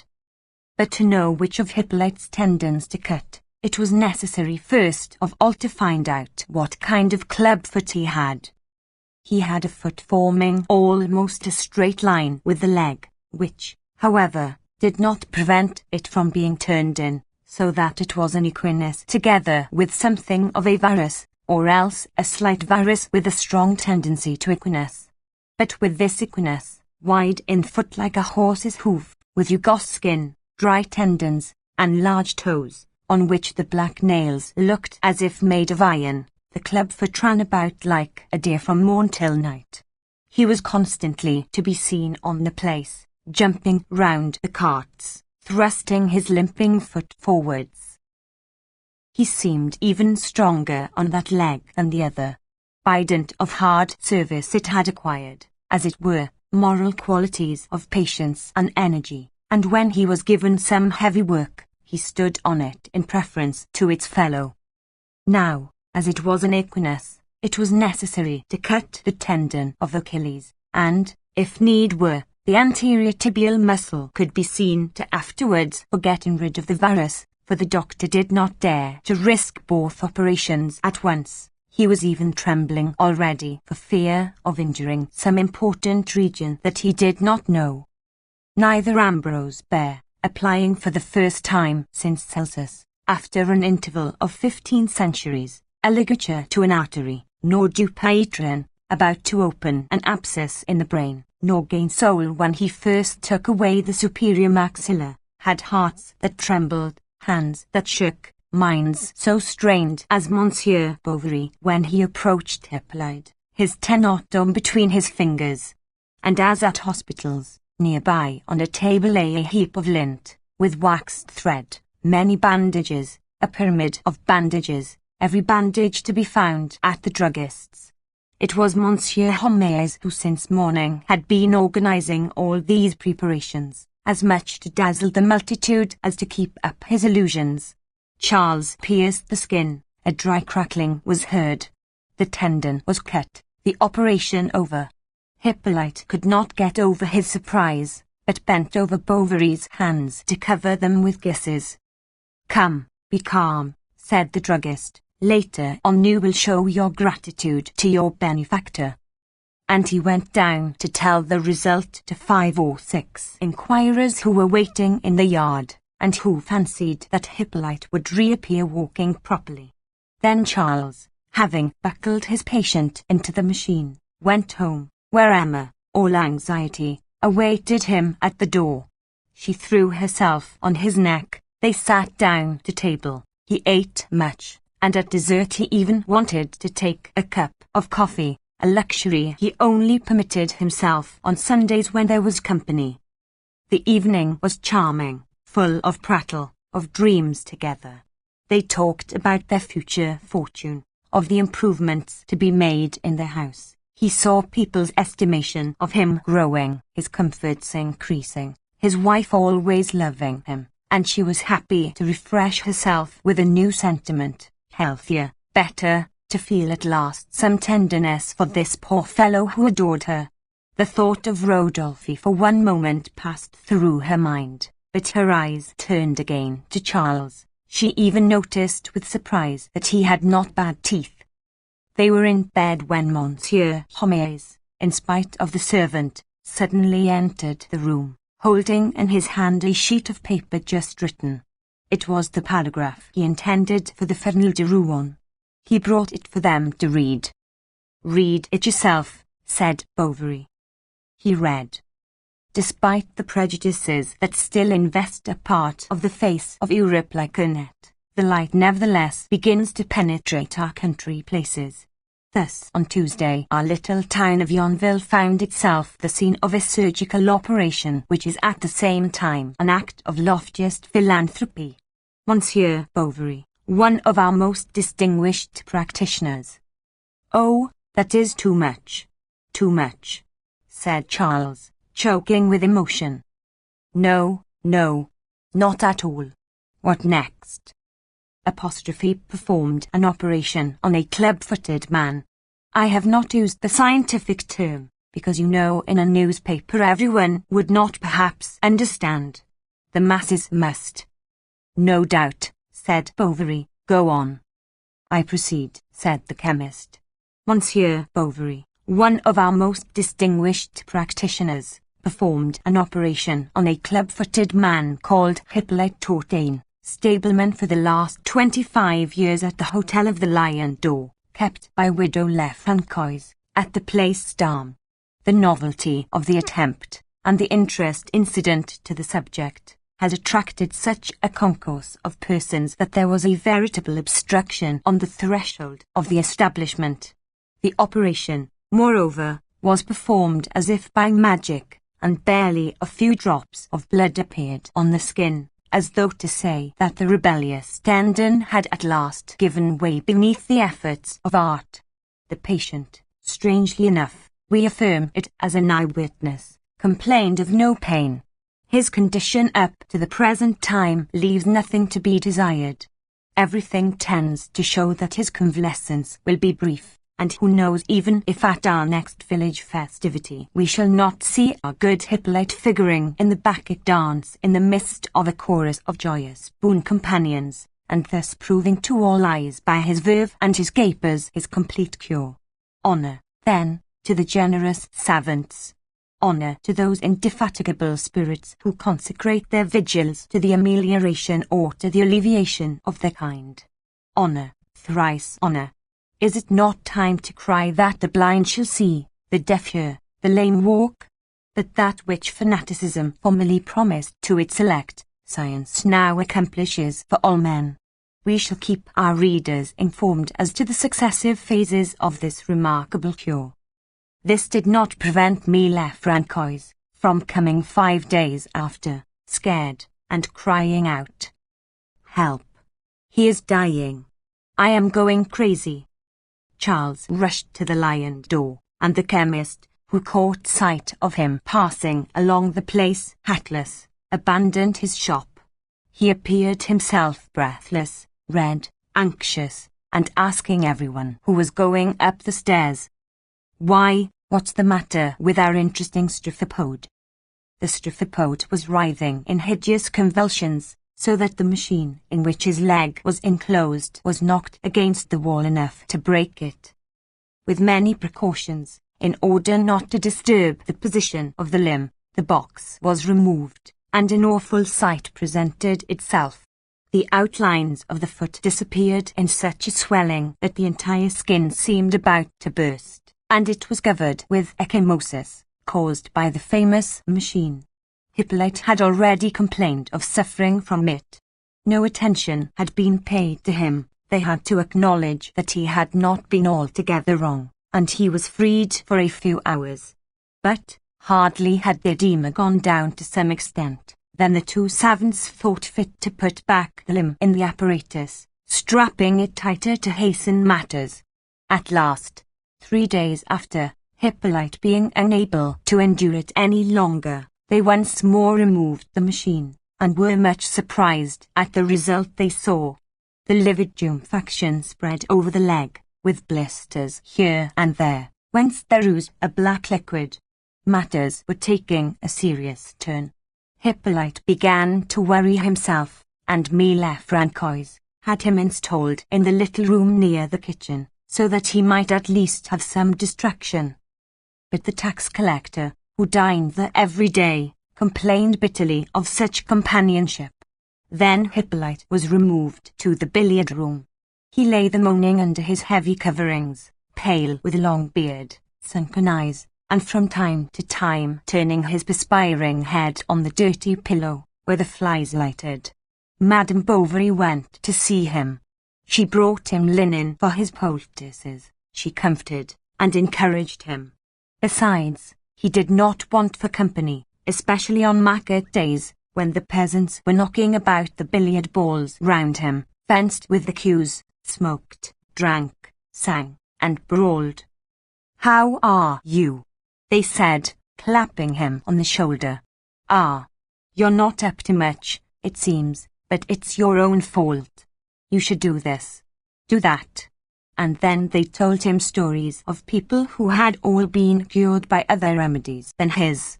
Then by way of consolation they added, "You give way too much. Get up. You coddle yourself like a king. All the same, old chap, you don't smell nice." Gangrene, in fact, was spreading more and more. Bovary himself turned sick at it. He came every hour, every moment. Hippolyte looked at him with eyes full of terror, sobbing, "When shall I get well? Oh, save me. How unfortunate I am. How unfortunate I am." And the doctor left, always recommending him to diet himself. "Don't listen to him, my lad," said Mille Francois. "Haven't they tortured you enough already? You'll grow still weaker. Here, swallow this." And she gave him some good beef tea, a slice of mutton, a piece of bacon, and sometimes small glasses of brandy that he had not the strength to put to his lips. Abbe Bournisien, hearing that he was growing worse, asked to see him. He began by pitying his sufferings, declaring at the same time that he ought to rejoice at them since it was the will of the Lord, and take advantage of the occasion to reconcile himself to heaven. "For," said the ecclesiastic in a paternal tone, "you rather neglected your duties, you were rarely seen at divine worship. How many years is it since you approached the holy table? I understand that your work, that the will of the world may have kept you from care for your salvation. But now is the time to reflect. Yet don't despair. I have known great sinners, who, about to appear before God, you were not yet at this point, I know, had implored his mercy, and who certainly died in the best frame of mind. Let us hope that, like them, you will set us a good example. Thus, as a precaution, what is to prevent you from saying morning and evening a Hail Mary, full of grace, and Our Father which art in heaven? Yes, do that, for my sake, to oblige me. That won't cost you anything. Will you promise me?" The poor devil promised. The cure came back day after day. He chatted with the landlady, and even told anecdotes interspersed with jokes and puns that Hippolyte did not understand. Then, as soon as he could, he fell back upon matters of religion, putting on an appropriate expression of face. His zeal seemed successful, for the clubfoot soon manifested a desire to go on a pilgrimage to Bonsec as if he were cured, to which Monsieur Bournisien replied that he saw no objection. 2 precautions were better than 1, it was no risk anyhow. The druggist was indignant at what he called the manoeuvres of the priest. They were prejudicial, he said, to Hippolyte's convalescence, and he kept repeating to Madame Lefrancois, "Leave him alone. Leave him alone. You perturb his morals with your mysticism." But the good woman would no longer listen to him. He was the cause of it all. From a spirit of contradiction she hung up near the bedside of the patient a basin filled with holy water and a branch of box. Religion, however, seemed no more able to succour him than surgery, and the invincible gangrene still spread from the extremities towards the stomach. It was all very well to vary the potions and change the poultices. The muscles each day rotted more and more, and at last Charles replied by an affirmative nod of the head when Lefrancois asked him if she could not, as a forlorn hope, send for Monsieur Canivet of Neufchâtel, who was a celebrity. A doctor of medicine, 50 years of age, enjoying a good position and self-possessed, Charles's colleague did not refrain from laughing disdainfully when he had uncovered the leg, mortified to the knee. Then, having flatly declared that it must be amputated, he went off to the chemist's to rail at the asses who could have reduced a poor man to such a state. Shaking Monsieur Homais by the button of his coat, he shouted out in the shop, "These are the inventions of Paris. These are the ideas of those gentry of the capital. It is like strabismus, chloroform, lithotrity, a heap of monstrosities that the government ought to prohibit. But they want to do the clever, and they cram you with remedies without troubling about the consequences. We are not so clever, not we. We are not savants, coxcombs, fops. We are practitioners, we cure people, and we should not dream of operating on anyone who is in perfect health. Straighten club feet. As if one could straighten club feet. It is as if one wished, for example, to make a hunchback straight." Homais suffered as he listened to this discourse, and he concealed his discomfort beneath a courtier's smile, for he needed to humour Monsieur Canivet, whose prescriptions sometimes came as far as Yonville. So he did not take up the defence of Bovary, he did not even make a single remark, and, renouncing his principles, he sacrificed his dignity to the more serious interests of his business. This amputation of the thigh by Dr. Canivet was a great event in the village. On that day all the inhabitants got up earlier, and the Grand Rue, although full of people, had something lugubrious about it, as if an execution had been expected.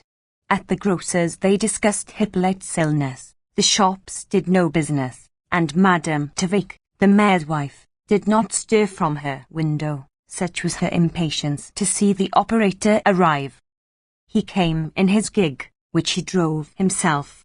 But the springs of the right side having at length given way beneath the weight of his corpulence, it happened that the carriage as it rolled along leaned over a little, and on the other cushion near him could be seen a large box covered in red sheep leather, whose 3 brass clasps shone grandly. After he had entered like a whirlwind the porch of the lion door, the doctor, shouting very loud, ordered them to unharness its horse. Then he went into the stable to see that she was eating her oats all right, for on arriving at a patient's he first of all looked after his mare and his gig. People even said about this, "Ah, Monsieur Canivet's a character." And he was the more esteemed for this imperturbable coolness. The universe to the last man might have died, and he would not have missed the smallest of his habits. Homais presented himself. "I count on you," said the doctor. "Are we ready? Come along." But the druggist, turning red, confessed that he was too sensitive to assist at such an operation. "When one is a simple spectator," he said, "the imagination, you know, is impressed. And then I have such a nervous system." "Sure," interrupted Canivet, "on the contrary, you seem to me inclined to apoplexy. Besides, that doesn't astonish me, for you chemist fellows are always poking about your kitchens, which must end by spoiling your constitutions. Now just look at me. I get up every day at 4 o'clock. I shave with cold water, and am never cold. I don't wear flannels, and I never catch cold. My carcass is good enough. I live now in one way, now in another, like a philosopher, taking potluck. That is why I am not squeamish like you, and it is as indifferent to me to carve a Christian as the first fowl that turns up. Then, perhaps, you will say, habit, habit." Then, without any consideration for Hippolyte, who was sweating with agony between his sheets, these gentlemen entered into a conversation, in which the druggist compared the coolness of a surgeon to that of a general, and this comparison was pleasing to Canivet, who launched out on the exigencies of his art. He looked upon it as a sacred office, although the ordinary practitioners dishonoured it. At last, coming back to the patient, he examined the bandages brought by Homais, the same that had appeared for the clubfoot, and asked for someone to hold the limb for him. Lestiboudes was sent for, and Monsieur Canivet, having turned up his sleeves, passed into the billiard-room, while the druggist stayed with Athénais and the landlady, both whiter than their aprons, and with ears strained towards the door. Bovary during this time did not dare to stir from his house. He kept downstairs in the sitting-room by the side of the fireless chimney, his chin on his breast, his hands clasped, his eyes staring. What a mishap! He thought, what a mishap! Perhaps, after all, he had made some slip. He thought it over, but could hit upon nothing. But the most famous surgeons also made mistakes, and that is what no one would ever believe. People, on the contrary, would laugh, jeer. It would spread as far as Forges, as Neufchâtel, as Rouen, everywhere. Who could say if his colleagues would not write against him? Polemics would ensue. He would have to answer in the papers. Hippolyte might even prosecute him. He saw himself dishonoured, ruined, lost, and his imagination, assailed by a world of hypotheses, tossed amongst them like an empty cask borne by the sea and floating upon the waves. Emma, opposite, watched him. She did not share his humiliation. She felt another, that of having supposed such a man was worth anything. As if 20 times already she had not sufficiently perceived his mediocrity. Charles was walking up and down the room. His boots squeaked on the floor. "Sit down," she said, "you fidget me." He sat down again. How was it that she, who was so intelligent, could have allowed herself to be deceived again?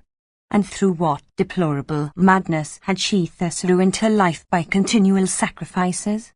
She recalled all her instincts of luxury, all the privations of her soul, the sordidness of marriage, of the household, her dream sinking into the mire like wounded swallows, all that she had longed for, all that she had denied herself, all that she might have had. And for what? For what?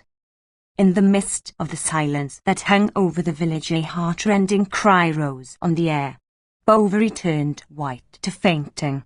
She knit her brows with a nervous gesture, then went on.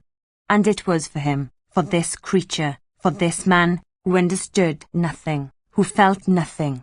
For he was there quite quiet, not even suspecting that the ridicule of his name would henceforth sully hers as well as his. She had made efforts to love him, and she had repented with tears for having yielded to another. But it was perhaps a valgus, suddenly exclaimed Bovary, who was meditating.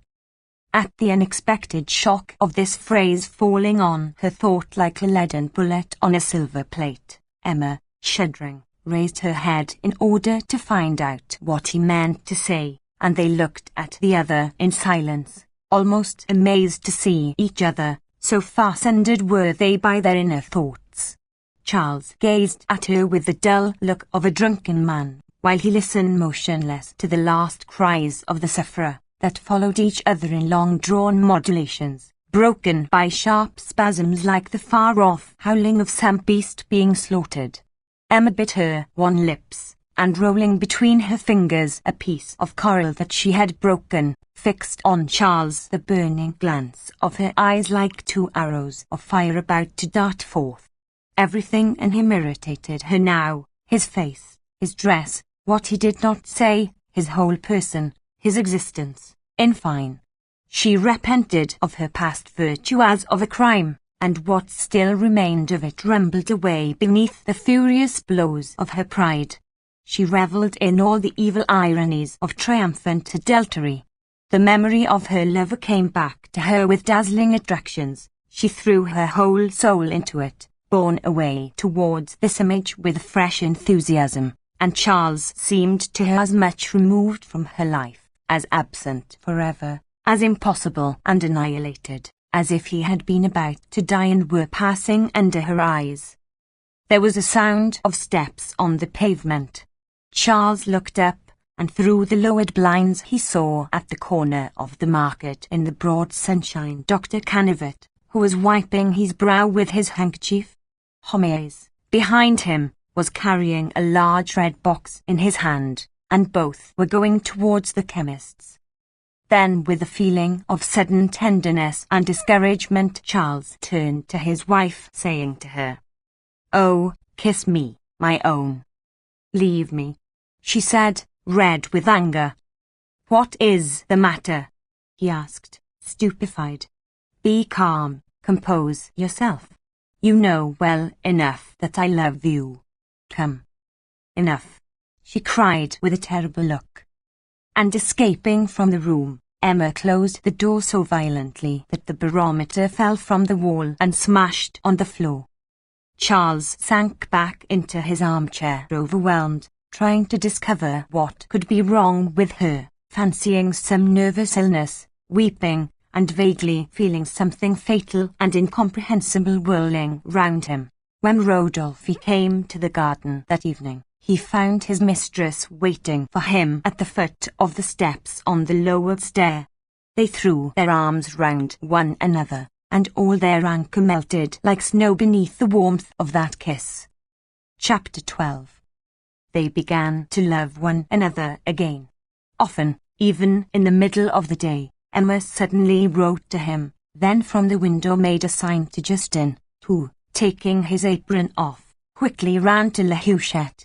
Rodolphe would come. She had sent for him to tell him that she was bored, that her husband was odious, her life frightful. "But what can I do?" he cried one day impatiently. "Ah, if you would." She was sitting on the floor between his knees, her hair loose, her look lost. "Why, what?"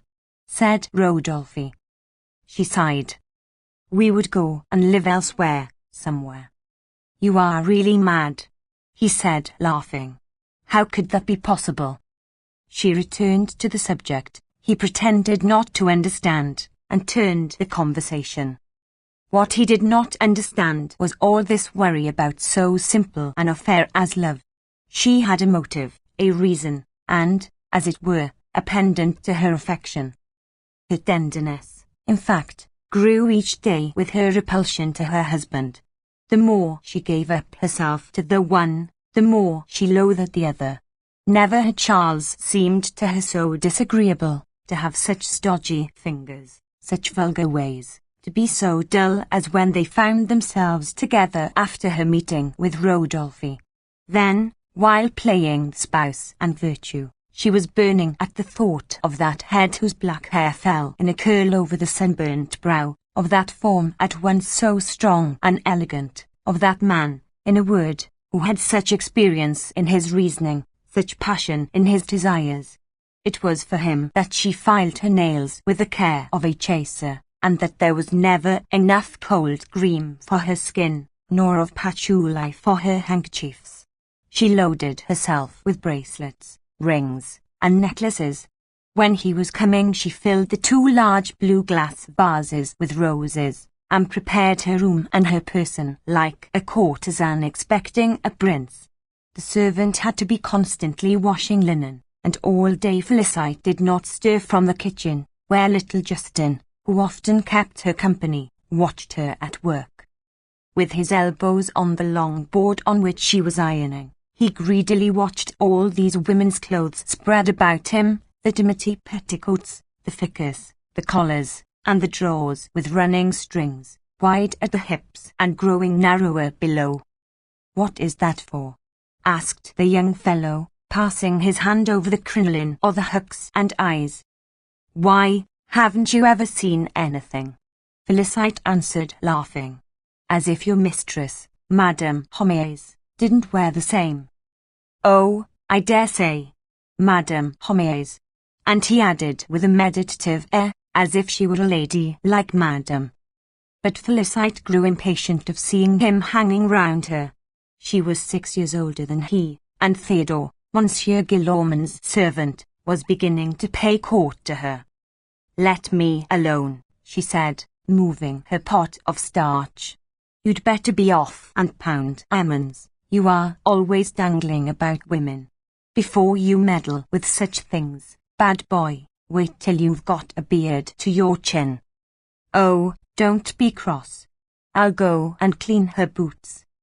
And he at once took down from the shelf Emma's boots, all coated with mud, the mud of the rendezvous, that grumbled into powder beneath his fingers, and that he watched as it gently rose in a ray of sunlight. "How afraid you were of spoiling them," said the servant, who wasn't so particular when she cleaned them herself, because as soon as the stuff of the boots was no longer fresh, Madame handed them over to her. Emma had a number in her cupboard that she squandered one after the other, without Charles allowing himself the slightest observation.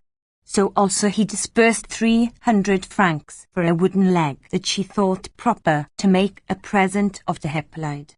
Its top was covered with cork, and it had spring joints, a complicated mechanism, covered over by black trousers ending in a patent leather boot.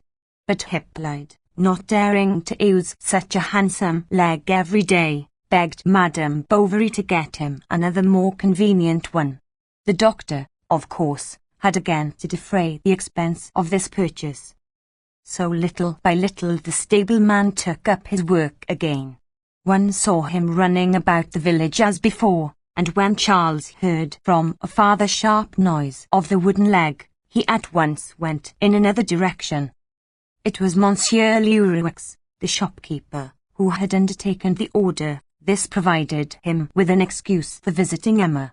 He chatted with her about the new goods from Paris, about 1,000 feminine trifles, made himself very obliging, and never asked for his money.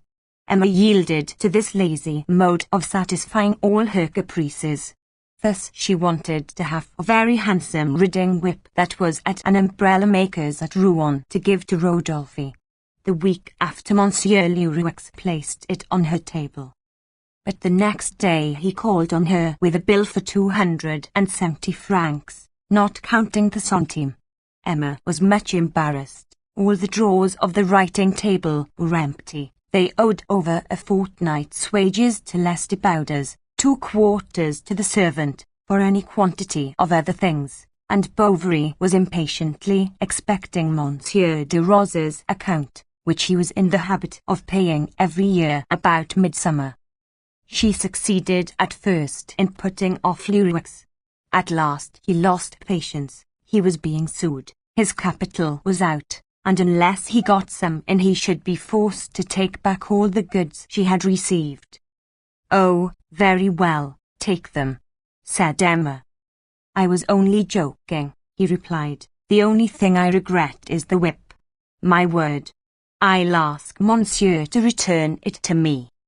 "No, no," she said. "Ah, I've got you, thought Lurix. And, certain of his discovery, he went out repeating to himself in an undertone, and with his usual low whistle. Good. We shall see.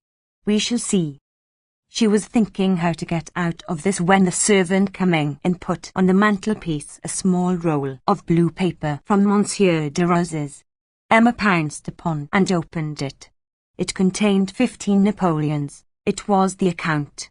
She heard Charles on the stairs, threw the gold to the back of her drawer, and took out the key. 3 days after Lurix reappeared. I have an arrangement to suggest to you, he said. If, instead of the sum agreed on, you would take. Here it is, she said, placing 14 Napoleons in his hand. The tradesman was dumbfounded. Then, to conceal his disappointment, he was profuse in apologies and proffers of service, all of which Emma declined. Then she remained a few moments fingering in the pocket of her apron the 2 5-franc pieces that he had given her in change. She promised herself she would economize in order to pay back later on. Sure, she thought, he won't think about it again. Besides the riding whip with its silver gilt handle, Rodolphe had received a seal with the motto A mon corps, 14. Furthermore, a scarf for a muffler, and, finally, a cigar case exactly like the Viscount's that Charles had formerly picked up in the road, and that Emma had kept. These presents, however, humiliated him. He refused several, she insisted, and he ended by obeying, thinking her tyrannical and over-exacting. 14. A loving heart. Then she had strange ideas. When midnight strikes, she said, you must think of me. And if he confessed that he had not thought of her, there were floods of reproaches that always ended with the eternal question. Do you love me? Why, of course I love you, he answered. A great deal? Certainly. You haven't loved any others? Did you think you'd got a virgin? He exclaimed, laughing. Emma cried, and he tried to console her, adorning his protestations with puns. Oh, she went on, I love you. I love you so that I could not live without you, do you see? There are times when I long to see you again, when I am torn by all the anger of love. I ask myself, where is he? Perhaps he is talking to other women. They smile upon him, he approaches. Oh no, no one else pleases you. There are some more beautiful, but I love you best. I know how to love best. I am your servant, your concubine. You are my king, my idol. You are good. You are beautiful, you are clever, you are strong. He had so often heard these things said that they did not strike him as original.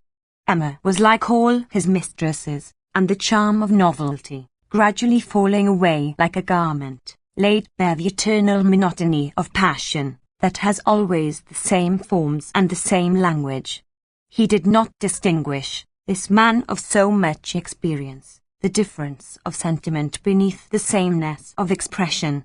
Because lips libertine and venal had murmured such words to him, he believed but little in the candour of hers. Exaggerated speeches hiding mediocre affections must be discounted, as if the fullness of the soul did not sometimes overflow in the emptiest metaphors, since no one can ever give the exact measure of his needs, nor of his conceptions, nor of his sorrows. And since human speech is like a cracked tin kettle, on which we hammer out tunes to make bears dance when we long to move the stars. But with that superior critical judgment that belongs to him who, in no matter what circumstance, holds back, Rodolphe saw other delights to be got out of this love. He thought all modesty in the way. He treated her quite sans facing. 15. He made of her something supple and corrupt. Hers was an idiotic sort of attachment, full of admiration for him, of voluptuousness for her, a beatitude that benumbed her. Her soul sank into this drunkenness, shriveled up, drowned in it, like Clarence in his butt of Malmsey. 15. Offhandedly. By the mere effect of her love, Madame Bovary's manners changed. Her looks grew bolder, her speech more free. She even committed the impropriety of walking out with Monsieur Rodolphe, a cigarette in her mouth, as if to defy the people. At last, those who still doubted no longer when one day they saw her getting out of the hirondelle, her waist squeezed into a waistcoat like a man, and Madame Bovary Senior, who, after a fearful scene with her husband, had taken refuge at her son's, was not the least scandalized of the women folk. Many other things displeased her. First, Charles had not attended to her advice about the forbidding of novels. Then the ways of the house annoyed her. She allowed herself to make some remarks, and there were quarrels, especially one on account of Felicite. Madame Bovary Senior, the evening before, passing along the passage, had surprised her in company of a man with a brown collar, about 40 years old, who, at the sound of her step, had quickly escaped through the kitchen. Then Emma began to laugh, but the good lady grew angry, declaring that unless morals were to be laughed at, one ought to look after those of one's servants. "Where were you brought up?" asked the daughter-in-law, with so impertinent a look that Madame Bovary asked her if she were not perhaps defending her own case. "Leave the room," said the young woman, springing up with a bound. "Emma, Mamma," cried Charles, trying to reconcile them. But both had fled in their exasperation. Emma was stamping her feet as she repeated, "Oh, what manners! What a peasant!" He ran to his mother. She was beside herself. She stammered, "She is an insolent, giddy-headed thing, or perhaps worse." And she was for leaving at once if the other did not apologize. So Charles went back again to his wife and implored her to give way. He knelt to her. She ended by saying, "Very well, I'll go to her." And in fact she held out her hand to her mother-in-law with the dignity of a marchioness as she said, "Excuse me, madam." Then, having gone up again to her room, she threw herself flat on her bed and cried there like a child, her face buried in the pillow. She and Rodolphe had agreed that in the event of anything extraordinary occurring, she should fasten a small piece of white paper to the blind, so that if by chance he happened to be in Yonville, he could hurry to the lane behind the house. Emma made the signal. She had been waiting 3/4 of an hour when she suddenly caught sight of Rodolphe at the corner of the market. She felt tempted to open the window and call him, but he had already disappeared. She fell back in despair. Soon, however, it seemed to her that someone was walking on the pavement. It was he, no doubt.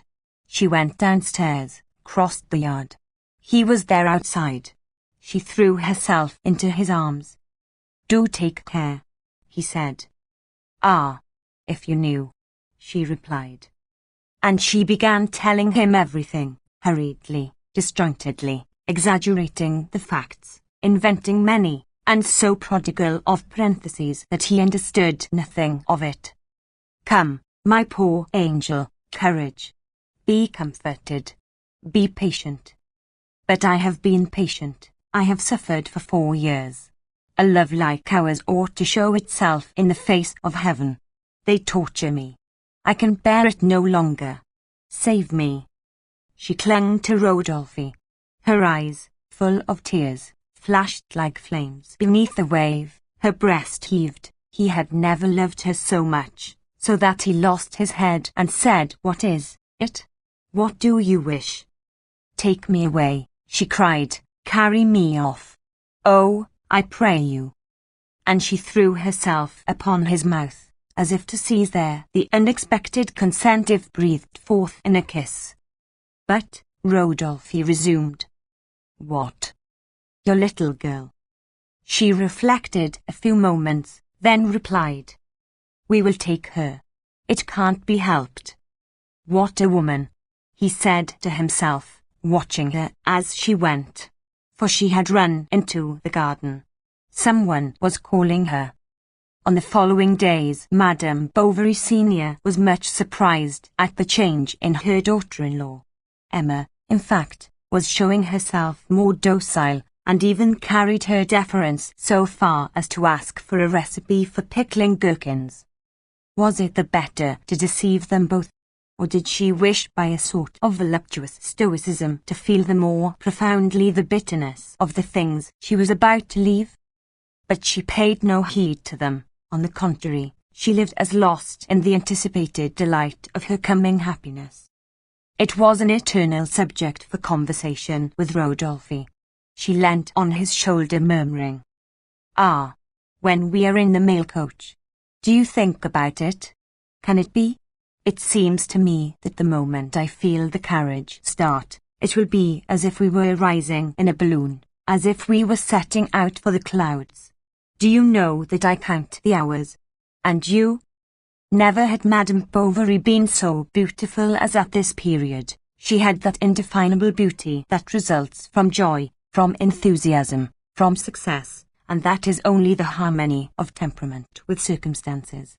Her desires, her sorrows, the experience of pleasure, and her ever-young illusions that had, as soil and rain and winds and the sun make flowers grow, gradually developed her, and she at length blossomed forth in all the plenitude of her nature. Her eyelids seemed chiselled expressly for her long amorous looks in which the pupil disappeared, while a strong inspiration expanded her delicate nostrils and raised the fleshy corner of her lips, shaded in the light by a little black down. One would have thought that an artist apt in conception had arranged the curls of her hair upon her neck. They fell in a thick mass, negligently, and with the changing chances of their adultery that unbound them every day. Her voice now took more mellow inflections, her figure also. Something subtle and penetrating escaped even from the folds of her gown and from the line of her foot. Charles, as when they were first married, thought her delicious and quite irresistible. When he came home in the middle of the night, he did not dare to wake her. The porcelain nightlight threw around the trembling gleam upon the ceiling, and the drawn curtains of the little cot formed as it were a white hut standing out in the shade, and by the bedside Charles looked at them. He seemed to hear the light breathing of his child. She would grow big now, every season would bring rapid progress. He already saw her coming from school as the day drew in, laughing, with ink stains on her jacket, and carrying her basket on her arm. Then she would have to be sent to the boarding school. That would cost much. How was it to be done? Then he reflected. He thought of hiring a small farm in the neighborhood, that he would superintend every morning on his way to his patients. He would save up what he brought in, he would put it in the savings bank. Then he would buy shares somewhere, no matter where. Besides, his practice would increase. He counted upon that, for he wanted Bertha to be well educated, to be accomplished, to learn to play the piano. Ah, how pretty she would be later on when she was 15, when, resembling her mother, she would, like her, wear large straw hats in the summertime. From a distance they would be taken for two sisters. He pictured her to himself, working in the evening by their side beneath the light of the lamp. She would embroider him slippers, she would look after the house, she would fill all the home with her charm and her gaiety. At last, they would think of her marriage. They would find her some good young fellow with a steady business. He would make her happy. This would last forever. Emma was not asleep. She pretended to be, and while he dozed off by her side she awakened to other dreams. To the gallop of 4 horses she was carried away for a week towards a new land, whence they would return no more. They went on and on, their arms entwined, without a word. Often from the top of the mountain there suddenly glimpsed some splendid city with domes, and bridges, and ships, forests of citron trees, and cathedrals of white marble, on whose pointed steeples were storks' nests. They went at a walking pace because of the great flagstones, and on the ground there were bouquets of flowers, offered you by women dressed in red bodices. They heard the chiming of bells, the neighing of mules, together with the murmur of guitars and the noise of fountains, whose rising spray refreshed heaps of fruit arranged like a pyramid at the foot of pale statues that smiled beneath playing waters. And then, one night they came to a fishing village, where brown nets were drying in the wind along the cliffs and in front of the huts. It was there that they would stay. They would live in a low, flat-roofed house, shaded by a palm tree, in the heart of a gulf, by the sea. They would row in gondolas, swing in hammocks, and their existence would be easy and large as their silk gowns, warm and star-spangled as the nights they would contemplate. However, in the immensity of this future that she conjured up, nothing special stood forth. The days, all magnificent, resembled each other like waves, and it swayed in the horizon, infinite, harmonized, azure, and bathed in sunshine. But the child began to cough in her cot, or Bovary snored more loudly, and Emma did not fall asleep till morning, when the dawn whitened the windows, and when little Justin was already in the square taking down the shutters of the chemist's shop. She had sent for Monsieur Leroux, and had said to him, "I want a cloak, a large lined cloak with a deep collar." "You are going on a journey?" he asked. "No, but, never mind. I may count on you, may I not, and quickly?" He bowed. "Besides, I shall want," she went on, "a trunk, not too heavy, handy." Yes, I understand. About 3 feet by 1.5 feet, as they are being made just now. And a travelling bag. Decidedly, thought Leroux, there's a row on here.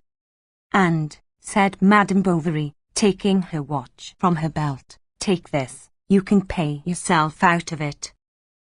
But the tradesmen cried out that she was wrong. They knew one another. Did he doubt her? What childishness! She insisted, however, on his taking at least the chain, and Leroux had already put it in his pocket and was going, when she called him back. "You will leave everything at your place. As to the cloak," she seemed to be reflecting, "do not bring it either. You can give me the maker's address, and tell him to have it ready for me." It was the next month that they were to run away. She was to leave Yonville as if she was going on some business to Rouen. Rodolphe would have booked the seats, procured the passports, and even have written to Paris in order to have the whole mail coach reserved from them as far as Marseille, where they would buy a carriage, and go on thence without stopping to Genoa. She would take care to send her luggage to Leroux, whence it would be taken direct to the Hirondelle, so that no one would have any suspicion. And in all this there never was any allusion to the child. Rodolphe avoided speaking of her. Perhaps he no longer thought about it. He wished to have 2 more weeks before him to arrange some affairs. Then at the end of a week he wanted 2 more. Then he said he was ill. Next he went on a journey. The month of August passed, and, after all these delays, they decided that it was to be irrevocably fixed for the 4th September, a Monday. At length the Saturday before arrived. Rodolphe came in the evening earlier than usual. "Everything is ready?" she asked him. "Yes." Then they walked round a garden bed, and went to sit down near the terrace on the curbstone of the wall. "You are sad," said Emma. "No, why?" And yet he looked at her strangely in a tender fashion. "It is because you are going away," she went on, "because you are leaving what is dear to you, your life? Ah, I understand. I have nothing in the world. You are all to me, so shall I be to you. I will be your people, your country, I will tend, I will love you." "How sweet you are," he said, seizing her in his arms. "Really," she said with a voluptuous laugh. "Do you love me? Swear it then." "Do I love you? Love you? I adore you, my love." The moon, full and purple-coloured, was rising right out of the earth at the end of the meadow. She rose quickly between the branches of the poplars that hid her here and there like a black curtain pierced with holes. Then she appeared dazzling with whiteness in the empty heavens that she lit up, and now sailing more slowly along, let fall upon the river a great stain that broke up into the infinity of stars, and the silver sheen seemed to writhe through the very depths like a heedless serpent covered with luminous scales. It also resembled some monster candelabra wall along which sparkled drops of diamonds running together. The soft night was about them. Masses of shadow filled the branches. Emma, her eyes half closed, breathed in with deep sighs the fresh wind that was blowing. They did not speak, lost as they were in the rush of their reverie. The tenderness of the old days came back to their hearts, full and silent as the flowing river, with the softness of the perfume of the syringas, and threw across their memories shadows more immense and more sombre than those of the still willows that lengthened out over the grass. Often some night animal, hedgehog or weasel, setting out on the hunt, disturbed the lovers, or sometimes they heard a ripe peach falling all alone from the espalier. "Ah, what a lovely night," said Rodolphe. "We shall have others," replied Emma, and, as if speaking to herself, "Yet, it will be good to travel. And yet, why should my heart be so heavy? Is it dread of the unknown? The effect of habits left? Or rather, no, it is the excess of happiness. How weak I am I not? Forgive me. There is still time," he cried. "Reflect. Perhaps you may repent." "Never," she cried impetuously, and coming closer to him. "What ill could come to me? There is no desert, no precipice, no ocean I would not traverse with you. The longer we live together, the more it will be like an embrace, every day closer, more heart to heart. There will be nothing to trouble us, no cares, no obstacle. We shall be alone, all to ourselves eternally. Oh, speak. Answer me." At regular intervals he answered, "Yes. Yes." She had passed her hands through his hair, and she repeated in a childlike voice, despite the big tears which were falling, "Rodolphe. Rodolphe. Ah, Rodolphe. Dear little Rodolphe." Midnight struck. "Midnight," said she. "Come, it is tomorrow. One day more." He rose to go, and as if the movement he made had been the signal for their flight, Emma said, suddenly assuming a gay air, "You have the passports?" "Yes." "You are forgetting nothing?" "No." "Are you sure?" "Certainly." "It is at the Hotel de Provence, is it not, that you will wait for me at midday?" He nodded. "Till tomorrow, then," said Emma in a last caress, and she watched him go. He did not turn round. She ran after him, and, leaning over the water's edge between the bulrushes, "Tomorrow," she cried. He was already on the other side of the river and walking fast across the meadow.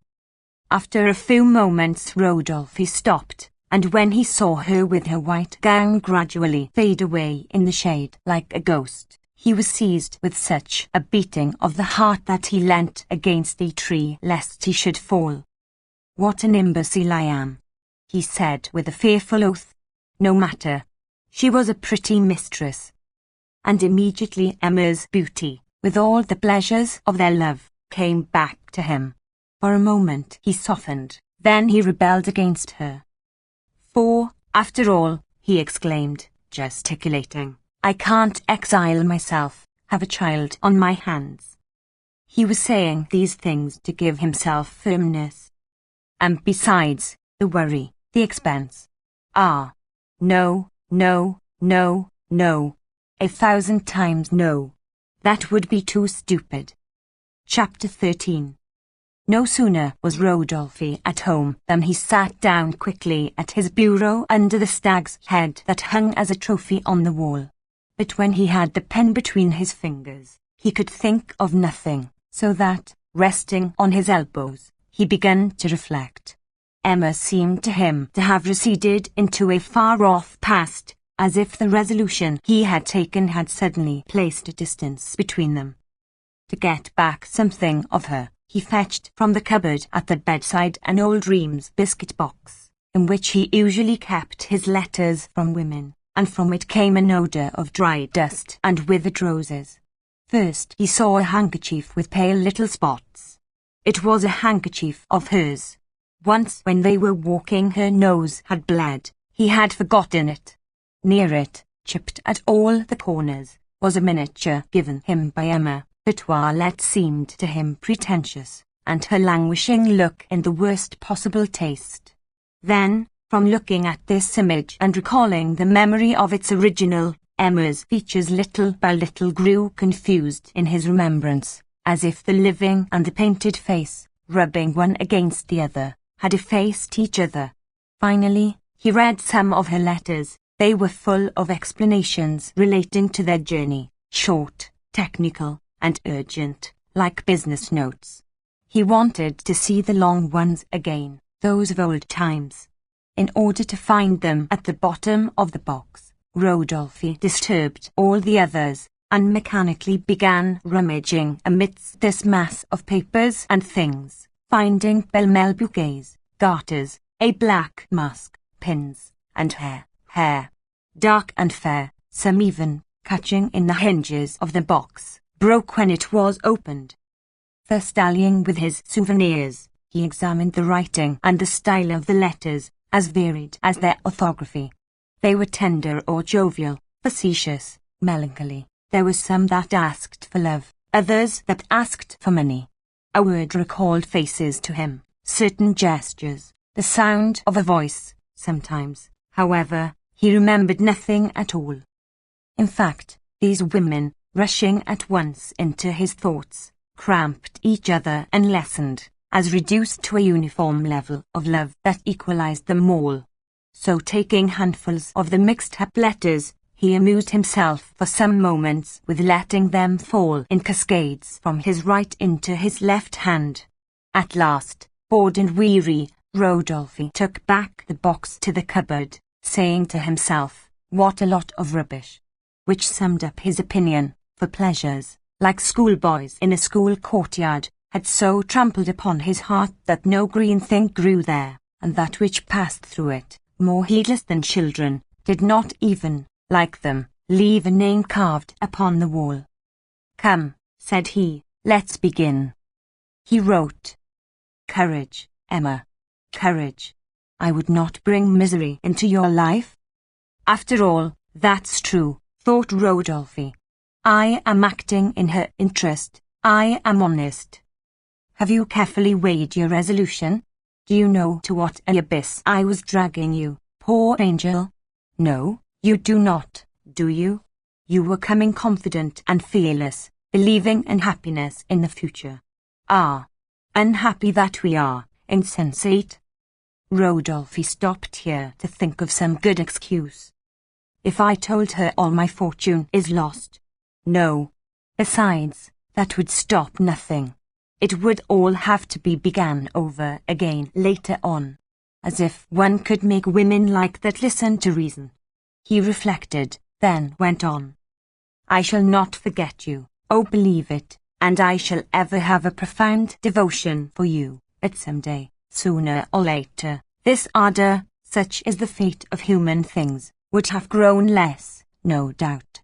Lassitude would have come to us, and who knows if I should not even have had the atrocious pain of witnessing your remorse, of sharing it myself, since I should have been its cause. The mere idea of the grief that would come to tortures me, Emma. Forget me. Why did I ever know you? Why were you so beautiful? Is it my fault? Oh my God. No, no. Accuse only fate. That's a word that always tells, he said to himself. Ah, if you had been one of those frivolous women that one sees, certainly I might, through egotism, have tried an experiment, in that case without danger for you. But that delicious exaltation, at once your charm and your torment, has prevented you from understanding, adorable woman that you are, the falseness of our future position. Nor had I reflected upon this at first, and I rested in the shade of that ideal happiness as beneath that of the manchineel tree, without foreseeing the consequences. Perhaps she'll think I'm giving it up from avarice. Well, so much the worse, it must be stopped. The world is cruel, Emma. Wherever we might have gone, it would have persecuted us. You would have had to put up with indiscreet questions, calumny, contempt, insult perhaps. Insult to you. Oh, and I, who would place you on a throne. I who bear with me your memory as a talisman. For I am going to punish myself by exile for all the ill I have done you. I am going away, whither I know not. I am mad. Adieu. Be good always. Preserve the memory of the unfortunate who has lost you. Teach my name to your child. Let her repeat it in her prayers. The wicks of the candles flickered. Rodolphe got up to shut the window, and when he had sat down again, I think it's all right. And this for fear she should come and hunt me up. I shall be far away when you read these sad lines, for I have wished to flee as quickly as possible to shun the temptation of seeing you again. No weakness. I shall return, and perhaps later on we shall talk together very coldly of our old love. Adieu. And there was a last adieu divided into 2 words. Adieu, which he thought in very excellent taste. Now how am I to sign? He said to himself. Yours devotedly? No. Your friend? Yes, that's it. Your friend. He reread his letter.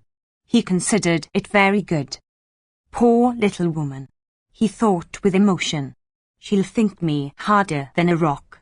There ought to have been some tears on this, but I can't cry. It isn't my fault. Then, having emptied some water into a glass, Rodolphe dipped his finger into it, and let a big drop fall on the paper, that made a pale stain on the ink. Then looking for a seal, he came upon the one Monilcourt. That doesn't at all fit in with the circumstances. Sure, never mind. After which he smoked 3 pipes and went to bed. The next day when he was up, at about 2 o'clock, he had slept late. Rodolphe had a basket of apricots picked. He put his letter at the bottom under some vine leaves, and at once ordered Gerard, his ploughman, to take it with care to Madame Bovary. He made use of this means for corresponding with her, sending, according to the season, fruits or game. If she asks after me, he said, you will tell her that I have gone on a journey. You must give the basket to her herself, into her own hands. Get along and take care. Gerard put on his new blouse, knotted his handkerchief round the apricots, and walking with great heavy steps in his thick iron-bound galoshes, made his way to Yonville. Madame Bovary, when he got to her house, was arranging a bundle of linen on the kitchen table with Félicite. Here, said the ploughboy, is something for you, from the master.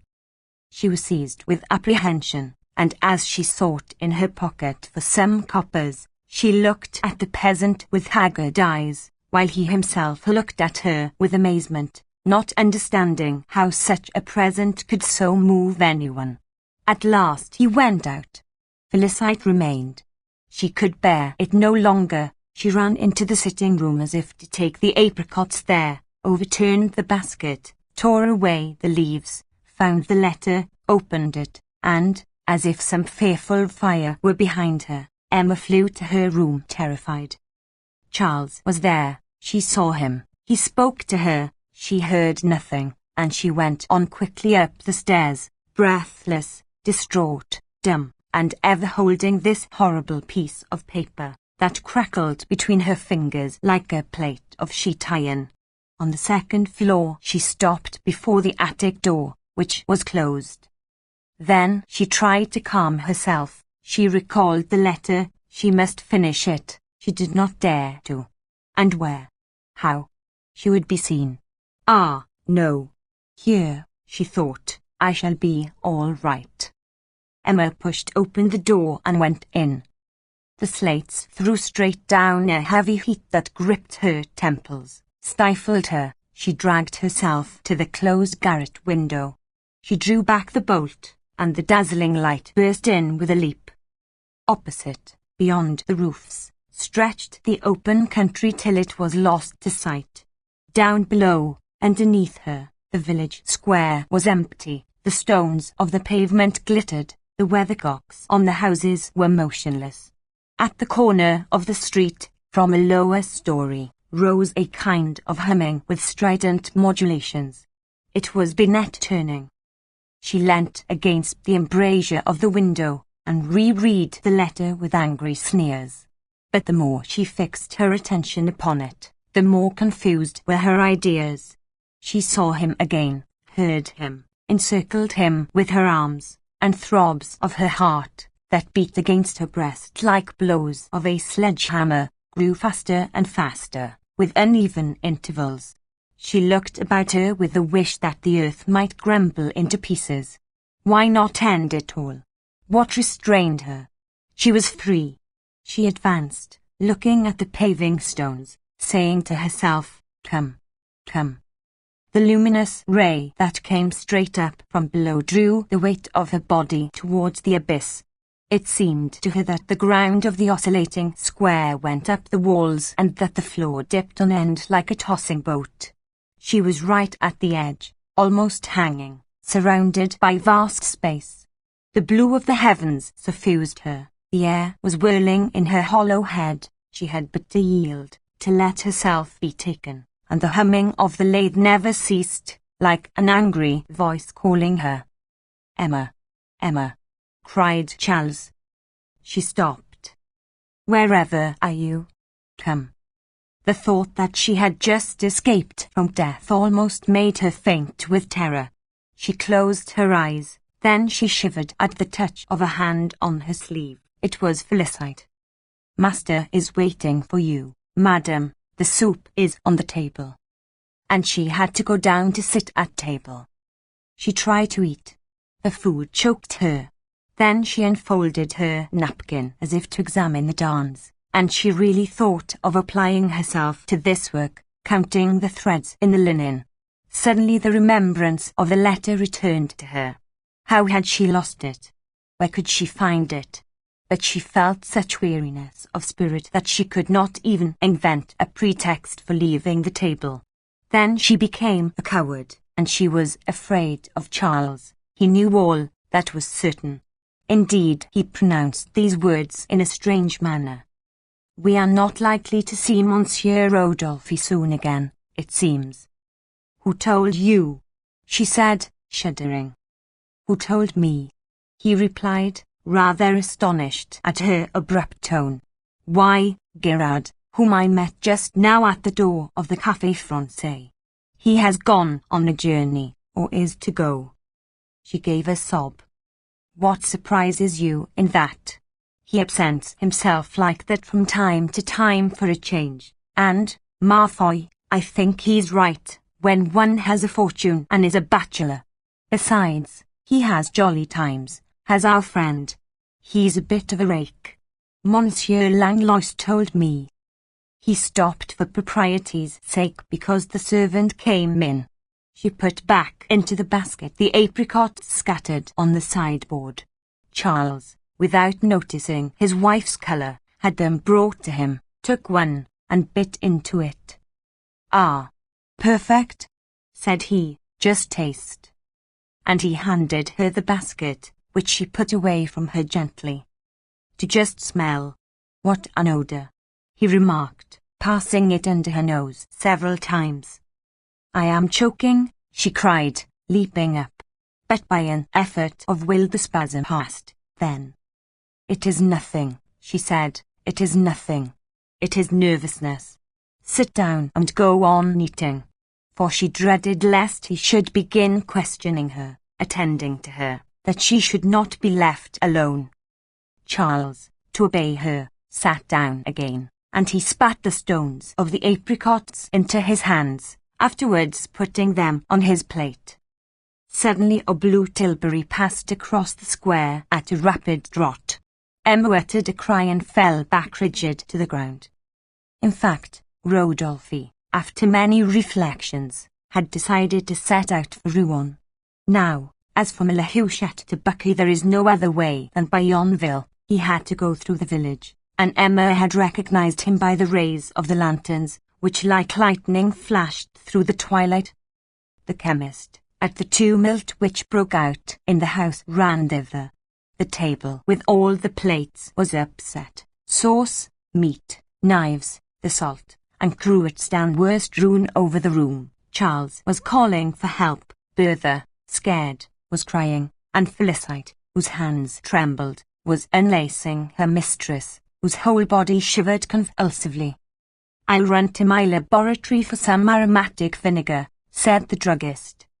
Then, as she opened her eyes on smelling the bottle, "I was sure of it," he remarked. "That would wake any dead person for you." "Speak to us," said Charles. "Collect yourself. It is your Charles, who loves you. Do you know me? See, here is your little girl. Oh, kiss her." The child stretched out her arms to her mother to cling to her neck. But turning away her head, Emma said in a broken voice, "No, no, no one." She fainted again. They carried her to her bed. She lay there stretched at full length, her lips apart, her eyelids closed, her hands open, motionless, and white as a waxen image. 2 streams of tears flowed from her eyes and fell slowly upon the pillow. Charles, standing up, was at the back of the alcove, and the chemist, near him, maintained that meditative silence that is becoming on the serious occasions of life. "Do not be uneasy," he said, touching his elbow. "I think the paroxysm is past." "Yes, she is resting a little now," answered Charles, watching her sleep. Poor girl, poor girl. She had gone off now. Then Homais asked how the accident had come about. Charles answered that she had been taken ill suddenly while she was eating some apricots. "Extraordinary," continued the chemist. "But it might be that the apricots had brought on the syncope.